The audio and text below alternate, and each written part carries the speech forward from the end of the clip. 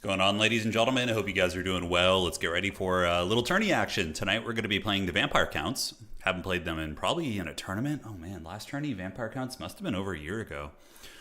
But they're very strong, so I think that'll make up for it. We'll see if we can at least go even on it. So Vampire Counts, yes. Banshees, ghouls, corpse guards, zombie skeletons, all the good stuff. All right, so let's see what's cooking here. Perfect. Tourney's going to be starting in about 2 minutes. All right. So if you guys want to play, now is your last chance to sign up. We got 2 minutes left on Total Tavern. The tournament is posted there, starting in dose minutes. Yep, looks about right. Cool. All right, so we got a lot of killers playing tonight, man. A lot of really, really strong players. That is for sure. We see Attack Speed Enjoyer, Hobo, Blood Penguin. Some of the usual suspects. Alexander Nuts, Hitman Hippo. All right, all right. Unwashed peasants versus even less unwashed peasants. Yeah, we could be facing some Bretonians tonight. I would imagine Vampire Counts probably do pretty okay there, but I think Blood Penguin's Bretonia would probably defeat me on Vampire Counts, just because of how good he is. But yes, let's try it. Let's see if we can make it work, man. Let's see if we can get the dub. We're weak over here. Yeah, Nightwish, I will soon. Tomorrow we have an early stream. Tomorrow we're going to be streaming at I think noon or 1 o'clock. So that's going to be probably, I don't know, 8, 9, 10 o'clock your time. So hopefully a little bit earlier. Yeah. It won't be Total War, though. It's going to be something else. All right. 1 minute left until we launch the tourney. And we get our first round. And what we're going to be doing between matches today, by the way, is we're going to be playing some Diablo II. I've been playing it. I'm leveling up a paladin right now. So just, you know, all that downtime in between matches, I'm like, let's just, you know, play a little bit of Diablo. So that will probably be the plan. All right, and we're ready to start here in about a minute. Let's get it. Let's do it early. Yeah, we started early. A little bit early here. All right, so we're going to refresh the website and start the tournament. All right, all right. Perfect. And yep, everybody's checked in. Pretty freaking sweet. Very smooth. And let's go ahead and generate the brackets and see who we're playing in round one. Let's go to the dogs. Oh, it was very good. Yeah, we had a great little birthday celebration. So we're going to be playing Hobo Honkers game one. Hopefully he's not on High Elves. High Elves probably pretty okay against Vampire Counts, I would imagine, but we will find out. So let's do this. Announce the tourney. And time to go into the pits. Goblins round one. Good luck, have fun. All right, so we got Hobo Honkers as our first round opponent. I think he actually has a lobby set up already, so let's go find him. Here he is, and kaboom. Look at that. He even has a spec slot. How are Blood Knights with swords? Probably good in a couple matchups, Fiddle. Oh god, he's on High Elves. How do I beat High Elves with Vampire Counts? I guess. I don't know. let's just figure it out, I guess. All right. So here we are, round one, guys. It's going to be High Elves versus Vampires. I don't know exactly how to approach this matchup. I'm actually a little bit curious. Gary says, I've been watching a bunch of your streams lately, and it's your fault I'm getting back into this game. Yeah, man. Welcome back to the party. Yeah, welcome back. We love to see it. All right. Yo. Vamps. So who bans first? Yeah, so it feels so weird playing Vampire Counts, honestly. It feels so weird. 1,000 corpse ghouls. Yeah, it's not a bad idea. Zombie spams, yeah. We'll see. Okay.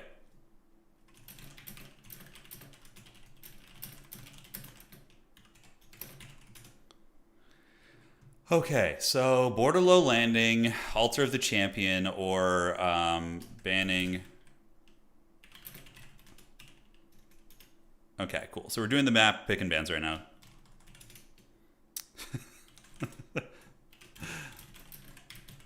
He's like, oh, I tend to struggle into Vampire Counts. But he's saying that other High Elf players like this matchup, just not him. Okay. Yes. I don't even know. Scapt Wraith against High Elves is probably fine. Magic checking High Elves, is that actually a thing? No, because Oceanids. Oh, no, Oceanids don't even do magic damage. That's right. I was just thinking about that. I'm like, holy shit. Yeah, they straight up just don't do it. Okay. Deal. Okay, so let's get this party started. We're going to be playing on the Siege of Salernum. I'm very happy he picked this map. This is the one I wanted because it's just so cool. Oh, yeah, we'll have the Wookiee overlay here in a second. He'll be there in a moment to protect my precious build. So, yeah, let's figure it out. Let's get it going. Let us do it to it. Okay. Do a little bit of this. We're going to get that. And then we could keep you. Get that for fun. All right. Wookiee looks glorious in this pick. Yeah, it's definitely one of his highlight moments. Yeah, is some good stuff for sure. All right, so we're on the Siege of Salernum, which is like a big old siege map, which is, it's really fun. It's very, very fun. Somebody in chat, Fallacy saying running a campaign with OVM mods. Isn't it fun? Yeah, dude, I want to, I actually was thinking about doing an Araby campaign. I thought that'd be great fun. Or like an Albion campaign. Those were the two that I was really, really looking into. Yeah, really looking into there. Walnut says, thanks for the video live. Yeah, you've been having a lot of fun. They're so good. Yeah, I played a little bit of one of the Araby campaigns off stream. It was a good time. Yeah, it was a good time. All right, what the hell do I do? Dude, I don't know how to play Vampire Counts. So what the hell? Where is Maximillionaire? Can we summon you into chat right now and you can tell us how to deal with this? Oh my god. All right. Let's get a couple of you guys in the mix. And then we want to get you dudes, and I think just a couple of these. Yeah. Okay. I'm digging the build so far. I think it's got some elements that are good. Did you see the bar event today? 70 versus 70. No, that sounds like a fun time though. Yeah, we were pretty wiped out. We traveled a lot yesterday, so we took it really easy this morning, slept in, hence the later stream, of course. Okay, let's get you two, and then what else do you want to get? Von Baldstein, yeah, Von Baldstein is certainly an option. High Elves, yeah, what do we have there? I'm trying to think of what he could possibly bring to the table against us. These guys are pretty stalwart little fighters. I think that's going to be fine, although he's probably not going to walk into that, I don't think. Let's try you guys out. I think I like this idea a little bit more. Yeah, the Albion faction looks really fun. The Haggard Giant is so great. Like the big Haggard Stone Thrower where they use the Cygor model. It's amazing. It's so funny. Mass Terror guys. Yeah, I mean, he could index really hard into the big stuff, right? Certainly possible. We're going to get you guys, and then let's see. Yeah. I think these things are good in this matchup. I think they are. And a couple of you guys to boot, with one of you guys being cut. Perfect. And there we go. All right. I think this build is all right. I think it's got some teeth. We're going to find out. 4 of these in tow.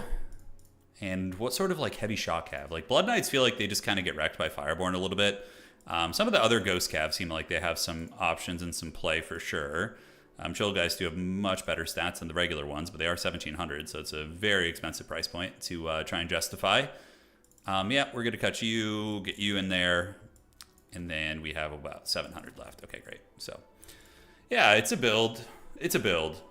Remember the Cranberries? Zombie. Yeah, Zombie. It's a great song. It's a really good song, actually. Very, very good one. The Black Knights in this matchup, probably not super good. I mean, High Elves have never been excellent at like dragging down those type of cav units. It's not been one of their fortes. You could mix in like a Black Knight for a little bit of battlefield control. It's certainly not a horrific option. Big anti-large, I think you just drag them down, like drag them through the mud and just avoid them. Like if they have dragons, things like that, I think you just run away. I actually don't even know what like the proper build would be for him here. I don't know. Yeah, I guess we're going to find out. So there's that, and then we have 950, so that's perfect. Let's get one of you guys there. Yes, that looks about right to me. Let's get you cut, and we're gonna get you in there. What is he gonna be playing is the question, you know? That is the question. I don't know, let's see if we can just win because vampire counts are strong. That's gonna be our strategy. Yeah, bats are certainly useful, and fell dogs and fell doggies and stuff, yeah, nobody hates it.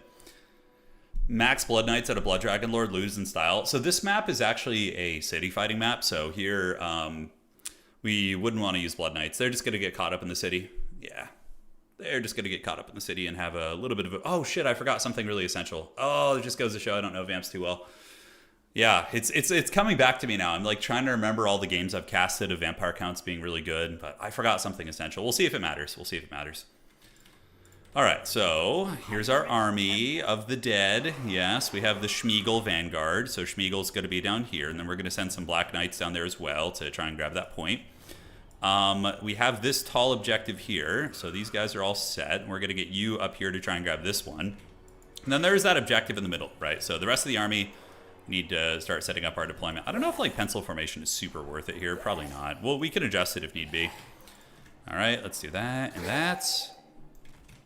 Warhammer Mountain Blade. I was actually thinking about that last night. I was thinking that I should do that soon, so we'll see what we can do. All right, so we got you guys. Banshee's going to be chilling out. He could have like a final transmutation type effect. I think I'm going to send the Banshees up here, actually. Try and secure the outside points. Cairn rates can be used to move through the city for capture weight if we want, so we'll put them in group 4 and kind of move them solo here.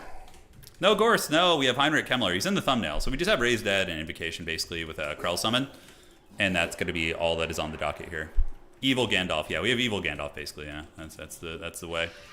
All right, let's see what he's got. Hobo's a pretty creative player, so he's going to have some cool builds, I am sure. So let's go get the city. Bring the Black Knights in. The rest of the army is going to advance up. We're going to do this, and you guys are going to go up here too. All right, so it is Tyrion. Tyrion does do magic damage, actually, so that's a little bit unfortunate. Handmaidens of the Ever Queen, but aside from that, it's mainly just Tyrion. So we're going to get you in the trees, and then you Banshees can run away here, because we don't want any of that smoke. It's gonna end very badly. But the ghouls will be able to get that low ground, and then we're going to head over here with the Black Knights and try and chase them off. All right. So the Smeagol's can just wait in the bushes and be good Smeagol's here. And his army, Handmaiden of the Ever Queen, Fire Mage, lots of stuff that the undead hate. So we're going to get you guys here and get you in the city. Black Knights are going to move in. Heinrich Kemmler's going to go over here. And we're going to start calling out Crypt Horrors for sure. Crypt Horrors are the way. They are super, super good here. And he does have a single archer. It's Lothar Seaguard, but nothing that we probably just can't banish and deal with later. Yeah, so that's going to be fine. All right, Banshees are coming under. Let's park you guys up on the point, start to get that. We're going to get Heinrich Kemmler over there as well. And I can call in some Fellbats as well just to fly and just kind of get ready to jump on the archers and cause a little bit of mischief here. All right, so we're going to form ranks there. Banshees are chilling. Cairn Race are going to be coming up and through the city right now. And we're going to move the ghouls over this way now. And yeah, I can absorb this. As long as he's not shooting into super good targets, we're A-okay. All right, so Banshee time. They're going to get shot by the Handmaidens a little bit. He's trying to move forward and shoot the Wraiths, which is not a bad idea. Heinrich Kemmler should be on the objective for sure. We're going to want that. And the Bats, we just kind of run a little bit of interference with. I don't think he has anything coming over there, so yeah, it's fine. All right, so we get the double cap. He's eventually going to have to come and fight here, which is definitely going to be good-ish for us, I would say. Let's get you guys back. We don't care to take the fight too heavily until, yeah, I actually have a neat idea. I have a pretty neat little idea here, which I think is going to be good. All right, so Tyrion's a big bully. Burning heads are going to hurt. We do see the Storm Riders coming in, so let's get you guys under here, and one of you can come down here. We need to make sure they're not standing in burning head kill boxes, basically, because yeah, that's going to suck pretty bad. All right, so just let them use the ammo, hold the double cap. Call it a frickin' day. That's the game plan here. So just to make sure we don't lose the low ground, I'm going to send a Graveguard Halberd over there just to hold that point. Yep, but mainline fighting's for sure going to take place right here. He's got 2 units up on the high ground there. That's fine. We're not going to go for it anytime soon. And if he just wants to shoot it, uses ammo on corpse carts and things like that, we could just bob and weave with those. All right, so Banshees are creeping. He's shooting at the corpse carts. Not a huge deal. It's not worth an invo though. That's the thing. Definitely not worth an invo. All right, so you're going to get back. We're going to kind of pull you guys back a little bit, although they're shielded, so we probably want them to be facing the right direction. Oceanids, yeah, Oceanids are kind of a cool tech, although I think Crypt Horrors will trade into them decently well. That is for sure. Tyrion's thinking about moving in here. We just keep our ghostly units, kind of hidden. Probably going to use an invo soon on the big man. And from here, we can mix in one more Graveguard Halberd. He's just going to come under here and get ready to hold that objective. So yeah, zombies are eating shots, which is cost effective for us. That's what we want. So yeah, he's shooting at the Banshees. We just kind of keep juking, wasting the ammunition, playing the very slow, cautious game. Now, is he going to make a play for that low ground there? I don't think he is. Zombies are eating it. Corpse cart's getting shot a little bit. There's going to be maybe a burning head here. So we're going to kind of fan out our dudes for the dude god, so the burning heads aren't super good. We're going to get you down here. Stagger our units so there's no good burning heads. It's a big part of playing it. All right. I feel like before joining the commercial. Oh, what's up, Pwn Dog? How you doing, man? It's Pwn. We're going to be doing a stream tomorrow. It's going to be fun. All right, so a couple Spearmen are moving up. We can move the Smeagol's in to fight them, so we're going to park some Smeagol's on the point. And that's going to hurt a little bit, I think, but I think we can mostly dodge that. I'm not sure. Let's see what kind of damage that does. Yeah. Don't think that's super worth. I mean, it's pretty decent. Yeah, pretty decent. So we got a Crypt Ghoul waiting on the point now.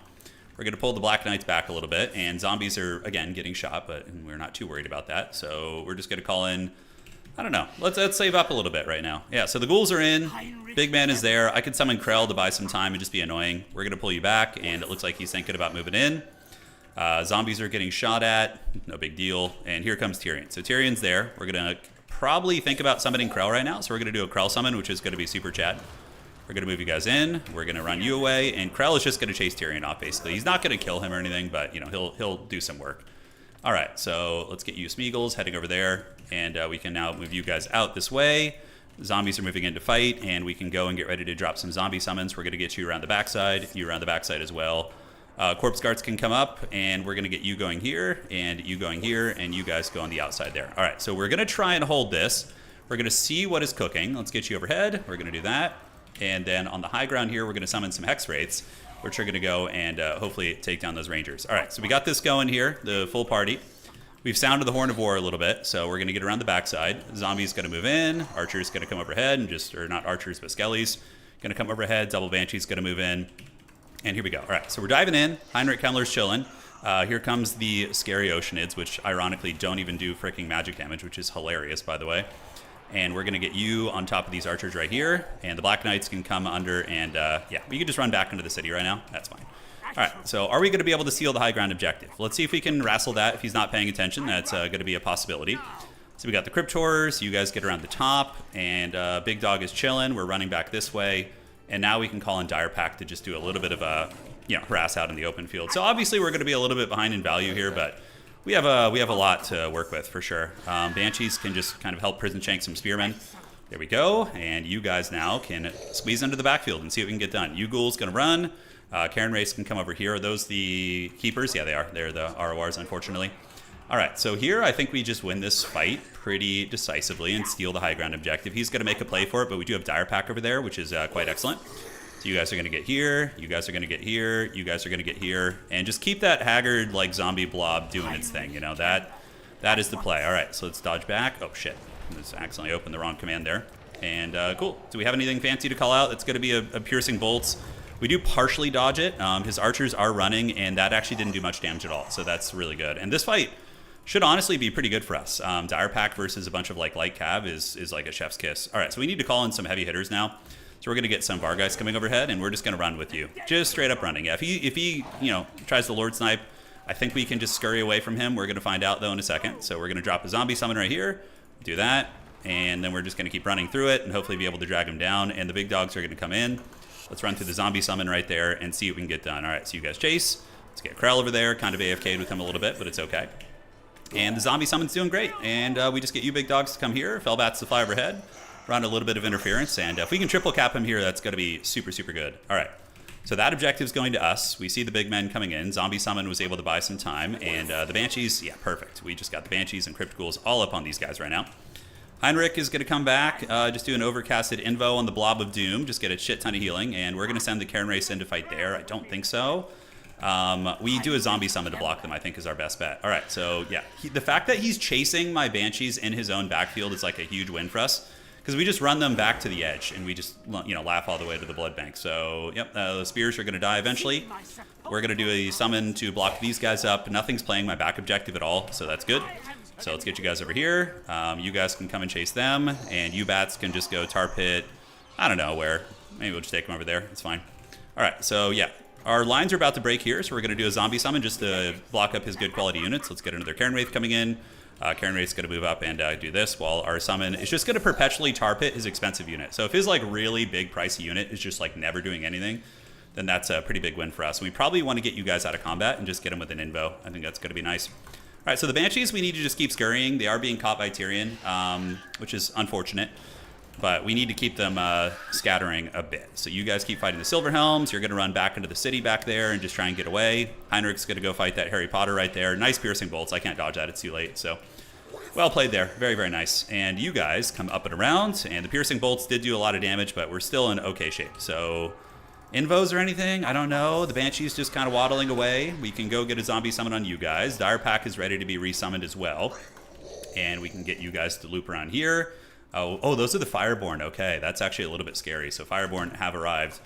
All right, so Banshees, just keep running. We can be annoying if we want to. I think we just call in some Vargeist to jump on top of the big boys up there. We're definitely winning on points, but, you know, value is going to favor him. But again, we're playing undead, so it's kind of like always like that anyways. All right, let's get the terror routes. We have some extra units on standby. We're not using super hard, so we're going to pull them out and try and loop them up this way. Anything scary we can do here? We can go after the Reavers. So let's go get an invo on those Reavers. And the other Banshee is just going to loop up here and see if we can hold that objective. It's going to be tricky. Fireborn don't do magic damage, so I think if we just get our rates on them, that's going to be huge. And let's go ahead and do an invo on you guys. Perfect. And we can do a little zombie summon elsewhere as needed. All right, so Fireborn is going to be a problem, but I want to hold that triple cap for as long as possible. So we're going to try and do that, and my opponent already going to the backside of the city. We do have Graveguard back there, but we're going to send some Smeagol's back there just to help, make sure he can't ninja that. So you can see he's kind of getting to a point of desperation where he's having to play all three objectives, which is going to make me probably start to win some of these more concentrated fights, which is going to be very, very good. So, yep, let's get the Banshee coming over here. Fireborn are getting wrecked. We can do a zombie summon up there to help out, and the Graveguard are going to be really tough for him to remove, like very, very tough. And this high ground objective may flip here, but we do have a lot of meat and potatoes on this point. So we're going to try and move in there. He's getting another piercing bolts on us, so let's move up on the objective, make sure we don't lose that. And we're going to get an invo here too. Capture weight's a little bit sketchy here, but it's fine. So we're going to do a zombie summon on you, get you guys coming in there. And there we are. And then we can do an overcasted invocation and get the Chaos Tomb Blade active too. So then we can do a fat heal right there. Great. All right, so we just hold that for as long as possible, and I don't think he's going to be able to get this one easily. Let's send the Black Knights down to the low ground objective. Graveguard should be able to beat them, but, you know, better safe than sorry. So we're at 1,200 points right now. Obviously, it says I'm down in value, but that's not really the case. The fact that I have, you know, a ton of healing on my corpse cards and everything else is pretty good. So Heinrich's fighting in the mix.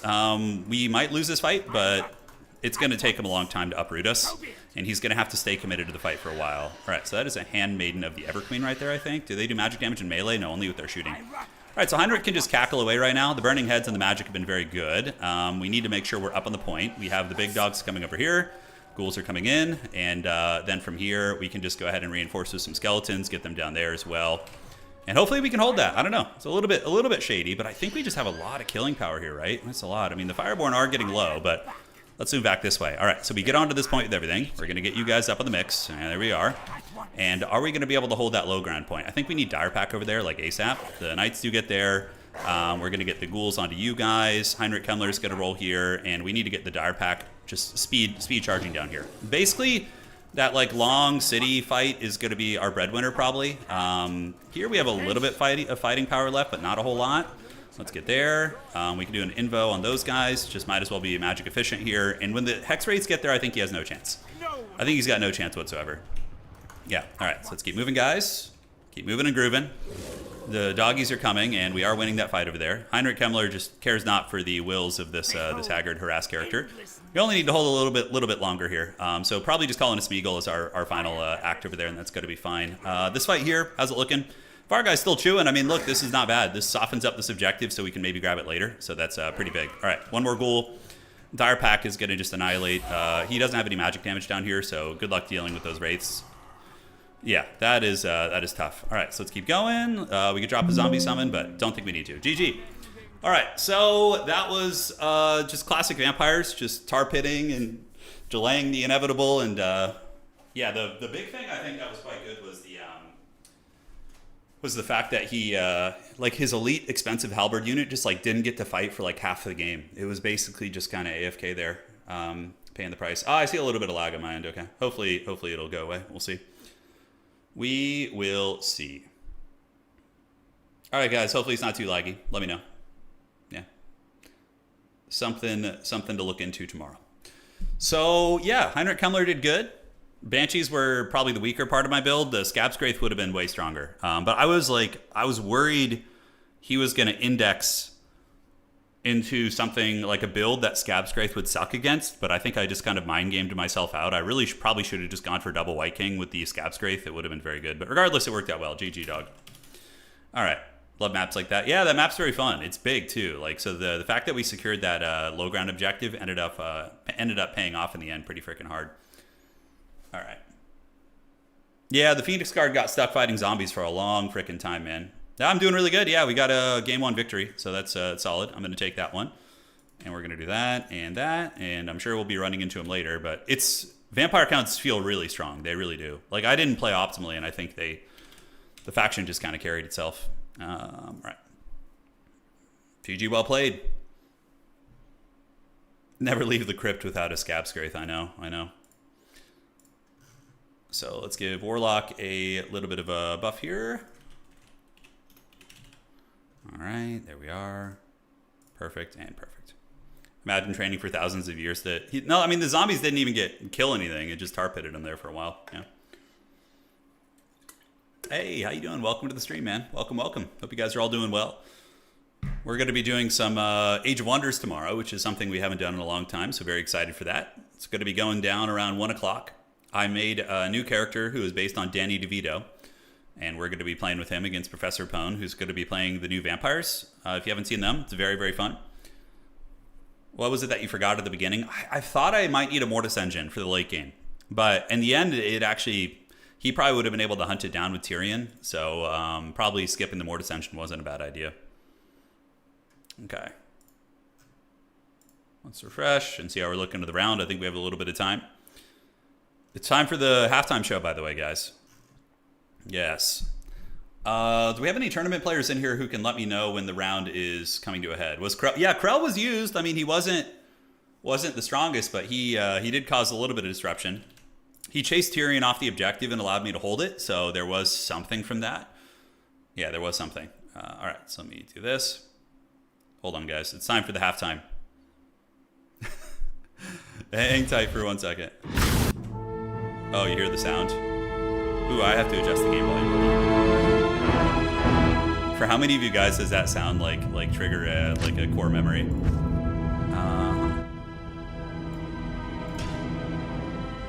Might need to go a little bit lower. Hold on. You'll let me know? Thank you. I appreciate that, Wildfire. Okay. I think that's fine. So let me do this. And then... No, wrong one here. We're going to do this. And we can go to game capture.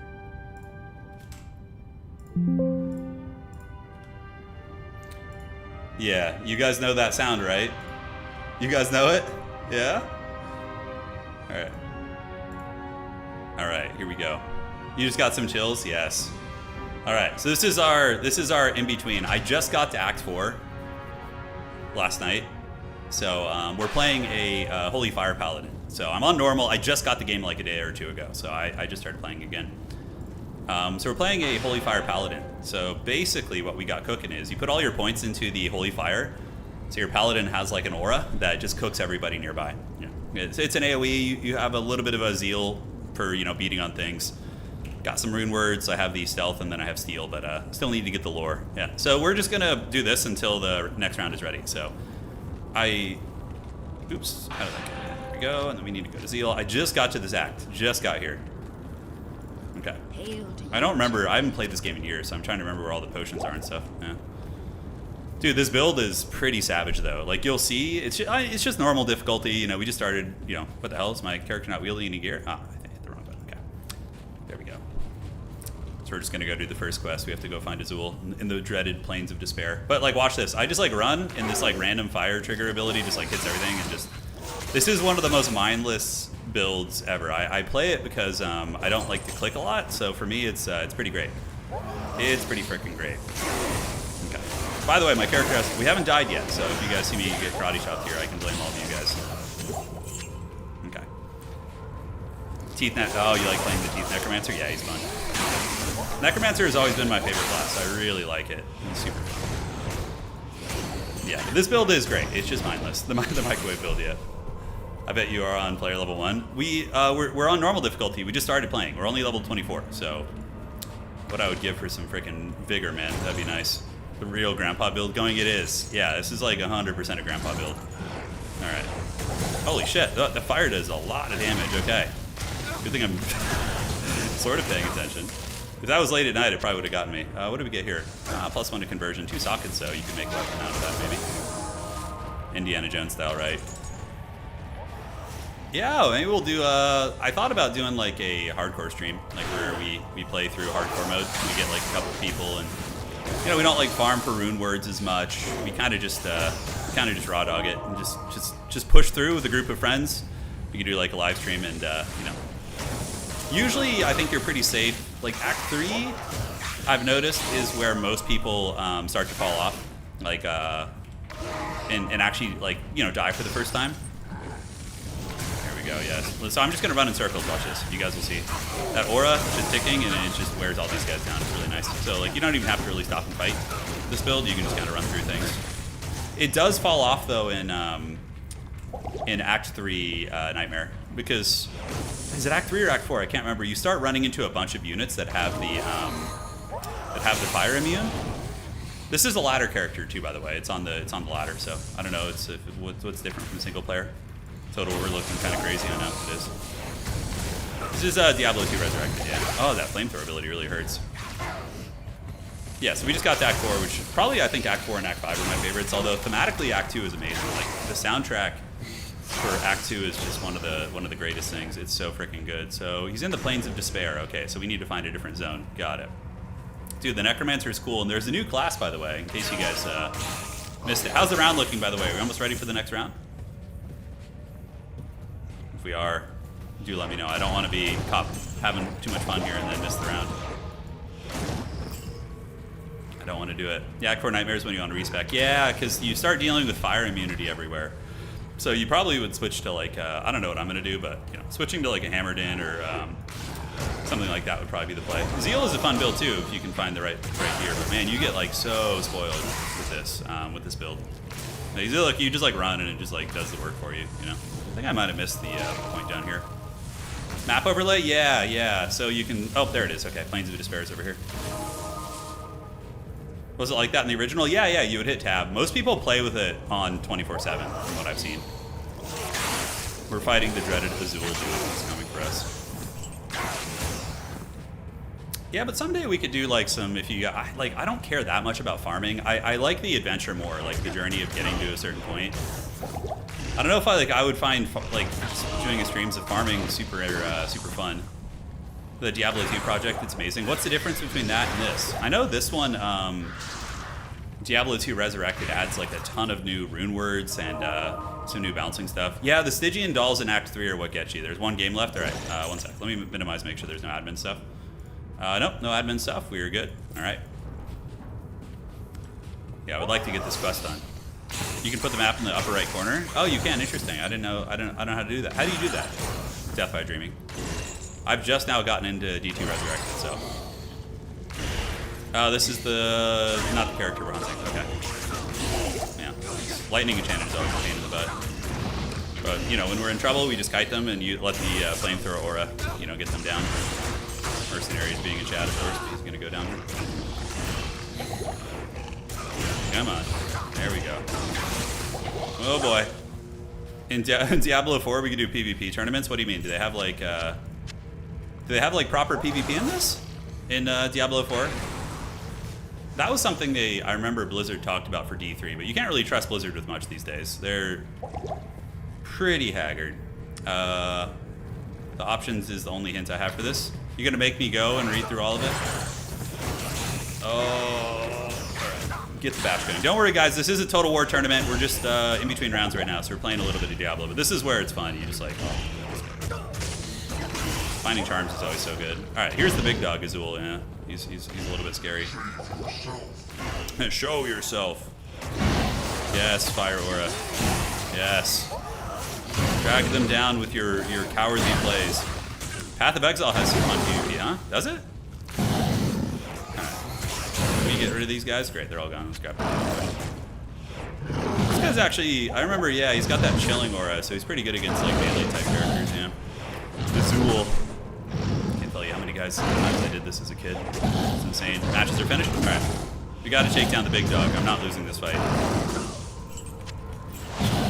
Kinda out of healing potions though, jeez. I do have some life leech, but not much. Come on. Get him with the flamethrower aura. Oh, my mercenary's dead. And my vigor is low. Oh. Fight to the death. Oh god. Go on, finish him. Don't make me click too much. My old man hands are gonna fall off. I think he's bugging out a little bit. There we go. Alright. We still got it, baby. Still got it. Alright. We gotta talk to his spirit and we're gonna go back to the base. Okay. Alright folks, back to some Total War action. Hopefully you had some fun with that. Alright, so let's go to this. And we're going to talk to those. We take those. Yeah, we take the small wins, man. Those are like the old gamer wins. Duel of Fates here. It really was. It was a close fight. All right, so now we're going to advance the Swiss to the next round, and we're going into round 2 of Total War. All right, let's have some fun. Thank you guys for joining. Oh, dude, it's actually kind of sweaty here today, the weather. Jeez Louise. All right, Tyrael, what's my reward for this, homie? Oh, yeah, you get a new skill. That's what it is. Okay. Okay, and cool, let's get out of here. Close down Diablo, and back to Total War we go. All that for 2 blues, I know. Okay, so who's our round 2 opponent? Playing Vampire Counts tonight. This is the jam, and we got Martinius. Man, we're just playing all the killers tonight, huh? Hobo Honkers, Martinius. It ain't easy, man. Okay. Oh, that's nice, John. That's a good tip, man. Thank you. Round 2. Oops, is live. All right, so we got round 2. Let's go find Martinius. He's always makes his own lobby, so we can go hunt him down. Here we are. Tyrael was a fool to have trusted him, yeah. Are there more tourneys, or is this, I don't know. Yeah, this is about normal, the flow at which we do things around here, yeah. So round 2 maps, got to be Norska and Rise, Eastern Odd Colony, and Creeping Swamp. So Martinius. We're up, G. Let's do it. Let's do it to it. Failed to join. Where's Martinius here? Does he not have a lobby up? Okay. We will make one. All right. One sec. And then we have the maps for round 2 are posted. And who's going to be banning here? He's going to be banning first. We've gone to the dark side a little bit. Yeah, we're playing tonight. Boone, we just finished round 1. We had a really nice round 1 win against a solid player. Oh, okay. We have another really strong faction here. It's going to be Beastmen. Awesome, awesome. Are there any games you wish you could stream, but due to lack of interest? Yeah, there's a couple. A lot of that is like, Warcraft 3, Company of Heroes, those type of things, like those games. Yeah. Helman Gorst against Beastmen is risky. I think they could probably get him. The Gordis engine is powerful, but I don't know if he's strong enough for that. Let me look at the Beastmen roster real quick. So I have an idea of what he's going to be doing with Beastmen. I think I do. Yeah, he's got the Chimeras. So I suspect we could see some Chimera action. Probably a couple of those bad boys, followed up by probably Zangors. I don't know. Zangors are most likely good here. We'll have to see. We will have to see. All right, so Count Chocula is here. Let's get it. Yeah, I'm doing really good, Power Axe. Thank you, man. We're on game 2 of the tournament right now. We won our first game, and now we're on round 2 against another really strong player. See if we can make it happen.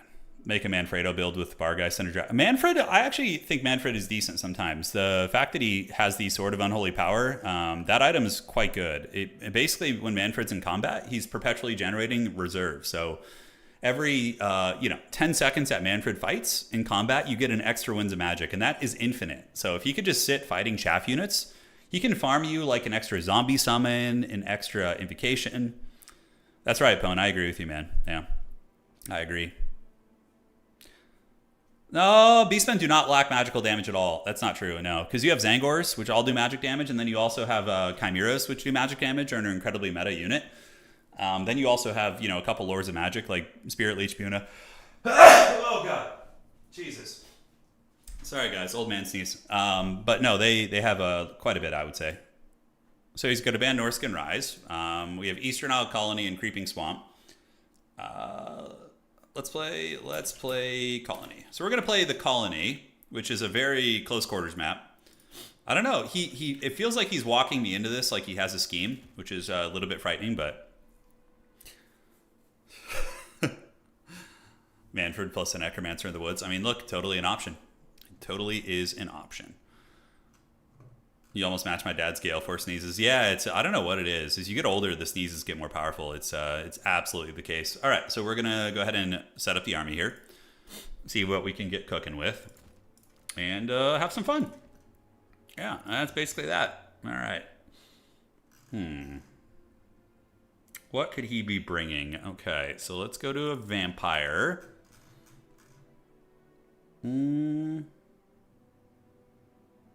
Here we are. Okay. Cut this. We can get a little bit of that. Cut this. get you on that. I watch your co-stream all the time. Yeah, no, co's super fun. I love it. Pone and I will be having a glorious duel of fates tomorrow, though. Don't worry. All right, so we got this, and then we have this, I think are the plays. All right. He's ready already, making me a little bit nervous there. The homie is ready to watch. Maybe he knows this matchup well. So this is like a battle of two really, really top tier factions. No, I don't feel pain in my back when I sneeze. I'm not to that point yet. Yeah, you liked watching the Warcraft 3 arc? Yeah, it was fun. Those are good times for sure. Okay, so that's that. And that gives you what? Reserves? Okay, so it's going to give you a couple. So there's that, and then there's that. All right. Outstanding. Looking great. We're facing Beastmen right now. Yeah, so we're facing the Bray Herd, which is a fun matchup, I bet. I don't know how this one goes. I would assume vampires are pretty good here, but I haven't played vampires in like over a year, so I'm kind of learning on the go. But they're such a strong faction, I think I can get away with it. All right. Legion Tower Defense was fun. Yeah, that game was great. I played a lot of that game, a hell of a lot.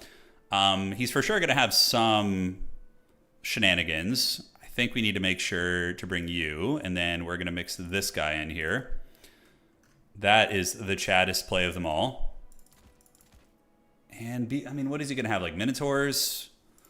Those type of things? Blood Knights feel like they could be a cool addition to this matchup as well. They definitely seem like they could be pretty rad. All right, let's get you, and we're going to get this guy. Yeah, this build's fun. I'm digging this build, actually, so far. For you, your favorite part of the channel's history was the Sasquatch arc? Oh, dude, no, nobody beats that. Anna and I were actually talking about that the other day. We were like talking about our favorite moments from the Haggard Sasquatch stream. Yeah, it was very fun. Good times for sure. All right, so let's get you guys. I think they could be this, and then this. Yes. No, and then. Blood Knights here, what about Blood Knights? I mean, in theory, they're kind of good against some of the Beastmen big stuff, right? I mean, do you really need them, though? It might seem like it's a little bit overkill there. Smeagol's are good, but I don't know if Smeagol's are really necessary on this map for Vanguard deployment since it's so small. Vargheists are just always a menace. I think maybe just making sure to have at least one Vargheist is probably a prudent idea. And from here, we just mix you in. Can we afford you? Oh, he's just a little bit short, man. All right, so what do we got? Do we have all the tools we need? I think we do. Yeah, vampires are pretty mouth-breathing, so I think we can get away with a slight suboptimal build here. Got 125 more. Can't afford any more zombies. Do we really need the bat? I don't think we need the bat. All right, so we're going to get you guys. All right, good luck, have fun, and let's see what my opponent's got cooking. All right, all right. Your favorite was definitely the campaign with Sparty and the Surthak Chariot. That's ancient history, man. That was like friggin' 6 years ago. It's a long time. Your streams are what made me buy Legion Tower Defense. And then you know, oh, did you buy it towards the end? Because we played Legion Tower Defense for a long time, man. We played for a long time. Halberd Infantry, I think, are good here. You could go Bestigor Span, but we have Cryptors for that. So I think the Halberd Cryptor combo, probably going to be a lot of archers, like Unga Bunga Raiders and Chimeras and things like that. I would suspect that that's going to be the play. All right, so we got our troops ready to go. Yes, yes. All right, so what we're going to do is we're just going to get one Zombo and one Skeleton Spearman out here. I have the Forbidden Double Necromancer to stroke the rods so I can get a lot of Winds of Magic. And we have a Von Karstein Lord, and he's there to mitigate the effectiveness of the Chimera. We're going to see if we can get away with it. All right, so we got you and we got you. Perfect. And then we have Corpse Cart number 1. Corpse Cart number 2 is going to be right there. New Gremlin pick. Yeah, Wookie, he's a good Gremlin. He is. Let me get the blocker down, by the way. There we go, guys. Yeah, we got it. So Von Karstein Lord on a Hellsteed. I did bring a Black Coach, which was a little bit dangerous against Chimera, but Black Coach is a fun unit. We're going to, today we're trying to experiment a little bit as well and learn some new tricks. So, do we take you over here, actually, and maybe just put the Sternsman on that side objective to make sure he doesn't, like, dive deep? And then I think we can win with just the Tar Pit. I don't know. Skeleton Spearman in the back, and we're going to get another zombie right here. The one thing I probably wish I had brought would be like some proper anti-large, like something. I do have Cryptors and Blood Knights, but like maybe like a Vargolf or something in that vein, you know? All right, good luck, have fun. Let's see what's up. So we got you guys, He's got Incarnate Elemental Beasts, a bunch of Slangors, which is to be expected. They're very, very good units. But I mean, Black Coach will counter that, and then I think we just, what does he have over there? Minotaurs with Grey Weapons? Okay, I think our back objective's safe. We have the Forbidden Rod Strokers in the woods, and we're going to be getting some fat Flock of Dooms when the fighting starts. Von Karstein Lord is there just to make sure things don't get too crazy. And the Incarnate Elemental is anti-infantry, right? So I think my Vampire could actually bully him a little bit. It's a Beast Lord. That's a cool tech. Yeah, so just a classic Beast Lord. Okay, so against the big man, we need Cryptors. We need mass to fight them, right? We need a little bit of mass. So the back objective is going to be ours. We're going to keep the Sternsman there for now. This fight's going to be dodgy, but with some magic, I'm hoping we can do work. Minotaurs with Great Weapons going to follow the Black Coach. And we don't want to use the Flock of Dooms yet. Wookiee was a Beastman all along. Yeah, Wookiee's definitely got some Beastman energy, he does. All right, Mortis Engine could be good, but it's going to be hard to protect from the Incarnate Elemental, that's for sure. That thing is going to be Trixie Hobbitses. All right, so we could run over there and chase. He's probably going to be able to stop me here, and we do see some of his Unga Bunga Raiders, so that's fine. Okay, we need to make sure the formation is properly locked, and you guys are going to go right here. Cryptors are going to move up, and now we just run away with you. Yeah, we're just teasing a little bit. It's just a joke. Bray Shaman is hunting. Okay. So we do see a couple Raiders, which are going to be in the mix. Let's call you in, and then we need to like force a bit of a blob fight. So we're going to do a Flock of Doom right here. That's a really good one, by the way. That's super good. All right, so that's going to hit everything. You guys right there. And for our next call-in, what do we want to get? Let's go ahead and get a Vargeist. Yeah, get the Vargeist coming into party. All right, so Flock of Doom was pretty money right there. And now we can go ahead and engage a little bit. We can get you guys to engage here. And you guys can engage right here. And we can prepare the zombie summons of Doom, right? That's going to be the play. All right, so the Black Coach can lurk. And we're going to need to get the zombie summons on top of those archers like right now. He's going after the corpse carts. And we should be able to just zombie tar pit summon on these guys and call it a day. All right, so the Graveguard are in the mix, and we have all you guys ready. So let's get you guys right there. Get the Graveguard to fight right here. And those are Korok's Man Rippers, so we want to make sure to get you there too. So I'll call you in. Black Coach is going to be a nice little anti-infantry tool, and we have the big Flyer Dog who's going to be hanging out nearby and just kind of putting a loose threat down. So Corpse Cart, do this, and the Vampire Lord, I mean, I could dive in. I think it's probably not a bad idea, so we're going to do a little bit of that. And you guys move in here, you guys move in here, and let's actually just dive on those guys. So we got the Sword of Antiheroes popped. The Vampire Lord is going to do another Flock of Doom right here. Hit him in the face, and then we can start stroking the Forbidden Rods. That's going to be the idea. So then we just retreat, you know, do a little bit of damage to the big man, and then we get out of there. All right, so Vampire Lord, squeak away, and we need to pull you guys down and through. Let's get another Cryptor coming in. And the Sternsmen, we're going to bring them over here, just to party. All right, so we broke through these lines here, so let's break through these ones. The Lord has gotten away a little bit, which is great, and we've avoided the Minotaurs. And do we need an invo on the Lord? Yeah, probably wouldn't be a bad idea. He kind of got hammered a little bit. All right, so the Minotaurs have left, so let's go charge back in there and do what we can. And we want to get the Halberds on top of the Minotaurs right here. Pull you guys back a little bit, and the big beast man is doing his business. All right, so other Forbidden Rod needs to be stroked as well, so we're going to stroke those rods. Just trying to get a shit ton of Winds of Magic, basically. And yeah, I think the fighting is going well. He's charging Minotaurs into Halberds. I mean, doesn't get too much better than that. That's very, very good for us. And we're going to go ahead and get a zombie summon on top of these guys here. Yeah, so how's everybody looking? Pretty good. The fact that we have the value close is a big win for us. And the Forbidden Rods have been stroked. Another one's going to be free in a second. And that just gives us extra Winds of Magic, basically. Yeah, it's very, very good. All right, so Cryptors, get in there. Let's get you up. Korok's Chad Rippers are causing quite a bit of havoc, so we need to be careful and avoid them a little bit. And a couple of the Halberds have gotten in the secondary, but they are being tar-pitted by, or hunted down by the frickin' Bestigors, which I don't love that. So let's get the Sternsmen in. You guys can help hold this position. This fight over here is going all right. The Slangors are getting it. Now we're going to move you guys up like so, and we're going to go ahead and do a little bit of this. We'll get the Feasters in the Dust that come over here, and we need to play for another cap. He's actually trading pretty decently to me right now. With his big heavy infantry getting in, it's a little bit messy. So we're trying to pull back ever so slightly. I could invo this Corpse Cart, but I don't think it's worth it. We're going to go ahead and get a Flock of Doom right there on these guys. See if we can hit home, and yeah. Very, very scary stuff. So retreating. We got the Sternsmen in the mix. Corpse Carts are still kind of hanging nearby. Cryptors have retreated. The Black Coach can come up and under here, and we are going to make a play for his outside objective. We'll get the Dire Pack over there too. So Dire Pack's going to come there, and the Von Chadstein Lord. Any rods to stroke? We do. We have some rods to stroke. Great. I'm starting to feel like the Black Coach might have been a bit of a meme here. Like that might not have been the play. But regardless, we'll see what it can get done. He does have a hell of a lot of dudes coming in. And Storm of the Night also not being super useful at this point. Invo on Stern's men, probably a good idea since they're getting hammered really, really hard. So we're going to try and keep those guys alive here. Over here, a couple of them could maybe push through, but his Unga Bunga Raiders have been able to shoot for a long, long time. All right, so let's retreat our character. Although we could fight, I mean, we are a decent fighter. The Von Karstein Lord, he's not a slouch. Here we have Dire Pack, so let's get you in the mix. Get you in the mix there, and you doggies are just going to sit on the back objective, and hopefully the Von Chadstein Lord can do a little bit of work. Now, Mortis Engine probably is my next best bet, I think. I think it's going to be what it has to be. Forbidden Rod Stroking, I'm really wishing I had Scab Scraith right now, though. There would be a lot of good opportunities for that, and is for sure. Let's do a Zombie Summon right there, and we have really good Winds of Magic recharge, so I'm hoping we can get a Flock of Doom going. But yeah, the Elemental Incarnate is actually kind of losing the fight, and we do steal his objective here. Feasters in the Dusk are lurking. That's going to be some Gore Herds. Let's get the Feasters on them, and then the Gore Herds can, or these guys can try and slip through. Storm of the Night, kind of useless. I was expecting Manticores. He didn't bring them, so we ended up kind of having a little bit of dead weight right there. Let's get the Black Coach out of combat, see if he can retreat, and get it healed up eventually. As far as this fighting goes, we do get the Dire Pack on top of the Beast Lord. And yeah, let's see if we can do it, although I think squeaking them away and going over there is going to be a little bit better.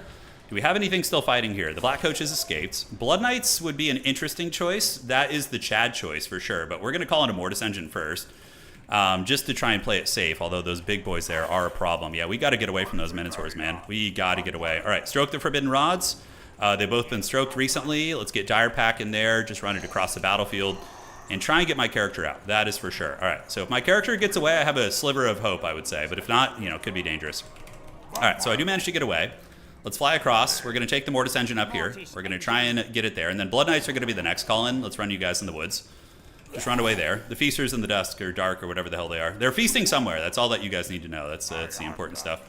All right, so Flock of Doom. We have a little bit of that. This objective is dodgy. We're going to rotate over here. We do see some Centaurs being called in. And yeah, you know what? Let's get some Blood Knights for our next call-in. That's going to be fun. All right, Black Coach can go farm these guys. Do we have the time to get some good Mortis Engine action? We're going to do Sword of Antiheroes and do a little invo on you, and then Homie's going to have to run away. We don't have a whole lot. I mean, I'm down, but it's pretty normal for vampire counts to be down. Like, it's hard to gauge the true situation, though. I'm like, is it really bad? Is it just a little bit bad? I'm really trying to read the room here, but I think some Blood Knights would be helpful, actually, but goddamn, are they expensive? 1,650 or something like that? It's pretty nuts. All right, so we're going to drop a Zombie Summon. If my Lord dies, it's basically just GG. So we need to try and get him out of here. The Lord choice ended up being a waste, too. That was something that I think hurt. Let's see if we can squeak away into the trees here. Big Dog's trying to run.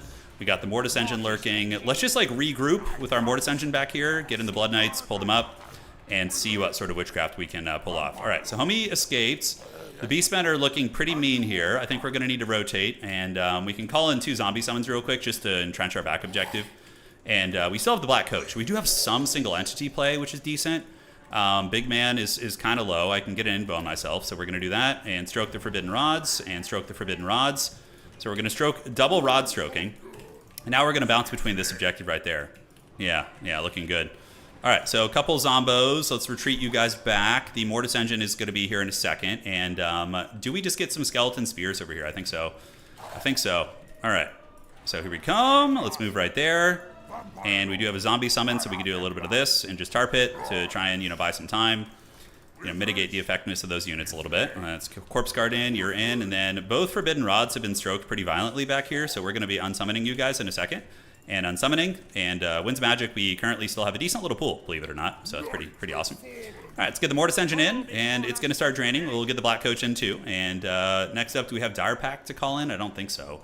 I do not think so. So let's go get a Zombie Summon on those guys, make sure the Mortis Engine isn't being shot by arrows. Homie's got double Minotaur though, man. That's scary. That's really scary. All right, so Zombie Summon is on cooldown right now. The Mortis is draining, doing its thing. We're going to need a little bit more milk though, that is for sure. So let's get that Mortis back. And the Blood Knights, where can we catch him slipping? I do see some big Minotaurs coming in. The Black Coach though is getting hunted pretty bad. I think we need to just full on regroup. Dire Pack is still waiting in the trees. We'll pull this thing back. So we're going to retreat a little bit. Try and get an invo on the Mortis, because, dude, it is getting killed so freaking quickly. Oh, my God. All right. Turn around, charge you, and you guys are going to move in here and charge, and then we're going to go ahead and drop a Zombie Summon elsewhere. All right, so retreat, and we do get a big Blood Knight charge. Zombie Summon needs to go in the Unga Bungas, although I think we kind of need it right here. Blood Knight's getting folded a bit, unfortunately. It is what it is. We drop the Zombie Summon. We have our Vampire Lord flying around, cackling. As far as what I could get in to help quickly, I mean, a Graveguard Great Weapon is like a good long-term investment, but I don't know if it'll be here soon enough where it matters. But now we do have a blob fight, which is something. We're going to get you guys to go steal his home objective again. And the blob fight isn't the worst thing in the world. The Blood Knights are holding, and we do get in with the Sword of Antiheroes. Let's get some Vargeist, because we just need something speedier here, I think. But the Mortis Engine is doing good. The Black Coach is terror routing. And if we can kill this Beast Lord, there's going to be a sliver of hope, I think. Like a very small sliver, but there will be something. All right, so we... Oh, the Beast Lord actually gets routed. All right, so let's invo the Mortis Engine. Let's chase you down. And, yeah, now the Beast Lord is broken. So we could just hunt him down with, like, some Hound units.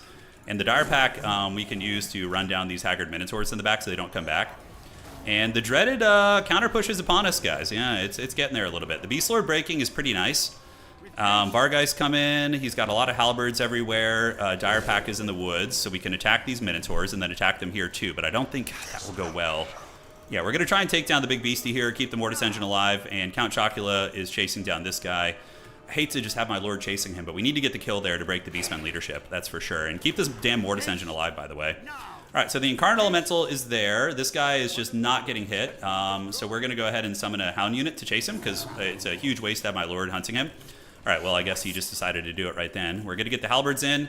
His home objective here is being pressured, and we maybe call a Smeagol in there to do a little something-something. All right, so that was decent, all things considered. Vargeist are going to get away. We're going to fly them around the top, and we're going to call in a Smeagol here to try and get the opponent's home objective, so we're going to go do that. Halberds get in. His Lord is down, right? So stranger things have happened. The Halberds, I don't know if we're going to be able to clear all this, though. It's so much. It's so freaking much. We're going to go there with these guys, keep the Mortis Engine at bay, just let the Halberds grind. And hopefully we can win this fight. I don't know how it's going to go. Let's go get the doggies right there, pull you guys around the side. And, yeah. Is it winnable? I mean, the Beast Lord is down. That's going to hurt his leadership quite a bit. Count Chocula can go here after these guys. The Halberd units are doing all right. We have a couple Smeagols coming around the outside, or a Smeagol, I do dare say. So let's get you guys in. Yeah, the Lord choice is what's hurting me a lot here, but also some of the engagements. I think we just were a little sloppy. I don't know the faction super well, so it's a lot to kind of learn. All right, so these guys are lurking. Let's get you guys here and you guys here. Charge them. The Vampire Lord can use the sword, get what value we can, pull the Mortis Engine down this way, and elsewhere on this objective, we can get some Feasters in the Dusk to try and creep up there and help us win that eventually, but it's going to be hard.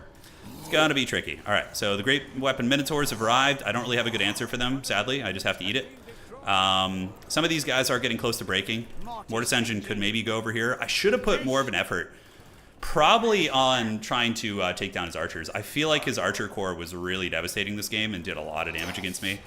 So that's something that I think I can take away from this. All right, let's get into the Ghoul. Go Smeagol's. The Graveguard Halberds losing to the Korok's Chad Rippers, which have... How long has that been on them? The Mantle of Gorok. It's been there a long time. Been there a long time. You know, honestly, I would say in this matchup, I would say it's probably Vampire Count favored. Like, if you have somebody who knows Vampire Counts well, I bet you it's favored for them. I would say that's the case. I'm not that man. I'm not that man. GG, well played. He played a great game, dude. He played a really good game. Yeah, we just did not have an efficient build. It was bad. It was bad. I thought Scab's Wraith would have been really nice. Yeah, I should have had that. Scab's Wraith is also great against Slangors. Blood Knights came in. They did fine. They got 1,400 value. GG, dog. Well played. Report, please. All right. Well played, Martinius. Great game. So 1-1. We're still in the running. I'm learning a lot about Vampire Counts. The Von Chadstein Lord did all right. The Minotaurs do uptrade into Blood Knights, I think, in those type of fights. I think we just shut down the archers and win the grind. Like, really, I think that's the bread of it. We didn't do a good job shutting down the archers. The Incarnate Elemental did get 2,500 value, though, man. Holy shit. Yeah. Mass Ethereal, I was worried about Mass Ethereal, though, because of Zangor spam, but he didn't go Zangor, so the Ghost actually would have been really, really good. The Rod stroking, I think, was not that great. Because, like, we stroked our Rod, it gave us, like, maybe 2 extra spells, but the spells weren't, like, super impactful, so that didn't feel really, really nice to me. All right, GG, well played. We tried, and we're learning game by game. Well played. So 1 win, 1 loss, playing some solid players, and we just need to give Ham and Cheese his score here. I feel confident we can win the rest of our games. I feel pretty confident. I didn't hate that map for vampire counts, honestly. I didn't hate it. Yeah. Yeah, the big deer has always been used against vampires. It's pretty effective. It is. Yeah, we need a double White King on the ground, I think, would have been nice. Like 2 White Kings with Scab Scraping as archers. Go for probably a Master Necromancer, just cheap zombie spammer to fly overhead and shut down the raiders, and then you just grind everything else out. I do think this matchup's vampire favored. I do. Maybe like 60-40, I would say. But Beastmen are also an S tier faction, and so are vampires. So they're both like, you know, big dog factions for sure. Yeah, the Black Coach also was terrible. I thought it would be good against like the infantry, but they have too much mass in the Minotaur. So I basically kind of threw that game by bringing like a Black Coach and like a suboptimal Lord. Yeah, and also our hero core sucked. There was like 3 elements of our build that were really, really bad. The best way to play vampire counts is to wait for your Queen Neferata. Yeah, it's gonna be cool. It's gonna be cool, man. Looking forward to the future. We got some good times on the horizon, man. Some good times. Yeah, I think that map is good for vampire counts, personally. I don't hate it at all. All right, so if we were to like go back to the drawing board on that, I think just like a cheap Master Necromancer flying around is probably the way, because like how cheap can he get? Invo, Raise Dead, Wand of Jet is always nice, and then you just get him on like Hellsteed. 1400, Curse of Undeath, Magic Animus you cut and keep less. 1300 is pretty damn cheap for like a flying Cackle Lord, like a flying Palpatine. Obviously, double White King is really good too. Yeah, it's really, really good. The Slangors weren't too problematic. They seemed to die mostly, but the Minotaurs were really good. The Deer Beast was very nice. Yeah, like this opening, very, very strong. Neferata versus Khalida. Man, I wonder when we're going to get that. Hard to feel proud of yourself after some forbidden rod stroking. Ain't that the truth, man? Ain't that the truth? You stroke it a little bit too hard. Like, that's like a meta from like 2.5 years ago, basically, you know? Okay, let's check this out here. And what do we got cooking? We are waiting on the last couple games to finish. So we got 8-Bit Warlock and Wildfire and Blood Penguin and Smoky Loco playing right now. Cool. So we will see who gets this. It's a 5-rounder. The tournament isn't too big. There's about 20 people playing. I mean, it's still decent size. If we can get at least 3 wins, we have a chance. Because we have incredibly strong tiebreakers. We played Hobo, who usually wins tournaments. Or has won a fair amount in the past, and we won that game. And then we played Martinius, another frequent tournament winner as well. So, yeah, it's good stuff. Very, very good tiebreakers. Very good tiebreakers. So fresh, 8-Bit Warlock, and Blood Penguin and Smoky Loco. Okay, so those guys will be done in a second. Do you think the Strigoi Vampire Lord would be good against Beastmen for strong anti-large? Oh, yeah. Yeah, honestly, probably yes.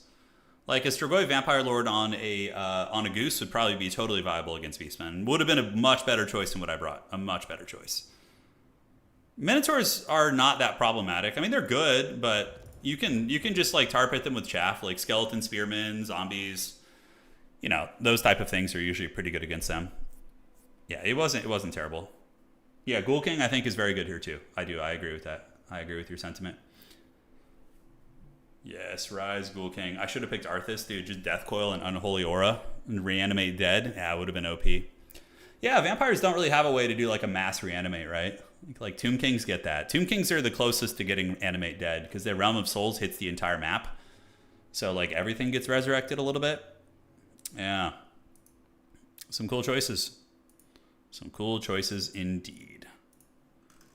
All right. Refreshing, seeing how we're looking. 8-Bit Warlock and Wildfire still going, and then Blood Penguin still going as well. Okay. Let me know when done, and then we have 8-Bit Warlock as well. 8-Bit Warlock, let me know when done. All right, so checking with the homies to see what's cooking here. We need Felix to have an audio plug where he... Does Felix have any interactions with Neferata in the books? I know, obviously, him and Ulrika have a lot, so he does have the vampire connection a little bit, but... yeah. I've been actually using Ulrika a bit as a character in some of my builds that I've been like, you know, just casually playing on ladder with, and I've not been disappointed. Like, she's a good assassin character, pretty good fighter, very fast, can poke from downtown as well. Yeah, not terrible. Like, you can go like her just with Melkoths, and then you bring Buyer Blood, and like for 1350, you get a decent little, like a high stat character. 50, 46, 80 armor, by the way. Able to put some good work down. I don't hate this character. I do not hate this. Yeah. I don't hate that at all. All right. Let's see. Checking here. Outstanding. We will refresh. And the homies are still going. Okay, we got some time, guys. Do you ever use the Empire Demi-Hero? Yeah, I've experimented with him a little bit. The Titan Headsman, Theodore Bruckner. Like the thing that's good about Bruckner that makes, I wouldn't say good, but makes him somewhat viable is these two abilities. So you just bring him like this. You use Fearsome Combatant for -4 leadership, and then you have the Titan Headsman as well. Now this can have some fun synergies with the Empire because like with a character like Toddy, for example, you take Crush the Weak, and he has Blood Roar too. So -8 leadership, -4 leadership, so it's 12 plus a -4. So if you have Boris Todbringer and Theodore Bruckner together, you're theoretically at times going to be lowering enemy leadership by +16, and you have two pretty strong combat powerhouse characters. So there's some interesting tech to be explored there. It's not the strongest, but and then if you want, you could run like a Doom and Darkness character. You could run like a Death Mage and use Overcasted Doom and Darkness for -16 leadership. So -32 leadership in an aura to like break open fights is a pretty dank strategy. But again, it's probably would be more effective, I don't know, if your opponent's like playing a concentrated build where the fighting's in one area. But yeah, that's what's so fun about this game is there's a meta, but there's also a lot of unexplored stuff. And like every major world championship we've had, recently, we're seeing some wild shit. We're seeing some wild stuff. Yeah, like some interesting tech. It's very, very fun. All right, so let me check here. How'd you guys like the...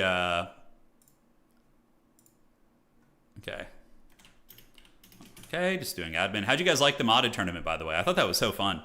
Kind of like gave me some, like, if we as a community, really want to keep playing this game hard in the paint, when it eventually gets abandoned by CA, it was like, man, what the modders are capable of doing. Like Araby, Famir, Albion, you could definitely like have like a mod maker work with like a high competitive player, like somebody like Catholic Alcoholic who's really like passionate about the rules. And you could make like full-on playable multiplayer factions that are pretty well designed. Like when I was playing those Araby factions, Araby and Albion and stuff, and Famir, and dude, I like felt like those factions, like with a little bit more polish, could have been used in competitive multiplayer. Like you would need to strip down some stuff. There's some things that were a little bit overtuned, but like really, yeah, I think there was some cool stuff. You guys like the modded tournament? Yeah, we'll do another one soon. I think it was super fun. But I was just thinking you could absolutely, have those be core factions at some point down the road, like 100%. The game's been abandoned for 2 years. Why not? Get Albion in there, get Araby and add them in, and add some spice to the game. No Diablo right now. No, I'm doing some admin stuff. We had a player drop. Oftentimes there's people who sign up for tournaments, and when they lose in round 1 or 2, they just drop because they don't have a chance of winning. Or less of a chance. See more modded with Kataf's Southern Realms. Yeah, so Kataf would be interesting. We can go to the workshop real quick. Let's look together here. Okay. Southern Realms. Is it Kataf's Southern Realms? I'm trying to find it by Kataf. Southern Realms Recolor. Okay. Here it is. So this is the mod. The last time we did do a modded faction tournament, we did use these guys. Yeah, I remember. One sec here. We did the Southern Realms mod, yeah. So this adds what? Tilia, Astalia, Border Princes, and New World Colonies made it into the... okay, so you got 4 playable factions. Pretty fun to try them out. You get some legendary lords, and they're pretty unique. I remember playing this mod in Warhammer 2, and it looks like it has been updated for Warhammer 3 as well. Yeah, look at that. It's pretty cool. Oh, look at the pig. Look at the pig. Holy shit. Look at that. Some cool characters. Yeah, I like that. I like the Italian kind of aesthetic on some of these as well. Oh, yeah. Yeah, I mean, this looks super fun. We could definitely add these guys in and have them in the modded tournament. Oh, dude, a Demogryph Knight mount? Come on. Yeah, they should be on all the characters, for the Empire. Yeah, you should have access to those. Yeah, it looks really nice. Though. Look at the masks; those are cool. Yeah, yeah. I mean, I'd be very down, man. I'd be very, very down. Yeah, he does Sabbaticus. Yeah, just not super frequently, but he'll play in a tournament like once a week or so. All right, guys, we're going into the next round. Thank you for your patience. The pig is glorious. There's a pig legendary hero that owns. Okay, well, you've sold me on it. Okay, and let's advance. Let's see if we can win our next game. We're gonna try. You know, I'm not a Vampire Count player. It's like the antithesis of my playstyle, but we're gonna try and make it work. Okay, good luck, have fun. And we're in round 3. Round 3, good luck, have fun.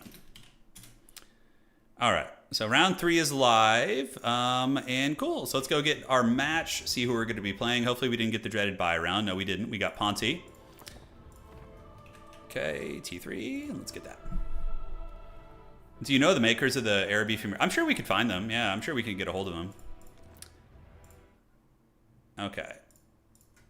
So we are going to be playing Pontyclaw. Okay. So there we have it. It's just go time. Let's fire it up. All right, all right. Where are we? So Ponty's going to be on his way over, and I will be banning the maps, and maps for round 3 are going to be, hopefully, Vampire Count maps. Yeah, they're pretty good ones. It's a Ragnarok lair. Decent maps for us. Don't know what Ponty's playing, though, but we're about to find out. Ponty, good luck, have fun. He's Dark Elves. Okay, so we're gonna ban Cave. We're gonna play. It's a Ragnarok Lair and Scalendir's Cave are gonna be the maps. All right, so we're playing Dark Elves. We'll see what he's gonna ban out here. Currently playing an Araby campaign, was inspired by the tourney. Nice. I'm glad to hear that, man. That's super fun. Glad you guys are getting it going. Glad you guys are enjoying it. Okay, what is it gonna be? What do we got cooking here? The dead won't raise themselves, that's right. So we're going to be playing a Ragnarok Lair. What do Dark Elves do against vampires? I don't know. Yeah, actually, I'm not sure what they do. Is he going to bring his Forbidden Hydra play against me? I don't know, man. This is kind of weird. I usually know most, like, how to build for most factions with most factions, but with vampires, I feel kind of clueless. All right. Okay, let's do this. And then we're going to do that as well. Looking fine, looking fine. So the Lord choice, I mean, Heinrich Kemmler seems like he's always kind of a safe bet. Seems like a bit of a menace. He's just cheap, cost effective. The Master Necromancer flying around is a fun idea too. I mean, you certainly will lack like the heavy killing power, but Homie's going to be able to really, really disrupt quite a bit. Strigoi Pimp King, a little bit weak against like archer play, I suppose, but aside from that, I think he's okay. So let's go here. We're going to get you, and we will do you. Okay, so that is fine. Yes. Don't need any of that smoke. Here we go, and here we go. All right. You bring Medusa. Yeah, Medusas are all right. The problem with the Medusas is you're probably going to get stuffed back pretty good if you go too heavy in the Medusas. Yeah, you're going to be pushed back to the Shadow Realm here. Man, that character is expensive, though. That is really expensive. Yeah, Manfred's honestly viable probably in a bunch of matchups. Oh, he's gonna go for he's probably gonna go for Doomfire Warlocks. That's probably what I would expect from him. Dark Shards are a thing, yes. Okay, I think I like this playstyle better, guys. So I'm gonna switch it up real quick. We're gonna do this and this. Great. Get you on that and cut this. Great. Okay, so we got our boys ready to party. It is go time. Yeah, I'm 1-1 max. I beat High Elves. I was able to beat Hobo Honkers, and then I lost to Martinius on Beastman. I just brought a terrible build. I heard the call of the Black Coach, and I think it cost me. It's just an old temptation from the days of old. Yeah. All right. So dude, Max, I have to say, man, I feel the most lost. Like I don't know vampires. I haven't played them in a tournament in over 2 years. Like might have even been 2 years. So there's a lot to learn here. Okay. Okay. Keep it up. Yeah, we will, man. We're gonna keep the good times rolling. Thank you for your support, dude. All right, let's get you guys here. I think that's fine. A couple of these. Fell for the Black Coach meme classic. I know, it was so terrible too. I basically just gave my opponent like a couple thousand free gold. You want zombies with shields? Yeah, okay. I don't see why the necromancers can't be like put in a little bit of effort and be like, hey, zombie, I'm gonna tape this shield to your body. I'm gonna just tie it to your body, you know. And then homie just homie goes out and fights with it. Yeah, the Black Coach was a big disappointment. It was. The Blood Knights were really fun though. They were very fun, but I don't know. They didn't. I don't feel like they're necessary in this matchup. Mortis Engine probably is good in most matchups, right? But against the elves, I feel like they have some decent tools against it. Could be wrong. All their shooting and shenanigans and whatnot. But like maybe just having a Black Coach in reserve is like a good, safe idea in general. If he doesn't bring like magic damage, maybe the Cairn Wraiths are decent, right? Like just for like a fast capture weight disruptor unit. Totally an idea. Okay, let's cut you and do this. Black Coach is a micro hog. Yeah. It didn't feel great, that's for sure. Okay. Double Gorilla. Oh, against Dark Elves. I mean, if he goes big with Hydras, like I think I just went on points. So I'm not like too worried about the Hydra thing, to be honest. Famous last words, of course. But yeah, I don't think I'm worried about it too much. Okay, so we got you guys in there. We're going to get you as well. A couple of these homies ready to party. I think just one is adequate. We have plenty of Smeagol's if we need to. You think zombies would have missile resist? Yeah, if it's like The Walking Dead, you got to get them in the head. Yeah, I can see that being a thing. Black Knights, and then we have Black Knights with Lances. Kind of an interesting choice against like potential Doomfire Warlocks, but Cold Knights will dominate them pretty badly in combat. Hex Wraiths, yeah, I don't like the idea of like ghostly stuff in this matchup. Maybe it's an idea. Okay, so I got 155. What item's gonna bring? Scroll of Power. And Magic Animus, no thank you. Sure, that looks good to me. Yeah, we need to just like embrace the Unga, right? Like embrace the Kawa Unga Bunga, like the mouth breathing, low skill playstyle. Just really lean into it here, really lean into it. All right, there we go.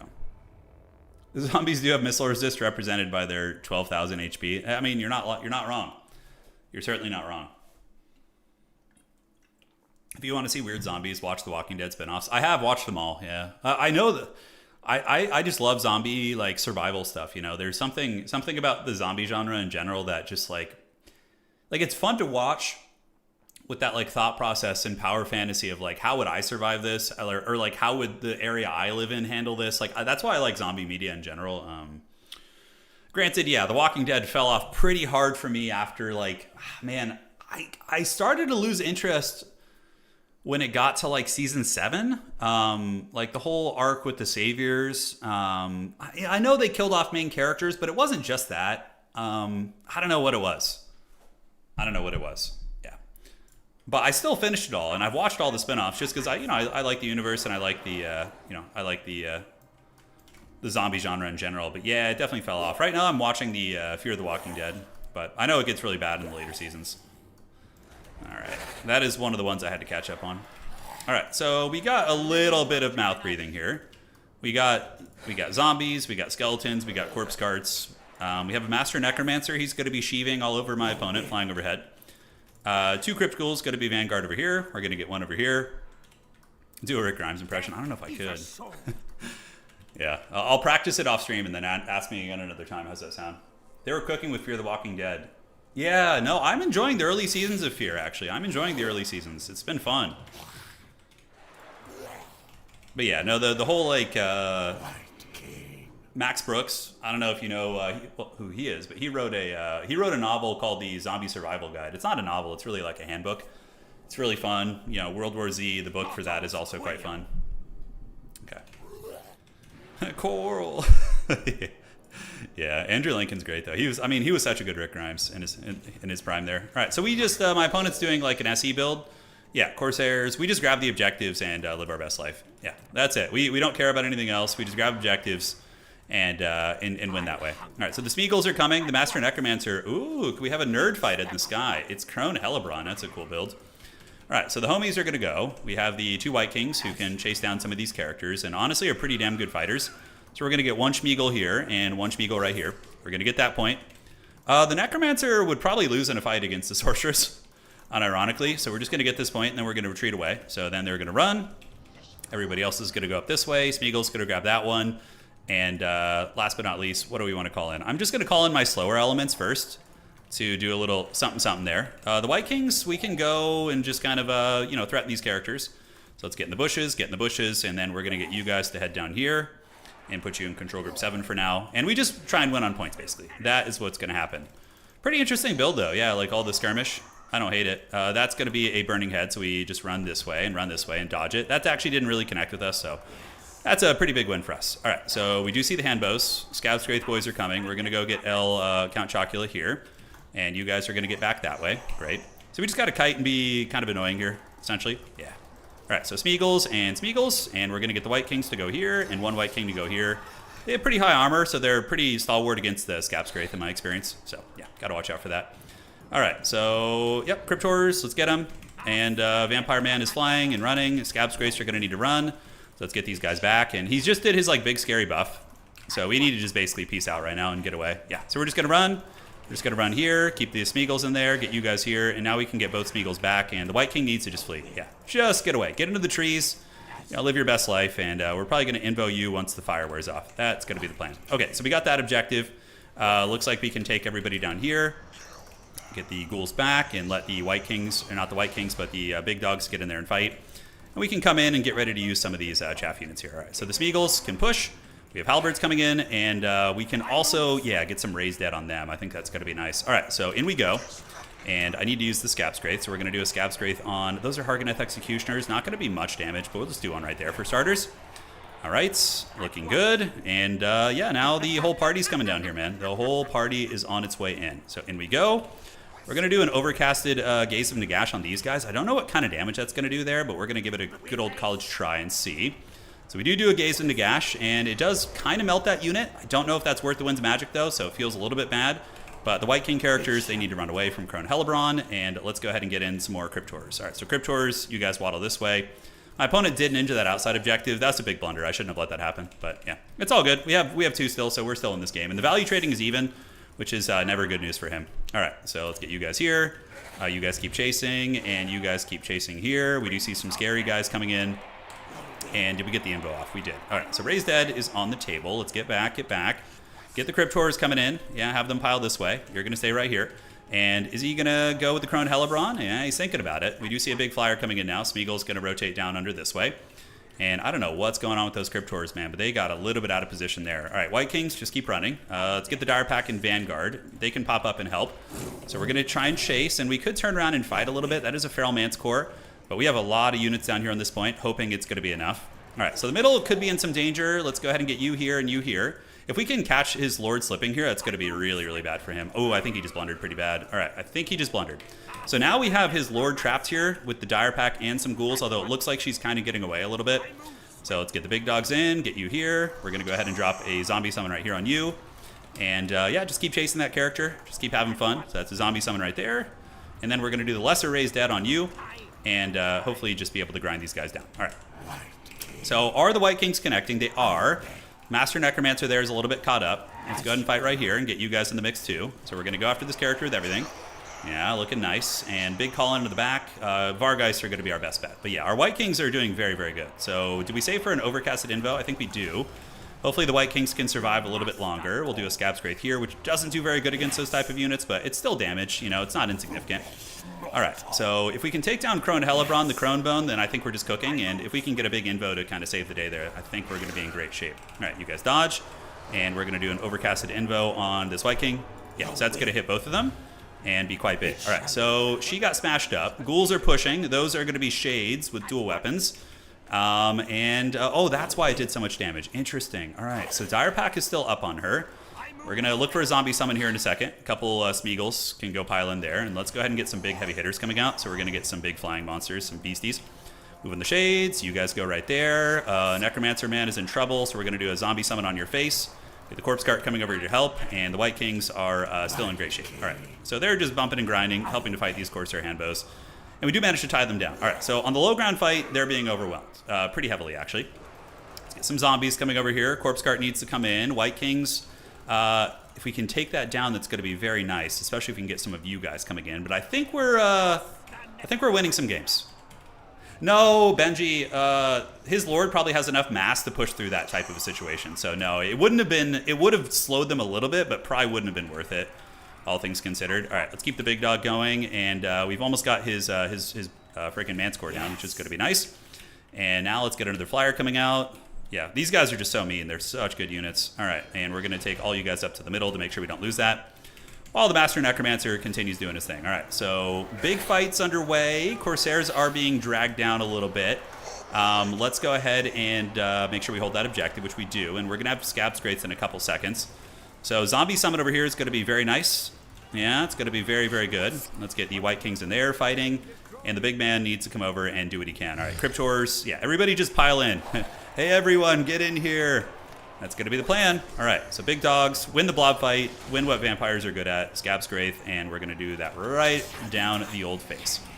All right, so call-ins. Yeah, let's just get some Smeagol's in the mix, get you guys up here. I don't know why I have a Graveguard Great Weapon. I don't remember that, where that even came from, but I guess I do. So you're going to go fight, and we can do a Gaze of Nagash as well, but they do get folded there pretty good. I'm up in value, so that's really terrible for them. It's very, very bad for non-vampire counts. All right, so we're going to go use the Gaze here, keep fighting the blob fight. And yeah, we got some capture weight coming in the middle to make sure we don't lose that, hopefully. And now we see another big AoE buff coming in, which I love, by the way. It's super cool. But a zombie summon here should be really effective. Should be very effective. All right, so those guys are fighting in the sky. The Lord here getting chewed up a little bit. We're going to go ahead and do a zombie summon right on top of these Velociraptors, which is going to be excellent. Middle's a little sketchy. We do have several cap weight units coming in, though, including a Great Weapon unit, which I don't know. I don't remember bringing it, but yeah, we did, so that is what it is. All right, let's get Dire Pack in there. Should have Vanguarded them, yeah. But yeah, we win the blob fight against Dark Elves like every day of the week. And you guys ready for the Karate Chop of Doom? We get the Howard Dean Scream. Oh, we were denied. We were going to get a snipe. All right, GG, we got it. Still got it. All right, 2-1. 2-1. 2 wins, 1 loss with Vampires. Not bad. We'll take it. Not bad. That was a cool build, though, like the mass buff stacking. So basically, he used Hellebron with Flaming Sword of Ruin to get like these huge version legendary elf versus the Chad Haggard old man. Yeah, yeah. The Master Necromancer is good. He's cheap and he just summons stuff and you know, shoots lightning bolts out of his hands. It's great. All right, GG guys, well played. That was a fun one there. All right, so 2-1. We're still in the running, guys. Still in the running. Ponty's another strong tiebreaker, too. We played a couple very solid tournament players, so assuming he continues to do well, we will be okay. So Vampire counts, and that's going to be Ponty on Dark Elves. GG, dog. All right. So we were the first one to get that game in. Vlad would have probably not been that good there. Although, I don't know, Vlad might have been able to just grind on the ground and hold a point very well. I think the utility of like having a mobile caster lord with vampires is just a little bit too good. He did bring an executioner. He did. I think I saw one. Yeah, but Vargeists and Crypt Horrors will annihilate elite infantry. Like if you try, unless they're Blackguard. Blackguard will fight back, but Great Weapon units get wrecked by the Vargeists, so it's a bit of a problem. I guess I had a Great Weapon in reserve. Yeah, I thought that was a halberd, but that was supposed to be a halberd, but. Whatever. You know, Benjamin, I feel like the Vampire Guerrillas... Yeah, no, Vlad does suck, Maximilianer. I agree with you, compared to the other Vampire Lords, but it doesn't mean he's not, like, playable. Like, you can still win competitive games with Vlad, but you're setting yourself at a disadvantage. The mobility you get from the... from other, like, mobile Vampire Lords is just way too better. Like, Vlad, where would I use him? I mean, maybe against dwarves you could justify it because he's like an AP fighter who's hard to kill and he can, like, grind there. I don't know. Like, but again, I would rather just have, like, a flying lord of some sort who could, like, drop zombies on their artillery or, like, you know, there's so much more value to be had with other characters. He is really hard to kill, though. He is really hard to kill. There was a time, like, 3 years ago when he saw some play, but that was many, many moons ago, guys. Many moons ago. Yeah, didn't hate that, though. That's just like straight mouth breathing vampires. Just like move good quality units forward, see if your opponent can kill them, use Scab Scraith. The White Kings on horseback I actually liked more than the Foot White Kings a little bit, but I feel like the Foot ones probably last longer because of the weird knockdown shenanigans. So maybe there's something about that. Let's refresh. And it looks like, oh, damn it, he lost his game. That's going to make it tricky for us. We'll see what we can do. Some foot-based characters are all right. Versus Skaven, I think he is the most viable. Terror and leadership, not flying. Yeah, that's true. Maybe if we play Skaven tonight, I'll bring Vlad.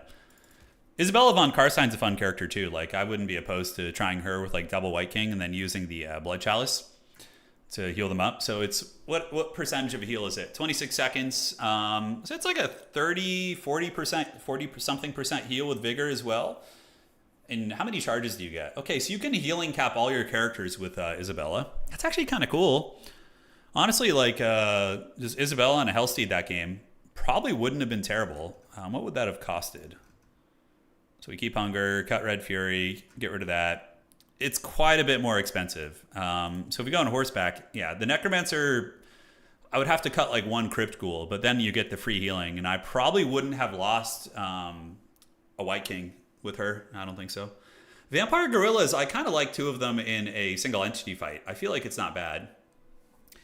Like against Kislev, I can't remember where I saw them last, but double Vampire Gorilla I think is viable. I wouldn't know. Vampires are one of the factions I probably have the least knowledge about. I mean, I know them from a competitive sense, but like really knowing the nitty gritty of the faction, man, it's the inner workings.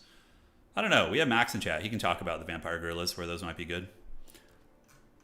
You could also have just put Isabella on a Barded Nightmare too. Curse of Undeath, you definitely want that. Raise Dead, Invocation. Yeah, those are all the usual suspects you would want. Vampires do have a very, very good lore magic. One of the best ones in the game, I think.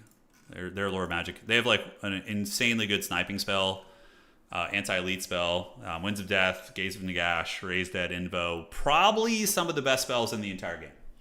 It's very, very good stuff. It's very, very good stuff. Yeah, Vampire Gorillas are these guys. Let me show you. Hold on. Yeah, the Vargulfs. Yeah, these things are really quite good. They're annoying, they're fast, they're micro-intensive, big HP pools, regenerate. They don't hit super hard, but they're like something that over the course of a long game can drag you down. Maybe in like some of the Chaos-centric matchups, Vargulfs could be nice. Yeah.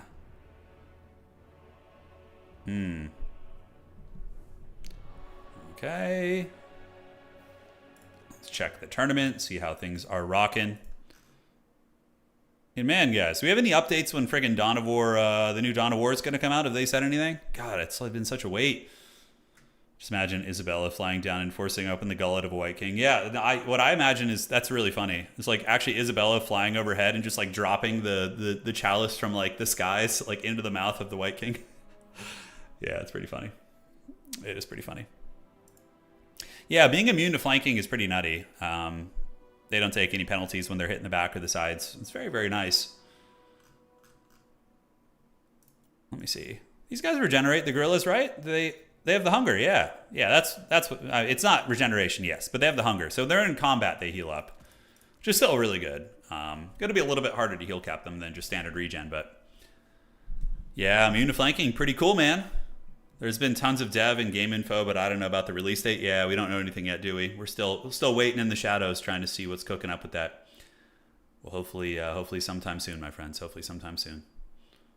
All right, let's refresh this. And we only have 3 more games left. All right, so Smoky Loco, Twisted Plate, Attack Speed and Turtles, and Torreson and Ham and Cheese. So we're actually still kind of in the top 5 right now, which is cool, despite losing a game. Let's take a look real quick. Yeah, round is almost done. We just have these 2 games. Okay, so those guys are about to finish. So we're lurking here. You know, if we win the rest of our games, although our tiebreakers aren't doing super good right now. Hobo Honkers is having a rough night. I think he's 1 right now. Yeah, he's only got 1 win. But Martinius Martinius lost 2. So both of our tiebreakers, unfortunately, are losing at the moment. But there's still a chance they can bring it back. Still a chance. How do you call it, gorilla? Yeah, I call them gorillas because they kind of look like it. Like when you look at a Vargulf, I mean, they're like a bat mixed with like a giant like ape almost. Like an ape-like creature. Oh, dude, so for Anna's birthday, you know, she's a big animal lover. So we went to like an animal sanctuary place. It's like an animal education center. We got to see some wild creatures. They had an armadillo. There was like a friggin' 12-foot python beast there. I think it was wild. We got to see a sloth in person. You know what's weird about sloths is you look at them in, like on these videos you see, and you're like, wow, they're really slow. But like in person, the sloths are not as slow as you think. Like they can actually move pretty quick when they want to.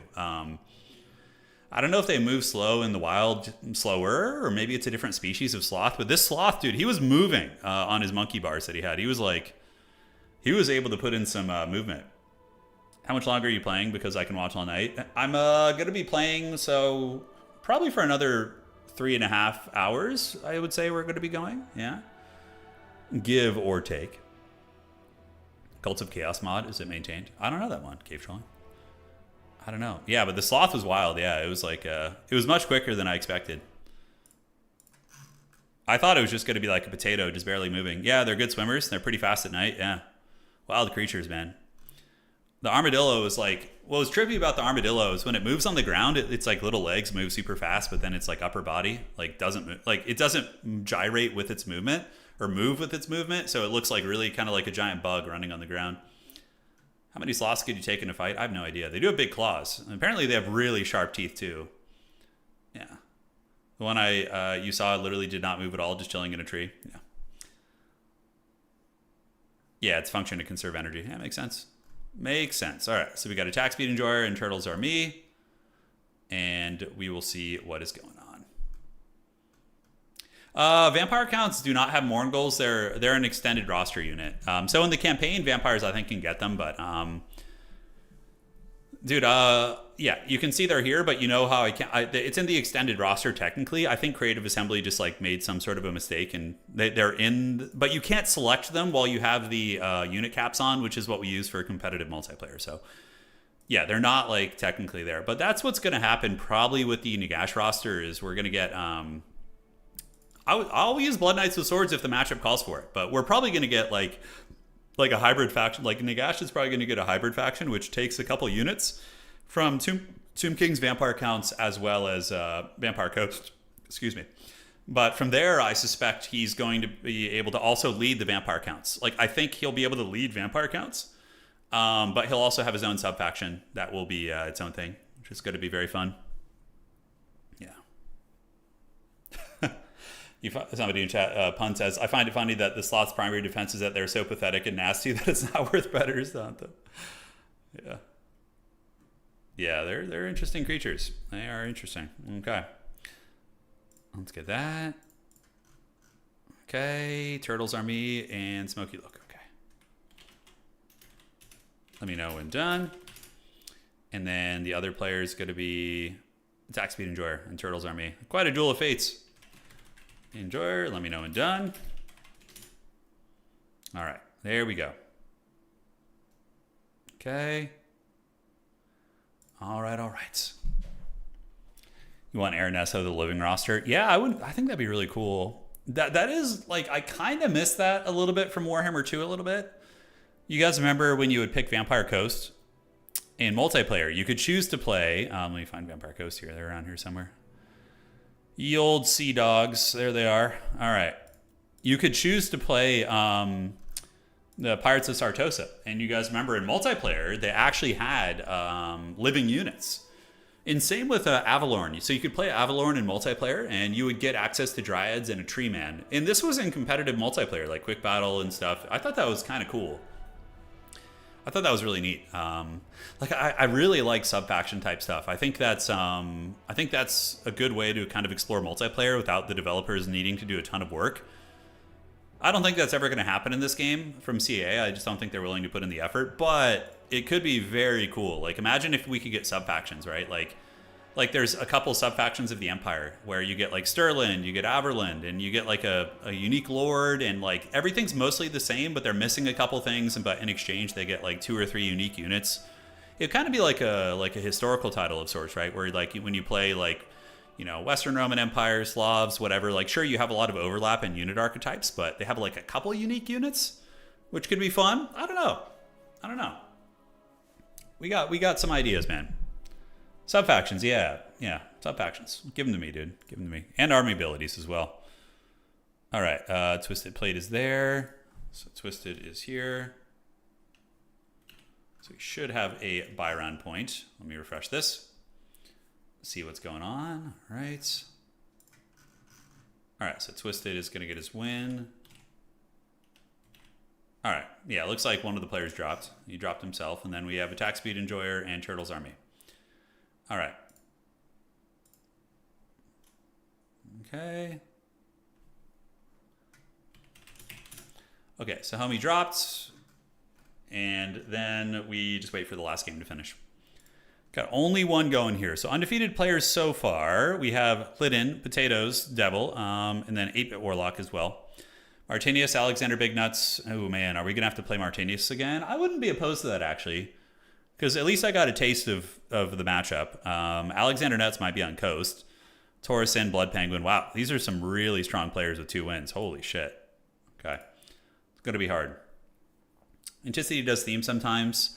Yeah, you can play with, you know, self-imposed restrictions like Mass Goblins or something. Actually, I was thinking about doing a tournament with Mass Goblins, but the problem is everybody's going to know it's Mass Goblins, and you're going to get countered so hard every game.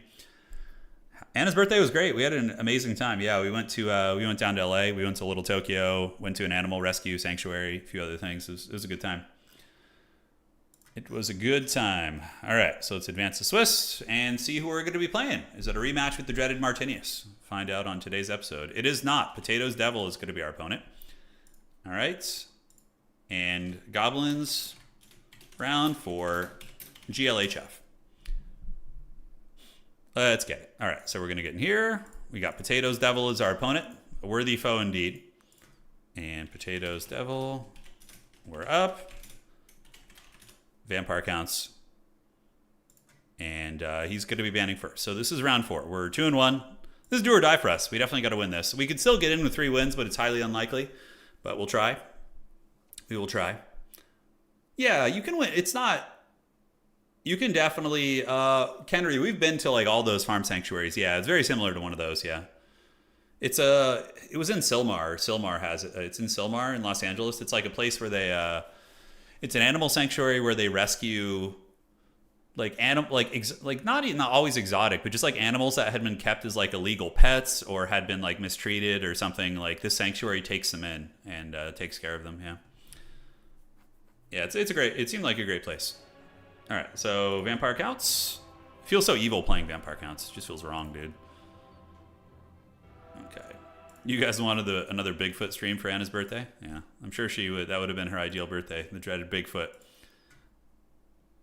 Borderlo Landing is going to be banned. Need to know what he's playing. And then we'll find out. So he's on Greenskins. Okay, this should be interesting. Excavation Site, Borderlo, Terracotta Graveyard. Graveyard it is. I mean, of course, vampire counts are going to choose to play on a map called Graveyard. You know, it's got to be the case. All right, Terracotta Graveyard. There we are. Perfect. The buy round is yours. Yeah. Well, hey, you were saying you were on a losing streak, dude, and the gods have intervened and given you a buy round. That's one way to do it. Now you get to hang out. I'm going to give you your buy round victory point. Is it 5 rounds then top 4? Yeah, that's what it is. So we have one more round after this. Yeah. Okay, let me make sure my opponent gets the lobby invite. I wonder about this matchup. Man, I wonder about this one. It's kind of interesting. It says the guy who plays one hero Dreadlord in Warcraft 3. So it's not, when I say it feels so evil to play vampire counts, I don't mean the thematics of the faction. I just mean like, something feels like uneasy for me to play strong, like really strong factions. I like my Haggard factions, and like one base Dreadlord in Warcraft 3 is a bit of a meme build, right? Oh, dude, could I bring some Sylvanian crossbowmen, dude? Sign me up for that. All right, so greenskins. Yes, evil. All right, let's get Wookiee up. He is here, and what the hell are they going to be doing? Is it going to be like Blackworks, Blurks, Paul Blurk, Malkop? Is that the play? Very well could be. Okay, let's get some corpse carts in the mix. Oh, that was funny when Bigfoot got caught in the gorge. Yeah, he fell in, man. The big dog Bigfoot, he just couldn't hang. You know, he fell in the pits of hell. That's what happens. Lord Choice is here. Yeah, I think that's probably got to be the direction we go. So we're gonna do a little bit of this, a little bit of that. Yes. Evil greenskin schemes. Evil. So, what lord do we want? Manfred, probably not bad if we want to get some like big dank MLG pro gamer magic. Helman Gorst would be funny, but he's really slow and like gets wrecked by archers. I think we go with... This is... You know what? I actually have an interesting idea. I have an interesting idea that I think you guys are going to dig. I think you're going to dig it. All right, so we got that. Looking good, looking good. And we got this. Okay. You guys are going to love this build, I promise you. It's right up your alley. Okay, it's got that ability. Get one more of you guys. All right. Okay, so the boys are back in town. I was unsubbed. How dare I? How dare you? That's right. Hey, sorry I missed that. Jackson, thank you for subscribing to Kai, Boone, Malden, Chief Bear Officer. Thank you guys so much. All right, I don't know why the Twitch notifications weren't appearing, but they are now. I know. Like the problem, yeah, Engine's like the grubby tournament, like I should have learned to play standard too.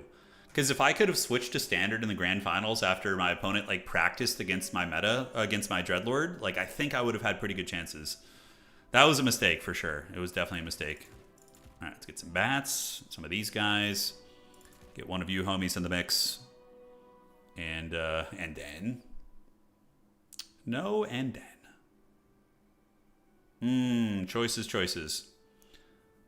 Gorst matchups? Yeah, I'm sure Gorst matchups there are some. I'm probably just not super privy to them myself. But I'm sure there are some Helman Gorst matchups where the boy feasts. Yeah.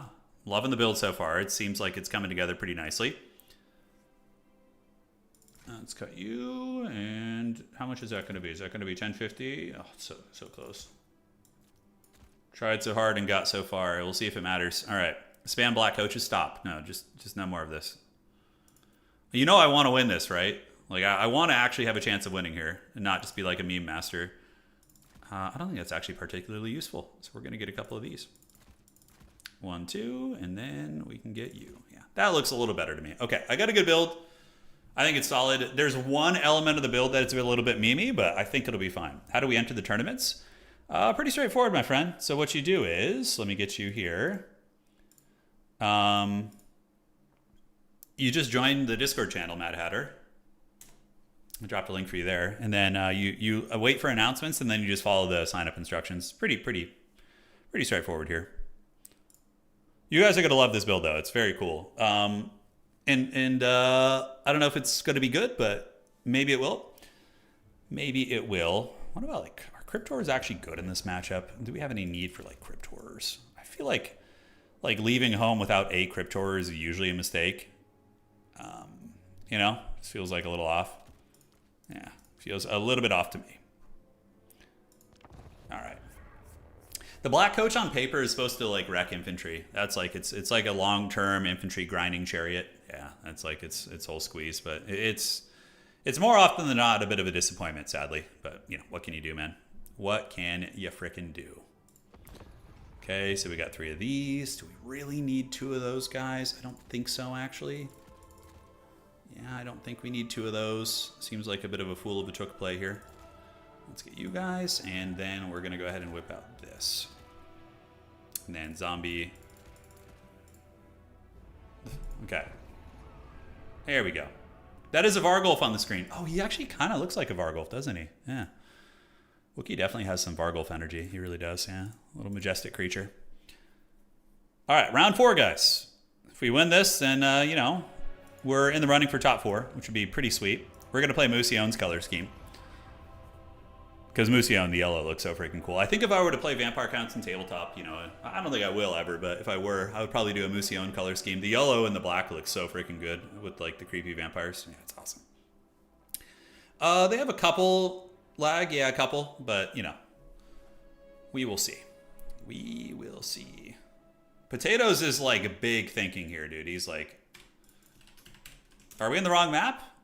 I don't know why he's not readied up yet. Yeah, he's pushing it right now. He's pushing the envelope. All right. Maybe he's going to Blackworks. He could use the big one if he wants to and try and get a little bit crazy with that. That's always funny. Yeah, the black coach is just not worth it, I don't think. I don't think it is. I'm bringing something that you guys have been wanting to see, for better or for worse. Hopefully, it will get the job done. But yeah, we're going to be playing Age of Wonders tomorrow.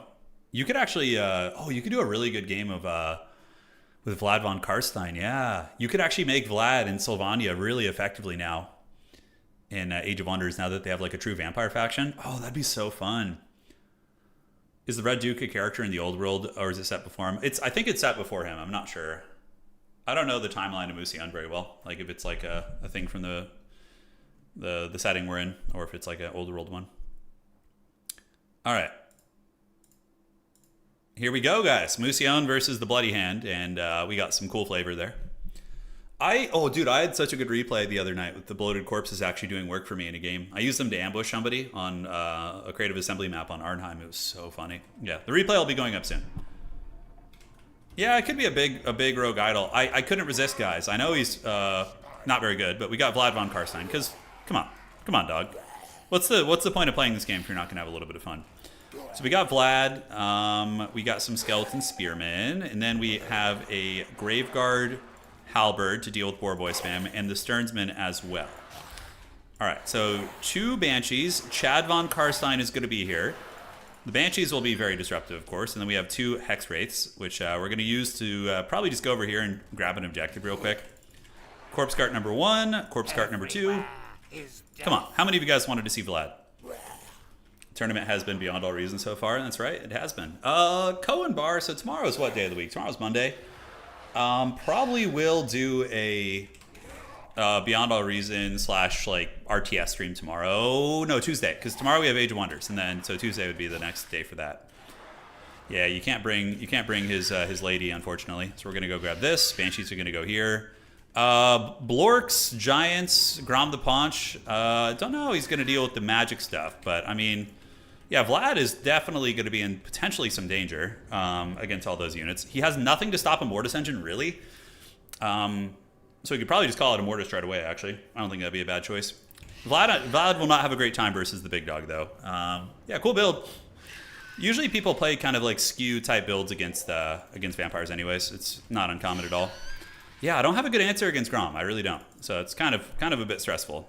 Do we get Cryptors out? Yeah, Cryptors are just going to be money. We're going to get all you guys right there. Tar Pit a little bit. We're going to send the Banshees over this way. Banshees have what? 60 speed. He's 84. So he could catch me. So let's get you guys ready to dive on the other objective there and see what's up. Okay, so I could move out and attack. He does have the Swamp Things, a couple scary boys. Cryptors are on the way. And what are we calling next? I think just Mortis. Yeah, or Hex Wraiths could be nice too. We'll have to see. All right, so Vlad and company are going to be coming. We get that side objective, and the big dog's going to be moving in. We'll see if we can get him here. Going to get a couple Banshees attacking him as well. And yeah, he might just run over some trash, but that's to be expected. All right, let's get that damn reinforcement bar out of there. All right, so let's go here and get Vlad going there too. Here comes the Giant. Giant's going to be very, very dodgy to deal with, but hopefully the Cryptors will be able to just tar pit it. I only brought 1 Cryptor, I think, so could be a little bit dangerous. All right, so we're going to get you guys in. Chad von Karstein is going to run away here. The Blorks are coming, so let's get the Stearnsmen to fight the Black Orcs here. 2 Banshees going to be chilling. We're going to get you, and you guys go right there. And get the Cryptors to come over and tar pit here. If he, overstays his welcome here, that could be pretty good for us. So we're going to get you on the Black Orcs, and we're going to get one of you guys behind them. Get you guys fighting right here. We got Swamp Things, we got Spears, we got all the goodies. And remember, Vlad causes terror, and the Banshees give -4 as well. So I think that's pretty damn good. All right, so we're going to get in here, and then when he casts that spell, we just run away. It's a big part of the micro in this matchup. When he does the magic damage spell, we're just like, all right, well, we're chilling. We're just going to run away. Cryptors probably could use a little bit of milk. They're taking a lot of damage right now. So let's get the Corpse Carts in. Need those guys to be rolling in there a little bit deeper. And now what we're going to do is call in a Mortis Engine and get that over here. Once the Mortis Engine arrives, if we could just mitigate losses here a little bit until it arrives, it's going to be quite good. So we're going to attack the big man. Vlad's going to keep fighting. We're going to keep you guys in the mix. And the Graveguard Halberds can move into the front, see what they can do. All right, so the magic damage thing should be wearing off now, so we can come up here, try and play this, get the Mortis Engine in, and we should be in good shape. So already the grind is going pretty well. He's got no archers or anything. Like, our ghostly units are not really taking much damage. So overall, I would say it's going pretty good. And Chad von Karstein getting it done. So we're going to get you here, you over here. And as far as the objective goes, we can call in some Smeagol's to try and hold the middle. And the Mortis Engine is just going to get in and hopefully just start giving the dirty to some of these guys. We're going to get it right here out of the gates. Chad von Karstein is doing great, man. He's doing really good. Yeah, we got you guys here looking good. Let's get the Mortis Engine in there to drain. And we can do a little raise dead action and just screen out some of the missile pieces. That's going to be the idea. With the Fellbat, too, would probably be good. All right, so yeah, Mortis is doing huge work. Zombie summon back here. We're going to use them to get into the Morgov's Magi Marauders. Chad von Karstein is beating down that giant, or at least trying his best. The Mortis is draining. We're definitely just winning this, I think. I think he's going to be in Struggle City here. Yeah, we'll keep attacking the giant. Cryptors are still going. Chad von Karstein is doing it. Zombie summons to continue, and now we just move you around, get some of the Fellbats to go chase down the Morgrubs, wherever the hell they are. Let's get on these guys, and yeah, outstanding. So they're going to get screened out. And we just use info as needed. One of the corpse carts is getting low, so we need to try and run that thing away if we can and not let it die. It's only 300 gold, but it still gives a really nice buff. The giant is actually getting worked on pretty good. Mortis Engine draining, and yeah, he's pretty cooked, I think. I could be wrong. Maybe I'm misreading the situation, but overall, this feels pretty freaking good to me. I'm just going to save my Winds of Magic here. The Wog is down. We're going to go after Grom the Paunch with the Banshees. Chad von Karstein continues attacking here. Mortis Engine draining down all these Black Orcs, these expensive units. It's just a feels bad situation for him. You guys hang right here, and we have the triple cap on him. And on the high ground here, we're going to go ahead and get the Hex Racer, going to be our next call-in. All right, so the Corpse Guard did live. Grom the Paunch is getting whooped on. Vlad, this is like one place where Vlad is actually like not terrible because he's really difficult to kill. So he's kind of just anchoring it. Let's get you guys right there. Smeagol's are hanging, and the Mortis Engine has successfully drained quite a bit, but probably getting it over here is going to be better. All right, let's get you guys in, and Grom the Paunch has been routed, but we can't catch him, so we're just gonna go for it here and do a little zombie summon right there too. And Vanguard deployment, Hex rates, yeah, just gonna annihilate these guys. Crypt Ghouls are gonna hang right there. Bats are still chasing. It's just Vlad has been hit a couple times by the giant. Yeah, he's been hit a couple times, but not too bad. So the Hex race will come in, and they're just gonna dominate these Black Orcs. And the Mortis Engine is now draining the entire army, and it's being left, you know, to its own devices. Vlad can do an invo on the Banshee, heal them up. So Banshee's going to get the fat heals. It looks like Grom the Chad is going to go for that. He's going to try and get him. And Crypt Ghouls, yeah. You guys go fight here. Let's get some Smeagol's to come in here, some Dire Pack to run through this little seam. Try and make sure the Mortis Engine doesn't die would be good. That's one way he could get back, is like getting a Mortis Engine kill or something. The Giant actually putting some work in. The Giant is really, really trying his best. So Dire Pack can scream through here and try and get on the Goblin, see if it works. And we're going to need to just keep the Mortis Engine back until we get another info, basically. Yeah. So Grom's getting chased. Giant is getting a little bit low, but here we have more Trolls coming in, so we're going to drop the Zombie Summon. Keep the Mortis Engine at bay. Dire Pack here is battling Trolls, a few other things, so a little bit scary. And the Blorks... Man, it's crazy how durable Blorks are. Those guys just didn't hear any bell whatsoever. All right, Mortis Engine back this way. Chad von Karstein almost got it. Banshees, how are we looking? Yeah, we're prison shanking this character down. And let's get you in the mix against the Black Orcs. Now the Hex Race are now chasing down the Skirmishers, and we're feeling pretty damn good. So we're going to go ahead and get just some chaff units just to get them out on the field. Yeah, they're going to move up. So that objective, we don't have to worry about it. Now we can do an invo on the Mortis Engine, top that thing off. And there we go. All right, so bump and grind there. Hex Race still going. We're going to attack the Swamp Things. You guys chase there. Yeah, Swamp Things should get wrecked pretty bad by Dire Pack and by a Hex Wraith unit. And the Mortis Engine is draining Black Orcs. We actually killed his Giant, which is pretty cool. It's a hard thing to do to take down Giants. So, but this matchup feels pretty Vampire Count favored. I just think that they really seem to struggle to deal with magic units. They just don't have a good answer for it, really. Because, like, you notice when he did, like, his magic damage thing, I was able to just run from him, right? Like, you probably have to only use that on, like, mobility pieces, would be my guess. And just in case he tries a rat play, we're going to go ahead and get the Graveguard Grey Opens, or Graveguard Halberds, holding that low ground objective. But yeah, this is so mouth-breathing. Oh my god, look at this. Just keep it going. Big Dog, Grom the Paunch trying here. We're going to have an invo, so we're going to do it on the Karen Race, which are going to be super, super difficult to kill, but... The blob fight goes in our way. The last Black Orc unit is about to go in the trash, and it looks like the Wraiths here could be in a little bit of danger, but I don't think it matters too much. All right, over we go, over we go. Just get the big Death Star, move over this way. There we are. On the middle, we got Spears coming up, a couple of these homies coming up, and yeah, I don't know. I guess we just call it Cryptors. Okay, so value is close, but we have like a metric shit ton of healing. Our Wraiths, Cav, are still fighting here and doing well. Grom, we might be able to get him with the Banshees. Vlad will cause some terror. My opponent's going to start playing Gremlin play and like bouncing between objectives, which isn't a bad idea at all, honestly. It's a good idea. So we will get out some more ghost units. Cool. So now we can leave the Stearnsmen and leave the zombies, and everybody else can just mouth breathe over to the middle objective. That's basically going to be the play. Just unga bunga, go after it. We see some swamp things here. Vlad can attack them too. He does manage to steal the objective, but we're pretty ahead on points. Yeah, just your typical vampire count begin play. Yeah, it really is. It really is. Okay. So do we have another invo for the Mortis Engine? We do. All right. So you guys get in. I mean, we're going to lose that objective for a moment, but we should be able to get it back. And, you know, on the bright side, you guys got a Vlad game. You know, Vlad has appeared, and he's not done terribly.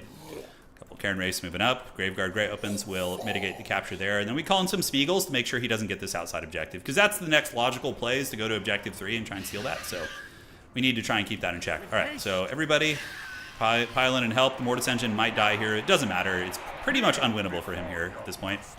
There's too much on the field. A lot of ghost units, which are a hard counter against Black Orcs. We have the Corpse Carts, and you guys need to stay here, and you stay up here. All right, so the Mortis Engine does go down. Just got a little bit sloppy with that in the fourth quarter, but we'll see if it matters. Graveguard are here. You guys need to get back up there. Pump Wagons are causing some havoc. And we're going to probably call in a Wraith, although just some bats just to maybe help chase some shit off is going to be fine. Let's get you up there, too. All right, so he's gremlining between the points.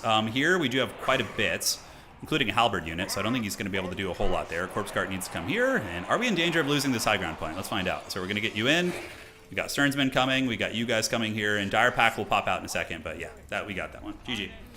All right, guys, so there's Vlad for you. I mean, I feel like that's such a good matchup for the vampire counts that you could probably bring any number of vampire lords, and it doesn't matter too much. Granted, he didn't do badly. He has an aura of -4 leadership, which stacks with the Banshee's -4 leadership. So Vlad plus a Banshee is -8 leadership in total. So there is some play there, GG. All right. And what do we got? He definitely needs some archers, though. Like, archers are really one of the more annoying things to deal with. Blorks did fine. They grounded out. But yeah, all the ghostly units, very tricksy hobbitses. Aside from that, Banshees did good. I would imagine the Hex Race got some nice value. Mortis Engine got 2,000 value, too, in the fourth quarter. All right. So what do we got? Let's report the score. It's going to be 1-0. So we're 3-1 right now. We're going into the last round. Vampire counts OP. And then Greenskins. All right. This battle's happening in Arizona. Yeah, it kind of looks like it could be somewhere. Arizona, California coast. Yeah, Grom wasn't bad. I mean, he regenerates and he put in some work. You know, he was beating down a couple characters here and there. Oh no, my two tiebreakers, they had to play each other. Martinius, though, looking very strong. He's winning all of his games except one. It looks like he's 3-1. Yeah, so we're just getting this round wrapped up, round 4, and then we have round 5. Captain Muffin defeating Pirate, Ponty defeating Adam, Martinius defeating Blake, and we won against Potatoes. But yeah, still a handful of action here.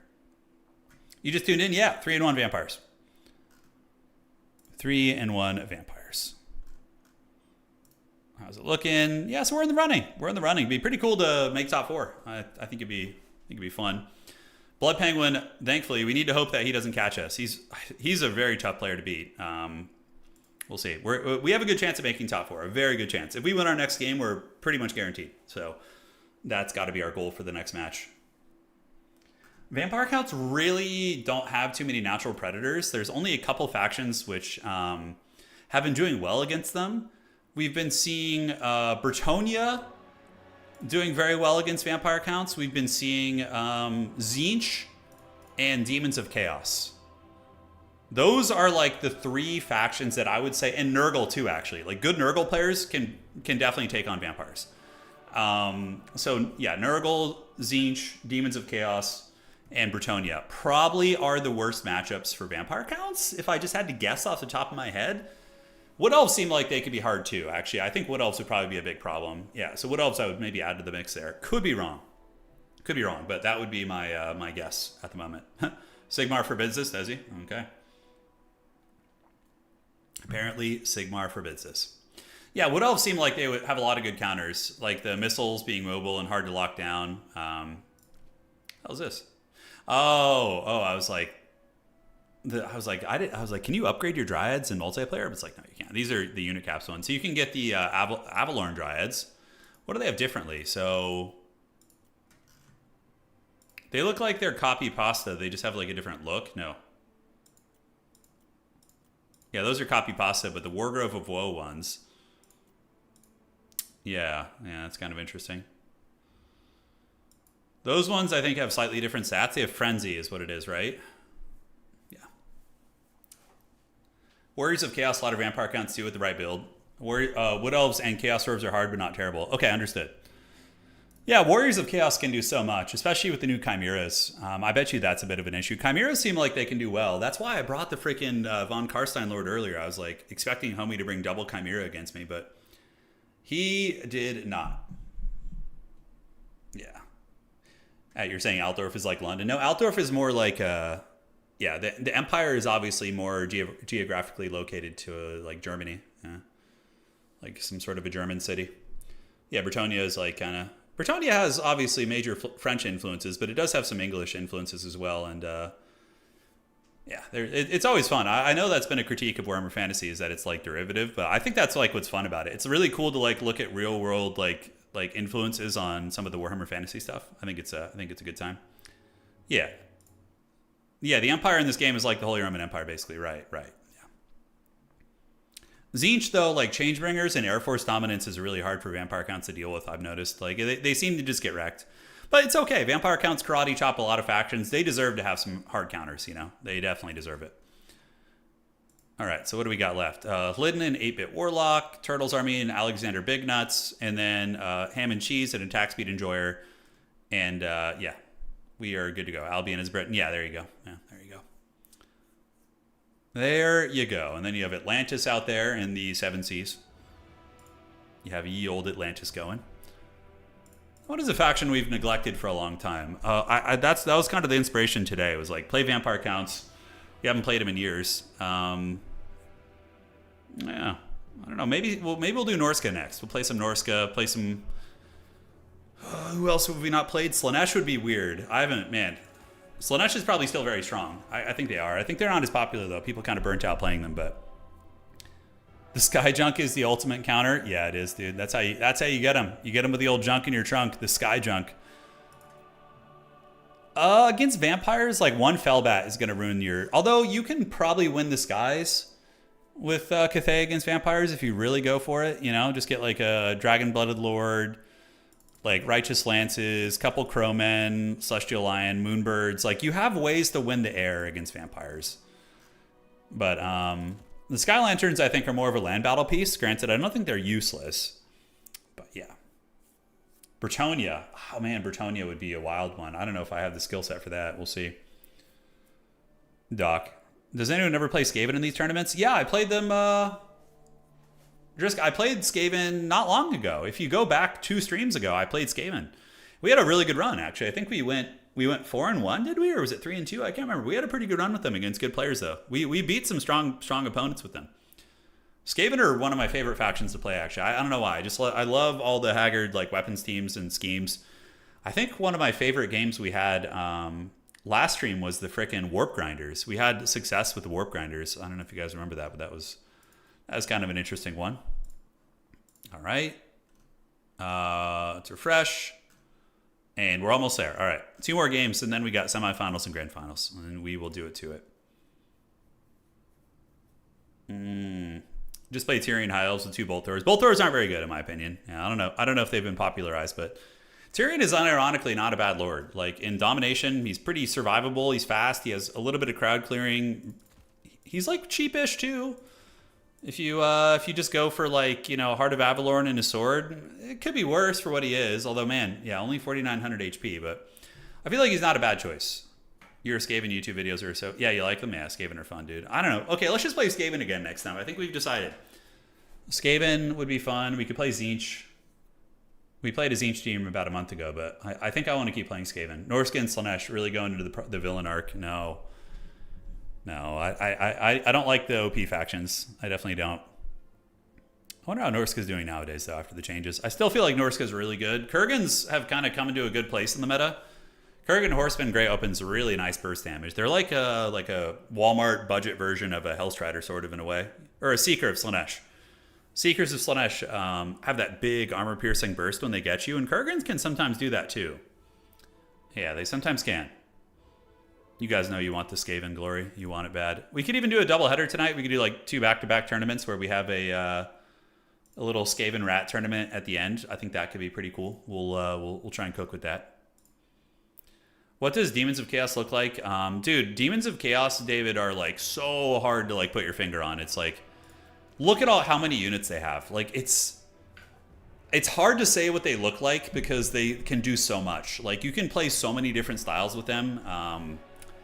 Yeah. Ogres would be fun too. Yeah, ogres are pretty like mid-tier now. They're not like OP, and I would be down for some ogre maxing. Yeah, with some like lead belchers. Lead belchers are just so good. Like I feel like every ogre build should just have like 2 of them out of the gates, just like with a bunch of nobblers. Kurgan are the Timu Heartseekers. Yeah, there you go. All right. Empire captains are not the best, unfortunately, but you could use like a bare bones cheap Empire captain on foot sometimes. There have been some builds I've experimented with that. Just having like 6 capture weight fighting on an objective for a long time. I just watched a bunch of old VODs from when Warriors of Chaos had Bearmen, and holy crap. Yeah, those were rough times. Those were rough times. It could be worse. Not the worst, but you need to make Heir of Carthage proud with Beastmen and Al Gorbel. Yeah, I wonder what he's up to, man. Yeah, I don't think he does YouTube anymore. Let me go check his channel. Pretty sure he stepped away. But he is like an OG. Heir of Carthage, man. He is doing it for a long time. Yeah, wow.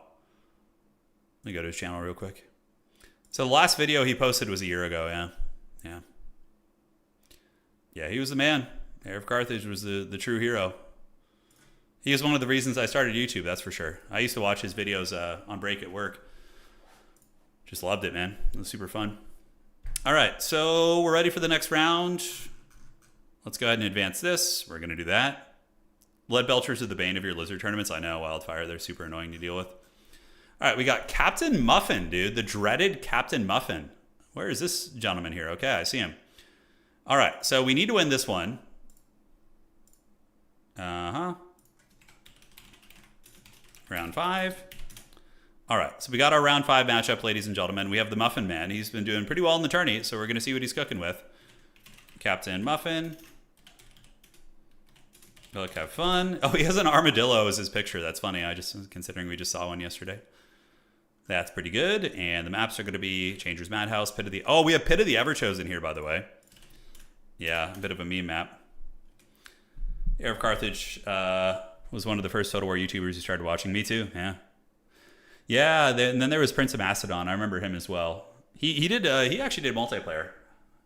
Yeah, he did multiplayer. I don't know him as well. Heir was the one I predominantly watched. Best of luck, you got this. Yeah, if we win this, our odds of top 4 are pretty good. That's for sure. Okay, let's see what our homie is playing, and we're going to be banning first. Oh, he's on Nurgle. Shit, Nurgle. Oh, boy. Okay. Banning. Let's see. We're playing against Nurgle. Nurgle actually kind of good against vampire counts. All right, this is fun. I'm excited to try this. Okay, so we have Changer's Madhouse, Pit of the Everchosen, and then we have Norskin Rise. Banning Norskin Rise? Probably. Yeah, let's try that out. You remember Warriors? Yeah, it sounds really familiar, the dude. The name sounds really familiar. Yeah, it does. Nurgle vampire counts. All right. It's like I kind of have an idea of what he's going to do, though, I think. I have an idea. Prepare for a slow motion game. Okay, so we're going to be playing on the Changer's Madhouse. No, excuse me, Pit of the Everchosen. Okay, so this is what he wants. Pits of the Everchosen. So this is like the brawl map. We just meet in the middle and rub sausages together, dude. It's go time. Yeah. All right, Wookie. Do your business, my creature. My noble doggy. Okay. Get a couple of you guys here, and then want you and you. Now, what lord do we want to bring here is the question. Yeah, 1 million Scabscrates. That's right. Scabscraith is very good against Nurgle. Granted, they can go like Chosen heavy if they want to and cause some mischief. So you got to watch out for that. But I don't know, man. We'll see. We will see. All right, so we got you guys. Now let's figure out our lord choice here. Oh, dude, Hellman Gordis engine. We're going to meet in the middle and rub some sausages, dude. It's time. The Strigoi Ghoul King, not bad. Manfredo, Heinrich Kemmler, both viable choices too. I do feel like we need like a combat-centric lord to like break open positions, you know? I feel like that's the case. Okay, so let's get homie here. Let's do that. Okay, unit is a lord or a hero. I don't know if I want that, actually.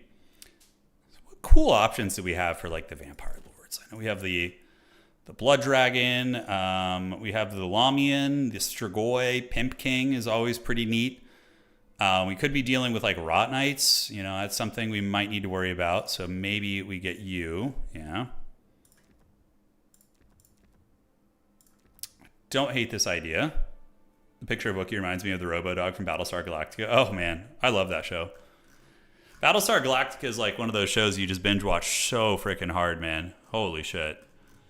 I remember just like being like absorbed by that show for like a long, long time. All right. Hellman the Mayo Gorst. Yeah, of course. You know Hellman Gorst eats mayonnaise. You know he does. He's just like just like eating it out of the jar, dude. I don't think we need this. I don't think we need that. Do this and that. Choices, man. Yeah, we got some options here. We got some sweet options. Okay, so aside from that, we can mix you guys in. I think that's going to be fun. The Master Necromancer Haggardness could work. But I do feel like we want like a proper combat character. Isabella von Carstein cannot ride a fat dragon, which feels bad. The Mayo Talk is back. It has. It's returned, dude. It's like Palpatine. It found its way back after all these years. Got you. Charge bonus and damage. That gives you some big damage. Thanks for adding some peace to life via Total War. I got you, man. Yeah, hopefully things are good for you. Hopefully nothing's stressing you out, my friend. Okay. Bad doggies and honor death. Sword of antiheroes. We could do this. It's kind of a fun combo of things to try. This is a build, all right. This is a build. The fact that he's ready makes me a little bit nervous. We're going to do you guys. The Vargul... Oh, Vampire Gorillas could be totally viable here, too. They absolutely could. Do we want to get, like, a Vampire Gorilla? Call it in and just, like, have it circle beat some Nurgle characters. Nurgle's anti-large is always a little bit weak, but I might want to meet them and do the Haggard grind in the middle. Experiment with how that goes. Okay. Release the Unholy Smeagol's. 3 of those. You missed the initial Mayo Talk. Okay, I'll give you a breakdown in a minute. It was not too exciting, but Dire Pack I think is pretty necessary. Yeah. Black Coach, like in theory, should be good against Nurgle, but I just think it's bad. Yeah. Vampire Gorillas are what? 1,400 a pop. Pretty fast, pretty furious. They can definitely stick and move. But I think this build is coming together nicely. Stearnsman could be like a decent one-off pick for like a last stand type situation, but I think we just index more into the crypt ghouls here. We're going to want bats and bats, although they get wrecked by fury, so probably just cut those and not worry about it.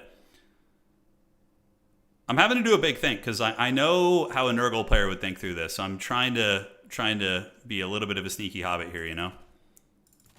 Okay, 300.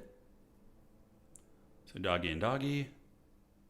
And do we want to get a corpse card? Sure, 1 corpse card to wrap things up. All right, good luck, have fun. Let's see how this goes.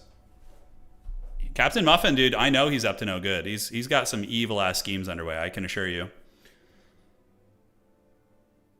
Yeah, so I cover my hot dogs that I eat in mayonnaise. That was basically the foundation of that discussion. Like, is it really that weird to like dip your hot dogs in mayonnaise? And like, look, I'm not just dipping the hot dog by itself. Like I have it in a bun. So like there's like some mayonnaise on my plate and I dip the hot dog in. I don't think it's that weird, you know? It's not. Dude, mayonnaise and hot dogs is like, you know, I've never heard that. Okay, well, first time for everything. So ladies and gentlemen, we're trying to cover all our bases tonight. We got 2 of these. As a Belgian, you approve? Thank you.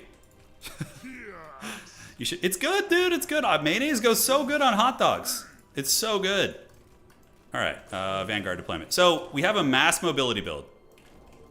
All right, we got several of these. We have a Blood Dragon Chad Pyre Lord, and we have 2 White Kings with Scaps. Great. Double Sword and Board Blood Knight. Oh, shit. Sorry, blocker. Yeah, so 2 Blood Knights to kill infantry. White Kings to Scaps Wraith infantry. Blood Dragon to snipe things in transition. And yeah, that's the idea. So we're basically going to rotate between points and just be a gremlin and try and catch my opponent slipping. He only has 8 models, which means it's a Kugath Death Star, and that just means we play the other 2 points. Right? So we just go here.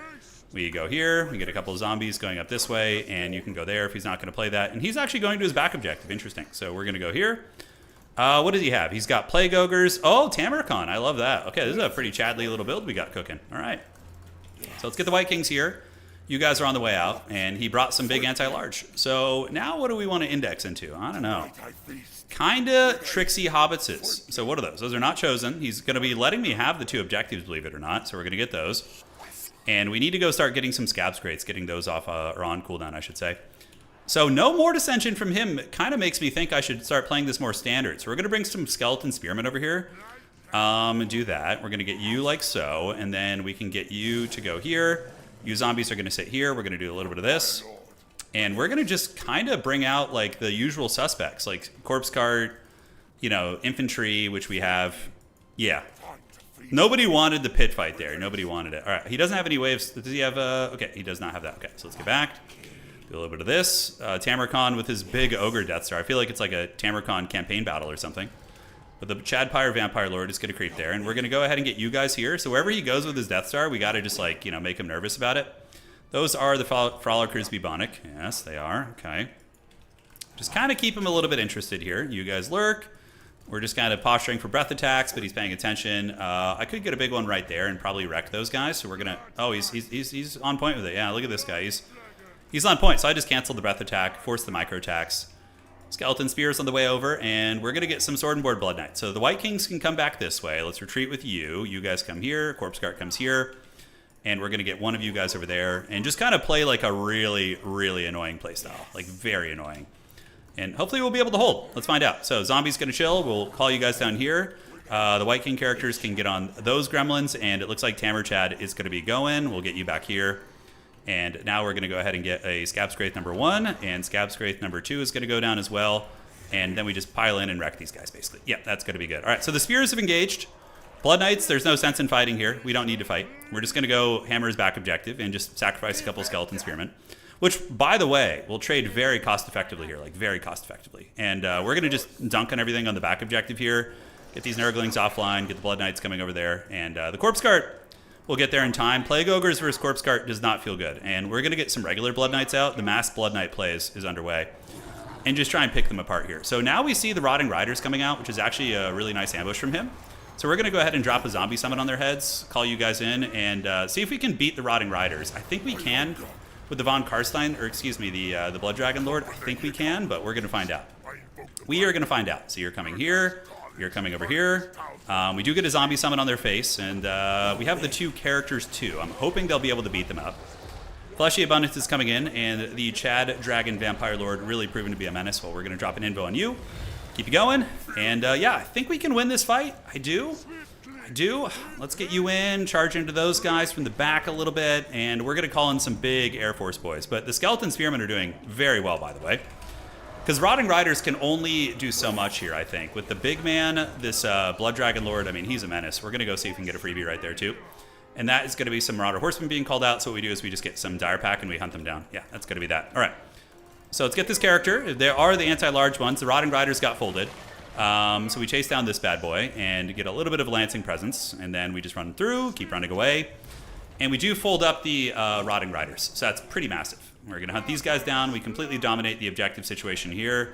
We're going to get the Dire Pack back. You're going to stay here and keep fighting, and now we just play the objective game, like I said. That's what we do. All right, Smeagol's coming in. I don't think so. We want you guys to run up to the high ground here, get those anti-large boys away. The Blood Dragon Vampire Lords hit incredibly hard, like very, very hard. So that was nice for us. So now we see where he's going to go.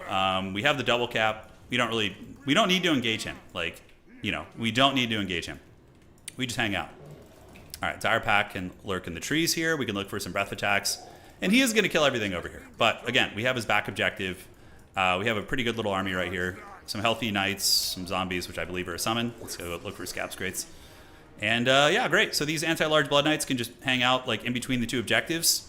And I'm going to be playing extra sweaty here because this is like a do or die for me. If I win this, I go to the likely go to the grand or semifinals. We'll go to top 4. Yeah, Corpse Guard's dying. It is what it is. And that is going to be what? That is the Angels of Decay. Okay, Angels of Decay, a little bit of a troll for us, but I think we are okay because of the Vargeist, which should trade well into them. We're going to see. Oh, he's actually attacking us. Holy shit. Okay, so we're going to go for the Angels of Decay. We're going to run you guys away. We're going to do a little bit of this. Come over here. Yeah, just kind of give him the old Muhammad Ali rope-a-dope here, and we can have you guys attack here. Chad Dragonlord going to use Heart Piercing and the Sword of Antihero. So now his weapon strength is like huge. Yeah, it's very big with these guys coming in too. All right, you guys come down here. Dire Pack has his Lord surrounded, but we don't want to give him that smoke for free, so we are going to do this. Meanwhile, we just recycle our Haggard Skeletons. We just recycle our infantry, bring them down here. You know, all's good in the neighborhood. And did we get the Angels of Decay? They're kind of getting away from us. They're a little bit quicker than I would like, so speedy, speedy. All right, get you guys there. Get you guys on the point here. You guys come over this way. Just chase these gremlins down. What he's going to do is probably land them on the ground right now, which is going to be tough. So we need to get you and you to team up. Just kind of like show a little bit of interest. But as soon as he tries to land, we have to be zoomed in close because we have to avoid that. So we attack. We get some big damage right there. They do get the Black Cleaver, but I think we trade pretty well in that fight right there. I think we do. You guys head over here. Head these guys off. And is he going to go for the ground? Helm of Discord activated. So he's going to be suffering all the dreaded Discord notifications. That's what's going to be happening. We're going to do an invo on you, and we're going to get a Corpse Guard and another Skeleton Spearman to come down here. Yeah, that's going to be the idea. Okay, so these are the Lance versions, so we should be able to kill those Plague Ogres. So, like, the whole kind of school of thought in this matchup is you keep, like, moving back and forth until your opponent, like, makes mistakes, which he just made because now an expensive Plague Ogre unit is trapped.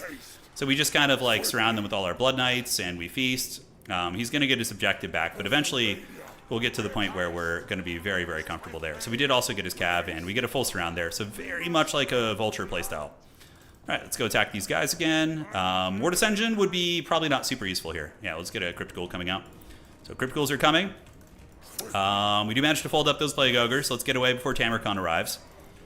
Yeah, nice. And, oh, did I use a breath attack? I don't remember using a breath attack. I guess I just misclicked. Okay. I did not intend to, that is for sure. So Tamer Chad is on his way over. We want to get the Skeleton Spearman Chaff.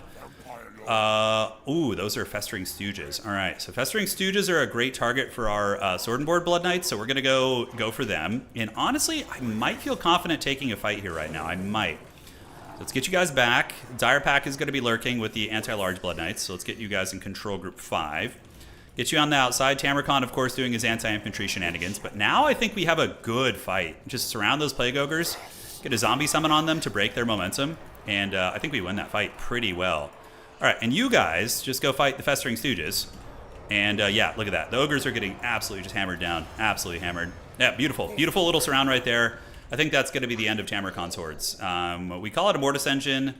Probably next. Yeah, or a Vargeist. Vargeist are also very good here too, so we're going to get them. And the Festering Stooges should lose to the Blood Knights. They should. And now all the Plague Ogres are surrounded. You know, we got the Corpse Guard coming in. The Chad Vampire Lord is doing quite good. Helm of Discord is activated, so their stats are going to be even worse. Vargeist go kill those Nurglings. And yeah, Tamarcon probably doesn't win in a fight versus the Blood Dragon board, so I think that's huge for us. And high ground, he's not threatening it at all. Okay, I think we got this one to the bag. We're very up on value, and his army is hurting a bit. It's definitely hurting. Yeah, Tamer Chad is going to get bullied. Vargeist will rip apart those Nurglings, and yeah, Tamarcon might actually die here. It's going to take a while, but, you know, it's possible. So we're just going to leave him with the White King characters, and we're going to go across, but yeah, we got that one. All right, GG. So 4-1, guys, 4-1. Pretty damn good. No, that blob fight was definitely favored for us. We had the Ogres. The Plague Ogres are a very weird unit. They're overcosted. They need support. Like, them on their own, they tend to get folded by, like, even chaff units and other anti-large pieces. But, yeah, GG, guys.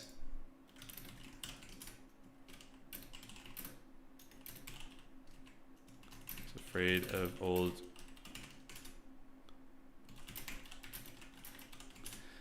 All right, so... there we have it. So now we got to see the Blood Knights too. Yeah, we got to see Shielded Blood Knights putting in work. They did not do bad. A big part of his loss was when the Rotting Riders got caught out and they kind of got punished. That was basically game over for him at that point. Vampire Counts versus Nurgle. Now we're going to be seeing who's in top 4. I should be there. I should be there. We're going to find out.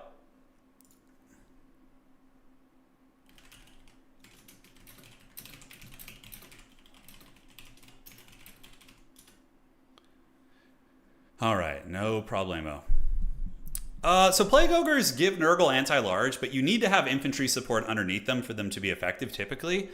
Yeah, they're a weird unit. I'm not a big fan of them. Rotting Riders are probably your best anti-large unit, and Rot Knights in general, but in that matchup, Kugath is definitely your best friend. Kugath, the vampires just can't interact with him at all. Tamarkon can be defeated by vampires, like a Blood Dragon Lord will bully him a little bit. But Kugath is just indestructible, yeah. But it's really, you need mass Marauder Horsemen. So he needed like 4 Marauder Horsemen units and Furies to defend them and just like punishing me for rotating, like those type of things, yeah. That is that. Okay, so let's get this and let's refresh brackets and see how it's looking. So top 4 as it stands, I should be there. It depends. I mean, is there a chance where I'm not? I don't think so. Hlidden is undefeated too. So Hlidden has made top 4. So let's go to the tourney here. So Hlidden is top 4. I think I'm top 4. Martinius is playing for it. Either him or Alexander is going to be making it. Only one of those guys will. Yeah. And other contenders, Blood Penguin. Yeah, he could make top 4 too. If he's on Bretonnia, I would be sweating bullets. For sure. I don't know if he is. Let's check. So we're going to see what those guys are playing real quick. So Dwarves for Alexander Big Nuts. Martinius on Beastmen. Attack Speed and Joy on Bretonnia. Thankfully he didn't make it. Dwarves on Hlidden. Wow, a lot of dwarves. A lot of dwarf action. Oh, and Nurgle for Blood Penguin. Oh shit, okay. So he would be playing Nurgle. Okay. Nurgle will actually win a blob fight versus Vampire Counts. If you put Kugath and Nurgle infantry versus and like a couple debuffs versus a Vampire Count blob with a Mortis Engine and Corpse Carts, the Nurgle army will win. Like I've done it a million times. Like if you basically, I mean, this isn't what I would recommend bringing against vampires like nowadays, but if you just get like some Plague Bearers, like you get Kugath, you get 1 Beast of Nurgle and like a Cultist with like some debuffs, you're gonna win the blob fight. Kugath is just too unholy to stop. He's a raid boss. Can you look at my mod? What is that? Sham, is that for Total War you're saying? I have no idea what that is. Well, Kugath is expensive, but you wouldn't bring him like that. You would bring him like this. You would just do... Like, meta Kugath is basically... you keep Children, Arcane Conduit, Pestilent Decay. You can cut these abilities. They're okay.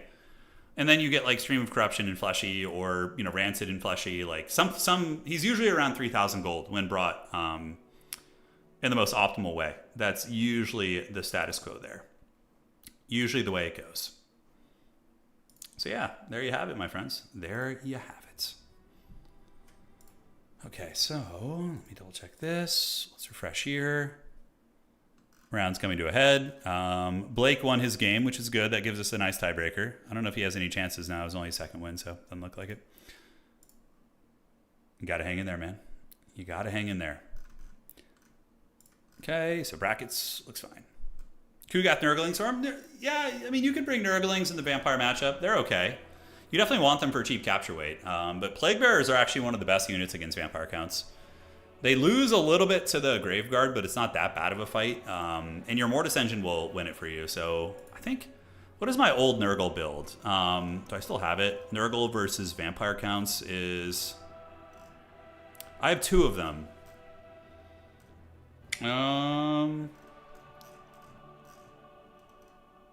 It's definitely outdated at this point.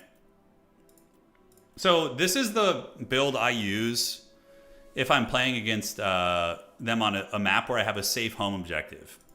So it's Kugath. You can use this guy on a shrine for the memes, which is really fun. But you can also put him on foot and get more units, whatever you prefer. And yeah, just something like this. It's very, very nice. You get 4 Marauder Horse and Throwing Axes for battlefield control. Or you use...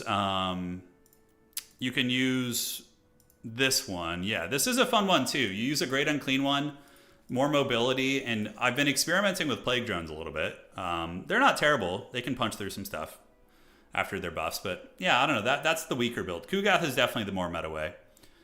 Plague Bearers are really good against undead because typically undead players spam zombies and skeletons primarily as their infantry, and Plague Bearers dominate those type of units, like absolutely dominate. Yeah.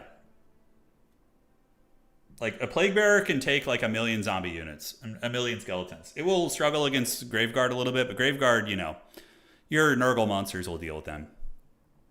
Yeah, yeah. Nagash is probably going to be a similar price to Kugath for sure, like just these huge powerhouse characters. I would agree with that assessment. All right. Attack Speed Enjoyer winning, and he is on Bretonia. Hopefully he... Okay, I think we're safe from him because he only had 2 wins. So we don't have to worry about his Bretonia. No, Kugath is legit good, though. He's a strong character. He's probably the strongest individual character in the game. Like, I'm like 90% sure Kugath defeats Skarbrand in a fight. Like, I don't think there's any character that can take him on head-to-head. Like, I don't think there's anyone. All right. Let's see, guys. Glidden, Dwarves, Beastmen, Vampires, and 8-Bit Warlock. I don't know if he's going to make it. Is he playing his game still? It's pretty damn close. The winner of Potatoes and Blood Penguin will make it, I think. No, yeah. So these guys are playing for the last spot, basically. Potatoes, we beat him pretty decisively on Greenskins. So I would rather he win it. But Blood Penguin is actually on Nurgle, which, I don't know. Yeah, I would love to see Nurgle make it too. I mean, that's a win for everybody, right? That's a win for everybody. No problemos there. All right, so let's do this. Refresh the brackets and call it a day. Yep, still waiting on those guys. Turtles are me. Does he have any chances? Let me see. Turtles are me. No, he only has 2 wins. And Ponty, yeah. So those guys don't have a chance of making it. Okay. Yeah, so the dwarf player is undefeated. Glidden is a very good dwarf player, by the way. He's like an OG dwarf Chad. He's been playing them for many, many moons. Here we are. Perfect. If Kugath can use all his spells and abilities, he beats Skarbrand and Nikai with Kugath having about 1/4 remaining. Yeah, he's just got such a big HP pool, and Poison is so big in monster fights, right? So, like, when you look at the efficiency of Poison, it lowers by a percentage, right? So lowering a percentage off like a high damage character like Skarbrand is really strong. But Skarbrand also can put in some work with his items. The Wrathful Reaper ability, those type of things. So Nurgle, Greenskins, you get green either way. Yeah. I would probably rather face Greenskins. I don't know. It felt pretty smooth. Like Greenskins feels like you just spam magic units and they just struggle like hard. You know, it's just pain city for them. Okay, Potatoes is done. So now we're just waiting on Blood Penguin to finish his game. All right. And we will find out who the next player is going to be. I don't know what the dwarf matchup looks like. I don't know. Yeah, like what do you do against dwarves as vampire counts? I think you have to stuff them back and play the points. Because dwarves will probably outvalue you eventually. I feel like the Banshees are maybe annoying because they're fast AP guy like characters. Yeah, so Scab's Wraith is all right. Probably double Banshee would be your go-to. It's pretty wild how vampires are like so hero focused. Like they use heroes so much more. Yeah. You know, I also feel like Krell should be like a hero you can recruit. That'd be really fun. Like, yeah, vampires don't have any legendary heroes, do they? I don't think so. Except Krell, of course, who is a summon. Never seen the Toad Dragon vomit go up? So you're saying the Toad Dragon vomited and it went up in the sky that last game? Is that true? When was this? What point in the game was this? Was it like... Let me check here. I wonder if it's like actually visible in the replay. Dowie lack magic damage. Yeah. Well, no, they have Doomseekers though. They have Doomseekers, Bloody Bob, and they're going to bring those. Scab's Wraith does have 0 AP, but it's okay against Slayers. Yeah. All right. So when did he do his breath? His like throw up in the sky? Let's see. Okay. So yeah, this was last game. We were trying to get breath attacks. He was dodging really well, by the way. It was like very annoying. I was so excited about getting him there, but we finally caught him slipping and we were able to get that. I think it was like in the middle. Yeah. So is it here? Okay, we'll do like a mini fast forward. I'm just going to follow Tamarcon around for a while.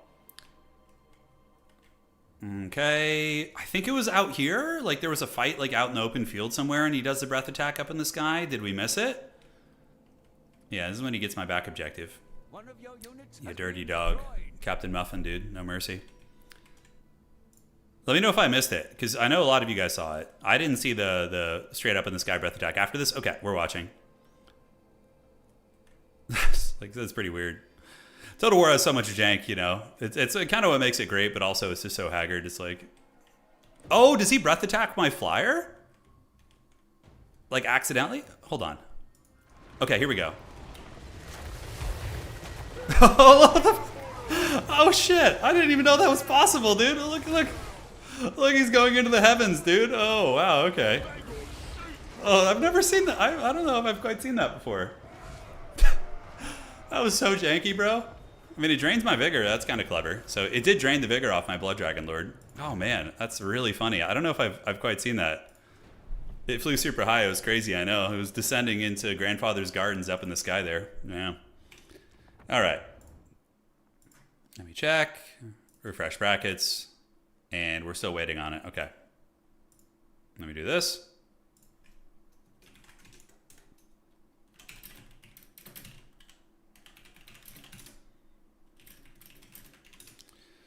The vomit flying straight into the heavens. Yes. Okay. So Penguin's still playing his game, man. Vomiting on Grandfather Nurgle. Yes. Toe dragons are so cool. I actually wanted to get one in tabletop and have it on my Nurgle army, but yeah, someday maybe. Someday we will dabble in the forbidden arts. Chaos is a pathway to many abilities, which some may consider unnatural. Yes, they might. Evil Toe Dragon anti-air tech. Nurgle's forbidden anti-air. Yeah, I do. Toe dragons need a buff probably. Like, I feel like Toe dragons should be one of the tankiest monsters in the game. But you look at its HP, it has 12,000 HP. Okay, so I know there's some monsters. Let's see what, like, the Kadai Destroyer has, for example. Let's, like, look around some of the big boys. So he has 10,000. Okay, it makes sense. It's like a metal monster. It's more armor-focused. Let's see what the Titans have. Yeah, 12,000. Okay, so it's like the Toe Dragon is in the ballpark of having high HP, but the Dread Saurians are pretty goated on HP. They have, like, what, 15,000 or something? Yeah, so...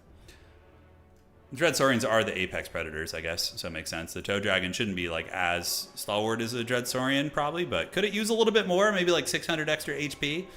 You know, maybe. Will there be some bar after the tournament? Maybe. Yeah, maybe we'll do some Beyond All Reason. Certainly a possibility, my friend. Certainly a possibility. Yeah. Toe Dragons are cool. I think he could use maybe like 600 HP. Put him at the same as like an Iroh Titan or something, and we can call it a day, you know? We can call it even. Okay.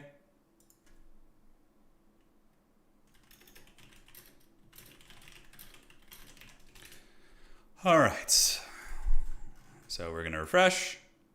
Still waiting on the man to finish, and it looks like they just wrapped up. So we have our top four. More HP on a Nurgle creature seems normal. Yeah, like Nurgle's Blessing should make him a little bit tankier. So Rick needs to get a Byron point. Oh, Potatoes won. Okay, so Rick is going to get his point here. I don't think it matters. Actually, could it matter? No, it does not matter. Okay. So refreshing, and now we have top four. We made top four, guys. We did it. Didn't think it was going to happen, but we did make it here, which is great. All right, advancing to top four. Thank you for playing in the rounds of regulation, everybody. And let's see if we can win this frickin' tournament with Vampire Counts. If we win tonight, that's just like truly a testament to how overpowered this faction is. All right, so it's going to be me versus Potatoes and Martinius and Flidden playing it out. So pretty good luck of the draw for us. Thank you for playing. Top four.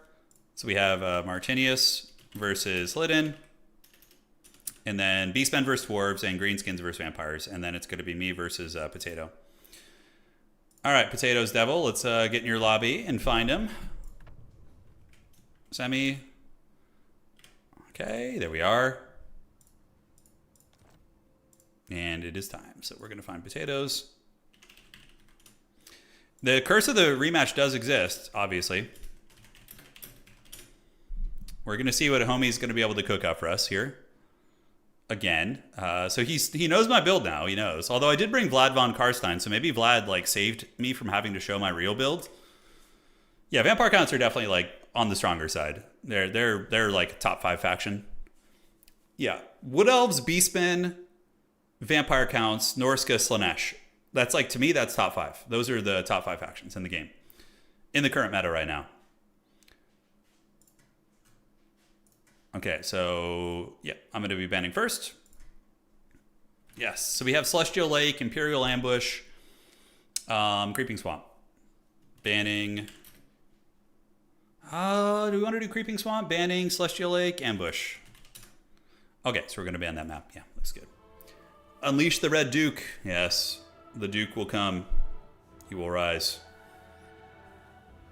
Red Duke's all right here. I mean, he's more of a Lord Sniper. You don't really need to snipe Greenskin Lords, in my opinion. Yeah, I don't know who the most optimal choice is here, to be honest. Vlad felt unironically kind of decent last game. Like, I was enjoying him. But again, my opponent didn't bring archers. So, like, Vlad didn't need to get into the backfield. He was just there to cause, like, fear and terror in the front line, you know? So that was one thing to consider as well. Do you have any internal ranking on the community, or how does it function for competitive stuff? Yeah, so if you want to like find out who the best players in the world are, you can go to our Total War Competitive website, which is right here. You can see the leaderboards, and you can look at the champions from previous seasons to determine who the best. So we have a concrete data on who the best players are. Regarding the meta, we go off our stats page, but also it's not always quite accurate early on in the season. But you can read the stats on that website as well. Yeah, Vlad wasn't terrible. He wasn't. So just waiting on what you're going to be banning. Lobby's up. Let me know your ban. All right. So waiting to see what Big Potato is going to be doing.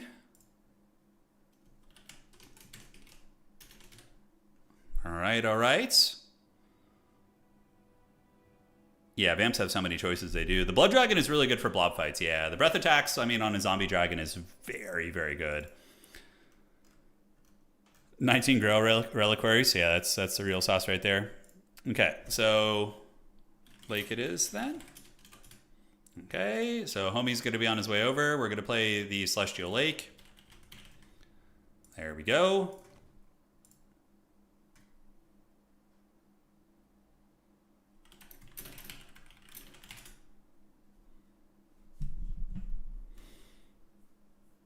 I think we're going to be on Creeping Swamp. Okay, that is fine. Every day we are creeping in the swamp, which is vampire counts for sure. What does this map look like? Yeah, this one. Okay, this is like a kind of, it's a style-ish. I know Creeping Swamp, sort of.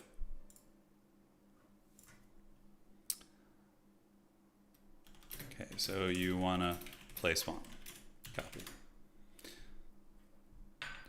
He's getting confused. Negotiating with my opponent about the maps. We'll be there in a second. 19 Grower Leaks. Yeah, that'll certainly keep his sauce going. Okay, he's on his way in, and we have the Creeping Swamp is going to be the map. So that does change my build a little bit. Yeah, he's got a Nicolas Cage profile picture. I mean, come on, what's not to love, man? What's not to love? It's awesome. 2, 3, and 4. Get 2 of you guys. Scap's Wraith is really good here, too. It's very, very strong. Okay. Scary zombies are on the way. A couple of you guys, corpse carts, and then the Lord Choice. Now we got the big business. The Flying Master Necromancer doesn't feel terrible. That flying like zombie summon shenanigans is pretty fun. Breath attacks, of course, have always been a menace. Vlad being able to beat down the giant was quite hilarious, actually. I was surprised at how well that worked. He really hung in there. Okay, let's get some bats.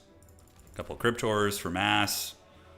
Vargeists are always fun for disruption, and now we need to figure out what we're going to be doing for our last couple picks. This is like the hardest part. Like, I don't know what like Lord choice is the best. Like, this is where it becomes a bit of a conundrum here. Yeah, like who do we pick for our Lord? Vlad on this map is probably not good because of how big it is. I mean, Manfred is an option.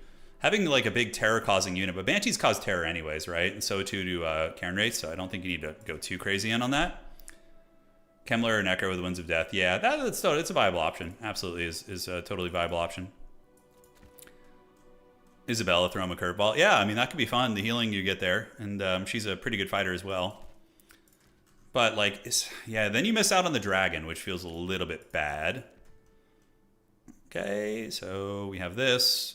Affects allies max. That's actually kind of a cool ability. Got that one. Okay. So then we need to cut 300 Gs somehow. All right, so we have 80 left here. Looking fine. Looking fine. Mass Graveguard and Blood Knights. Last game was the Blood Knight. Was the Blood Knight game. Last game was the one where the Blood Knights were there to feast, and they did very well. They did very, very well for us. He did have the Blorks, the Paul Blork Malkops. I wonder if he's going to try Black Orcs again. I can't help but feel they're a little bit haggard against all the ghost units, but I could be wrong. Could be wrong. Yeah, Sergoy on foot's not a bad option. I mean, he's a tanky boy, and he can get in there. The dragon is what makes him expensive, and he does auto-heal and stuff. I think I'm going to try this out, though. Mass Black Knights. Black Knights are not very good against greenskins, I don't think. You could have one, maybe. Like, index into one, just to be an extra sneaky hobbit. Okay, looks fine. And then, what else do we need? Can we bring some Mourngulls and just use some cheat codes? Mourngulls would be fun. Stearnsman, not bad. Flock of Doom Spam, yeah, that's totally viable. You can use the Von Karstein Lord for that. Cool, yeah, this is fun. Let's try this out. Let's give it a good college try and see what's cooking. I feel like I need a couple more chaff units here. So let's cut this. 1, 2, and 3. There we go, okay. That will do, pig, that will do. Good luck, have fun to my opponent. I think we're ready. You're betting on Von Karstein on your dragon with Flock of Doom? Yeah. Could be. Could very well be. I like that the head lore that the greenskins are unique to being... Yeah, greenskins being scared of ghosts. I guess there could be some lore justifications for that. That's for sure. That is absolutely the case. I'm trying to remember what he did last game.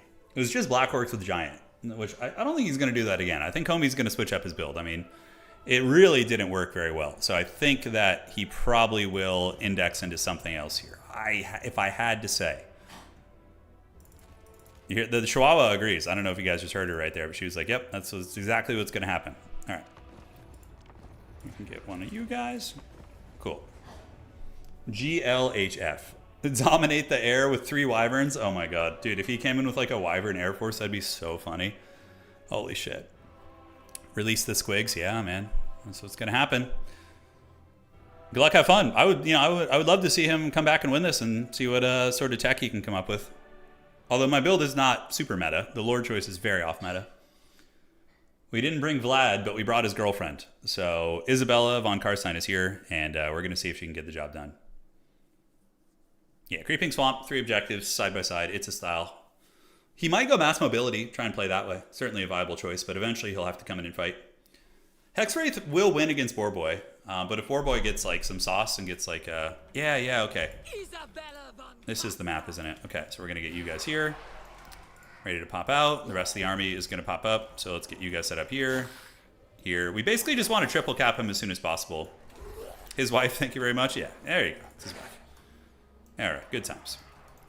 Get you there, Karen Race at the ready, Corpse Guard and Corpse Guard, because everybody loves Corpse Guards, they're super good.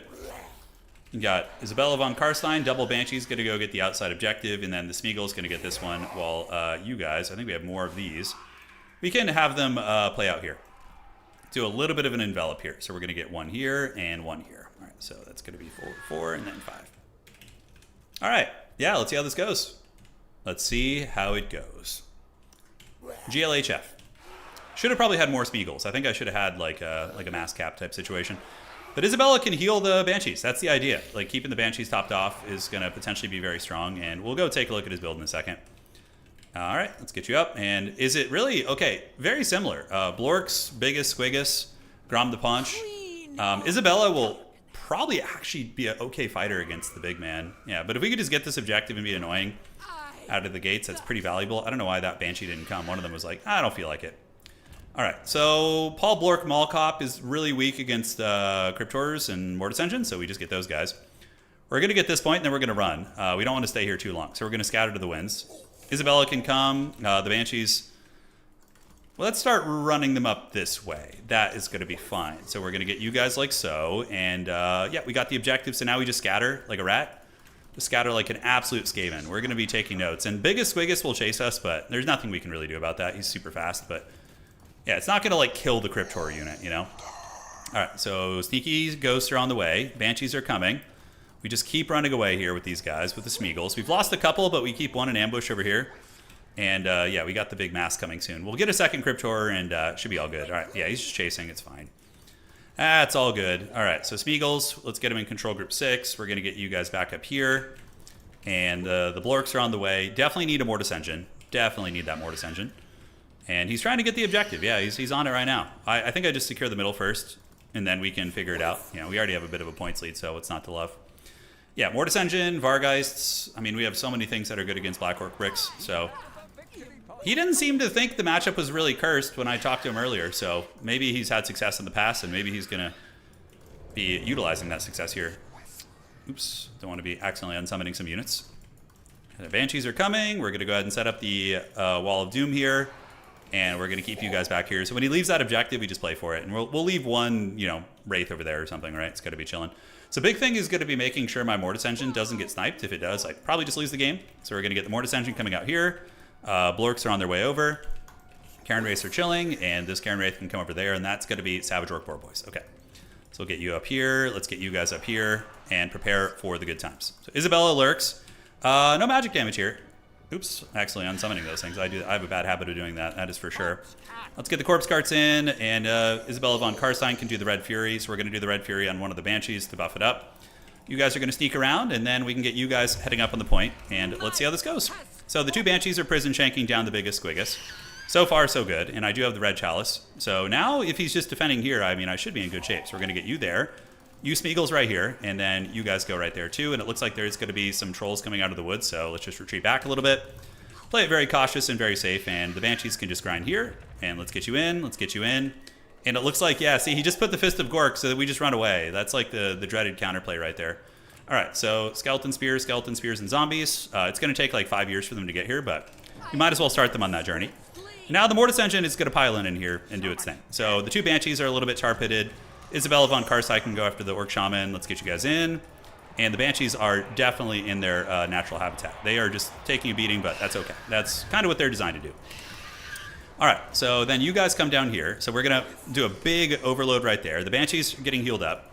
And we have the Mortis Engine in here, which is going to be draining all those units. Corpse cards, like all those different buffs. Isabella trying to hunt down the big dog. So we're going to do this, and then we're just going to actually go back up there when he starts to rotate and call it a freaking day. All right, so Dire Pack, probably get some Wraiths. You can see these guys extra spooky, but the bonus versus infantry is doing it. So we're going to go get on you guys. And the Blood Chalice of Bathorai, we're going to use it on this Banshee here. Try and heal that thing up. Let the Mortis Engine keep draining, but we need to get it back a little bit. Got to be careful. So the Blood Chalice is going to run. And we got the Blood Chalice of Bathorai. We got the two Banshees doing its thing, and Isabella von Karstein. Was she able to get the Orc Shaman? The Orc Shaman is karate chopped, and now we steal the high ground objective from him as well. So that's really, really not good for him. Let's get the Mortis over here. Isabella von Karstein doing her thing. The Banshees with the Blood Chalice of Bathorai looking absolute pimp. And yeah, now maybe he's going to come for an envelop, as we do get the triple cap on him most likely. It's going to be hard. But the Mortis Engine is just putting in a ton of heavy lifting here. It's doing huge, huge work. And he's going to attack me here, but we'll get a rear charge on him with the Hex Wraiths, and it's just going to be a big terror route, probably. All right, so you guys get in here. Isabella's going to drop a Zombie Summon on your face, so you guys get trapped there. High ground objective goes to us. We have a triple cap on him, and then we use the Red Fury on these guys, and they just come in and terror out everything. Like, his whole army is going to get terror routed here. Yeah, it's going to be very good. Two Banshees are in. Let's get you guys there. Red Fury on them is going to be great. That will give them charge bonus and damage. So now they move in on those. And I do start to lose the objective, but the fact that we were able to get the other side is pretty massive. So those guys are going to get routed. Mortis Engine is still grinding, and yeah, he's just moving more units into a Mortis Engine, so that's good for us. It's a big win. Heals, I don't think I need to use any. The Blood Chalice of Bathorai, pretty good actually. We clutched one of our Banshee characters with that. I like that a lot. Let's call you Dire Pack in. Dire Pack will hopefully do work here. We can keep the Banshees going and get ready to fly overhead. The blob fight is definitely going to go in our favor. The high ground objective is ours. And yeah, let's go get on the squigs right there. We can drop a Zombie Summon to obstruct these trolls, although I don't think we need to quite yet. Mortis Engine is grinding it out. And let's drop a Zombie Summon right here. All right, so that's going to obstruct the Dirked Squigs, and they're going to have quite a bad time. All right, so Pump Wagons. High ground looks good. I think we can call in some heavy hitters now, so like some Vargeist and or Crypt Horrors. Isabella von Karstein at the ready. I mean, we could dive in and probably get a kill on this character. Mortis Engine's still sitting. Spears are good. He does have biggest Squigga still, by the way. He still does have that chilling. High ground, yeah, pretty decisive there. We have a lot of units there, so it's, of course, going to do its thing. Grom the Paunch about to be Prison Shanks. Mortis Engine draining these guys down. Biggest Squiggus on his way over, and looks like we got this on lock. I don't know what he can do to come back, but certainly don't want to underestimate him. He's a strong player. Made it to the semifinals after all. Vargeist will get here quicker. Let's just do that. That'll be like big shock damage, and should be able to fold him up. Grom is running. Vargeist are on the way in. We got the Mortis Engine draining the entire time, by the way. It's been good. You got the keys? All right. Zombie Summon. Yes, on top of Trolls. Blood Chalice, we can get it on cooldown. And here we do see Pump Wagons coming, but we have Skeleton Chaff units there. We'll just get this on cooldown, use the Blood Chalice on this Banshee. It's going to heal it up. And Pump Wagons thinking about maybe coming up here, but there are Cryptors here, so they're just going to, be able to shut that shit down. We're actually just going to bring everybody over here. Yeah, it's going to be good. All right, Dire Pack is lurking. Holy shit, that Pump Wagon just ran over everything. God damn, did you guys see that shit? Jesus Christ, that Pump Wagon just annihilated those 3 units. Holy shit. Okay, I gotta be careful. Yeah, maybe the Pump Wagon pulls it back for him. I don't know. We need to get Invo. Gotta stay focused. Gotta stay focused. Can't let the Mortis Engine fall. We're gonna get the Banshees on Biggest Squiggus and Isabella on Biggest Squiggus too. So we're gonna give it to herself. She's gonna get the Red Fury charge in there. And yeah, but we have a lot of reinforcements coming down here, which is gonna be very nasty. Can't believe that Pump Wagon did so much damage. God damn, dude. God damn. All right, let's get you guys in. Let's get the Cryptors right there, get the Smeagol's around the back. We can reinforce the high ground a little bit, because obviously Homie likes to rotate, so we're going to do you and you. And then we get a Corpse Cart there too. So we got the whole like cavalcade coming in. Yes, and yes. The big squig is going to be broken. That objective's going to us, and it looks like the Pump Wagons did get rolled up. Ghostly unit's going to come in. We could drop a Zombie Summon on top of his blob, get the Mortis Engine back in there, and loop the Mortis Engine down and away while we get some Fellbats to chase down his archers, basically, is going to be the idea. All right, looks like we did stabilize here. The Dire Pack was able to get the job done, which is great. Isabella can go here, run the Mortis Engine away from him, and get it up and under, and it looks like the biggest Squiggus is going to be paying the price while the Haggard army marches to grab those points. Yeah, great. He's looking pretty cooked up. I mean, being down in value against... I really do think you need archers in this matchup. Even though they're hard to protect, I do think they're kind of a staple. But yeah. Mortis Engine has gotten silver chevrons, which is pretty massive. That means it's been draining Black Orcs this entire game and just doing it. So that's pretty good for us. I mean, we more than likely go to the grand finals here. More than likely. All right, so the Haggard Blob of Doom is coming. The middle objective is back to us. Trolls are going to pay the iron price. Isabella von Karstein, unironically kind of cool. So we got an Isabella game and a Vlad game today. Got to keep hunting these bad boys. We could drop a little Zombie Summon on their face, which is going to mitigate their damage pretty heavily. Get the 2 Banshees to go after Big Dog. Healing Cap. So the Blood Chalice would only really be useful for Isabella right now. And it looks like the Banshees were able to get on top of Grom. So now what we do is we call in a Hound unit, and we chase Grom off the battlefield. Yeah, and that basically just ends the game there. That's going to be enough to get him. Kind of looks like Army Loss is kicking in, but obviously that's not a thing here. All right. Yep, you guys reform the ranks on this objective. Let's unsummon the Dire Pack. What's another reason why Undead are kind of easy to play, at least Vampire counts, is the fact that you don't have to like worry about unsummoning units. Like it just does it for you through crumbling. It's really, really nice. All right, yeah, units can chevron mid fight. Yeah, they can. When they get experience, they chevron up. Yeah, it's definitely good. Yeah, I don't think the Black Orcs are the way. I think you can bring a couple, but you need to bring archers probably. So the Ghost units did good, and yeah, Isabella did fine. Mortis Engine got 3,400 value. That's pretty brutal. Yeah, that's what shut him down there, basically in the middle. GG dog. Pretty unfortunate for him to get vampires twice, but you know, it's the nature of the beast. I was the only vampire player in the tournament, so yeah, Mortis got big value. Yeah. Okay, so let's go to the top 4 and see who else is going to be meeting us there. So we're in the grand finals, guys. Yeah, look at that. So this is how you get to the top of the leaderboard. You just play vampire counts over and over. Got it. All right, so greenskins. There we go. Let's do it, man. So we're going to be playing either the Dwarves or the Beastmen. I don't know who I'd rather play, honestly. Probably Dwarves, because the Beastmen player already played against me. Yeah. We'll see, man. Those Fighter Riders were on their way to killing the Mortis. Yeah, they almost got it, man. They almost got it. Wait till 40k. The Orcs are going to have so much DACA. I know, they are. Well, Orcs have a lot of DACA in this game. The Pump Wagons didn't get a lot of value, but they did do okay damage. But the things they were killing were only like 100 gold units. A chevron is, so when you click a unit, you can click on it and you can level up that unit by putting a chevron into it. This is going to basically increase their stats. So you can pay money to make units more elite. People don't usually do this in multiplayer. There have been like a couple niche techs in the past where we would see like gold chevron units, but you can invest these before the battle, or you can, the unit can earn chevrons during battle. So there's no like tooltip for it really, but basically as they're fighting, they can earn experience and they can get more chevrons. So my Mortis engine was ranking up. It was rank 6 because it killed so much that it got the experience during the battle, which was good. Yeah. All right. Yeah, those are called chevrons in the game. Yeah, that's what they call them. All right, so we're just waiting to see who wins. Vampire Counts Grand Finals, baby. Could be worse, right? Could be worse. We've made it here. Thinking of doing another modded tournament this week, maybe on like Wednesday, Thursday. We could do a like a Southern Realms. Oh, dude, how about we do a faction war with modded factions? Would you guys be down for that? So I get a high-level player to represent all the... Oh, that would be fun. So before the stream's over today, let's take a look. So we can do like Kataf's Southern Realms. I don't know why they would be Legamus. I have no idea, boss. Yeah, maybe YouTube's changing it up. But we could do a modded Southern Realms with all the OVN factions. That would be sick. Like a modded faction war. Yeah, Saif, I think you do want to use Cairn Wraiths versus Dwarves. Yeah. Even though Doomseekers exist, you can outrun them. So you can like kite them back a little bit. 100%, that'd be fun. Yeah, maybe we'll like aim to do that on like Wednesday or Thursday or something. That sounds like it could be a great freaking time. Yeah, man. Let's get it.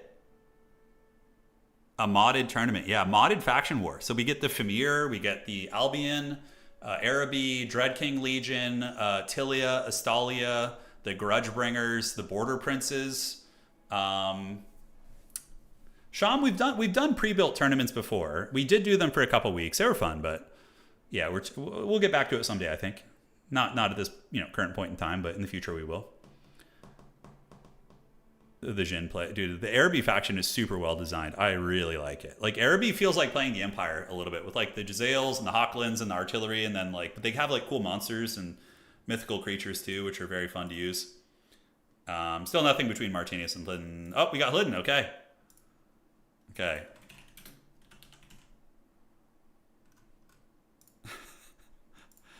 All right, we got Lydon here. Okay, Vamps for me. Hey, where you at, Maximilianaire? What do I do in this matchup? I don't know what I'm doing. I don't know. The Dread Dwarves. Dude, they've come for me. This is the gif I sent him when when the dwarves roll up on the vampire cows, dude. Yeah. All right. Is it good for me? First time playing.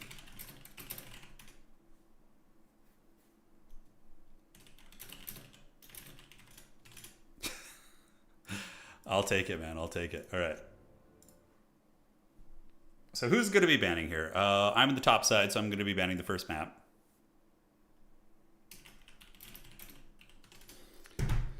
And let's get it. War of the Beard.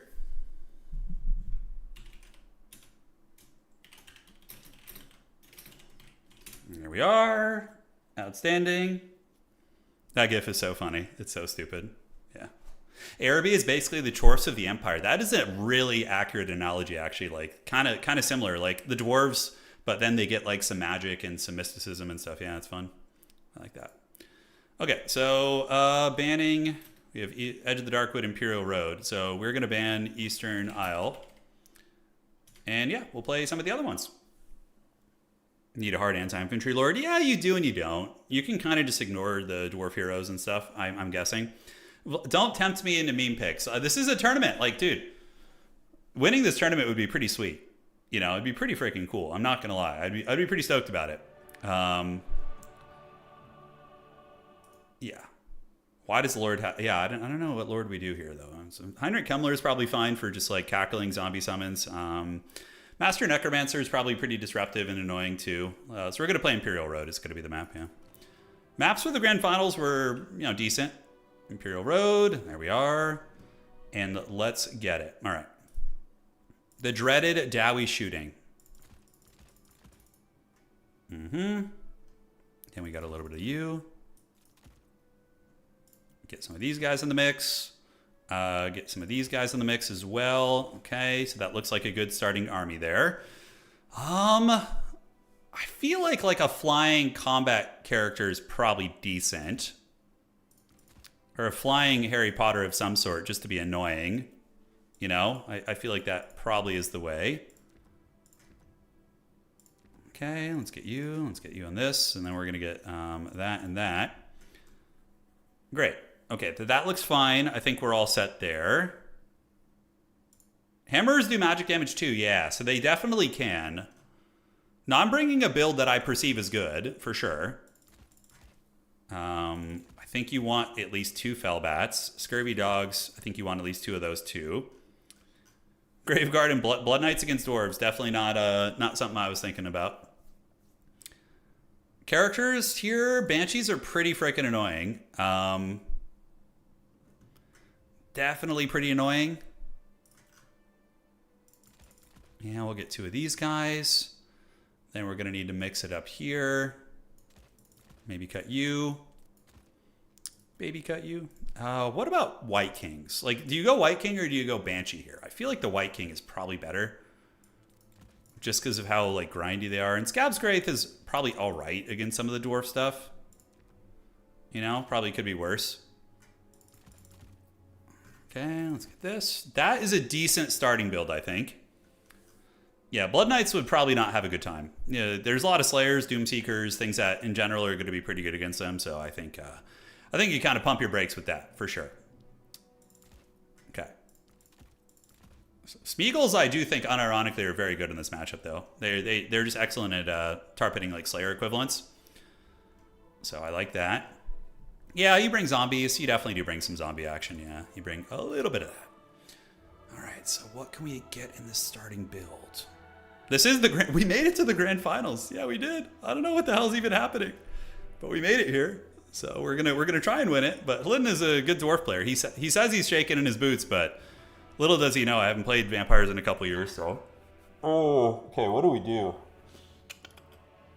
Are you sure this is a dog? Yes, it is a dog. Dude, Sylvanian handgunners would be really funny. Just like ambush him with those. Surprise! What about Black Knights? Like a Black Knight unit, just like one. Just stick it on in there and see what happens. I feel like it's not a terrible inclusion just to get one of those bad boys. Yeah. All right. Good luck. Have fun. Yes. Maybe one more view. Okay, that looks a little bit better to me.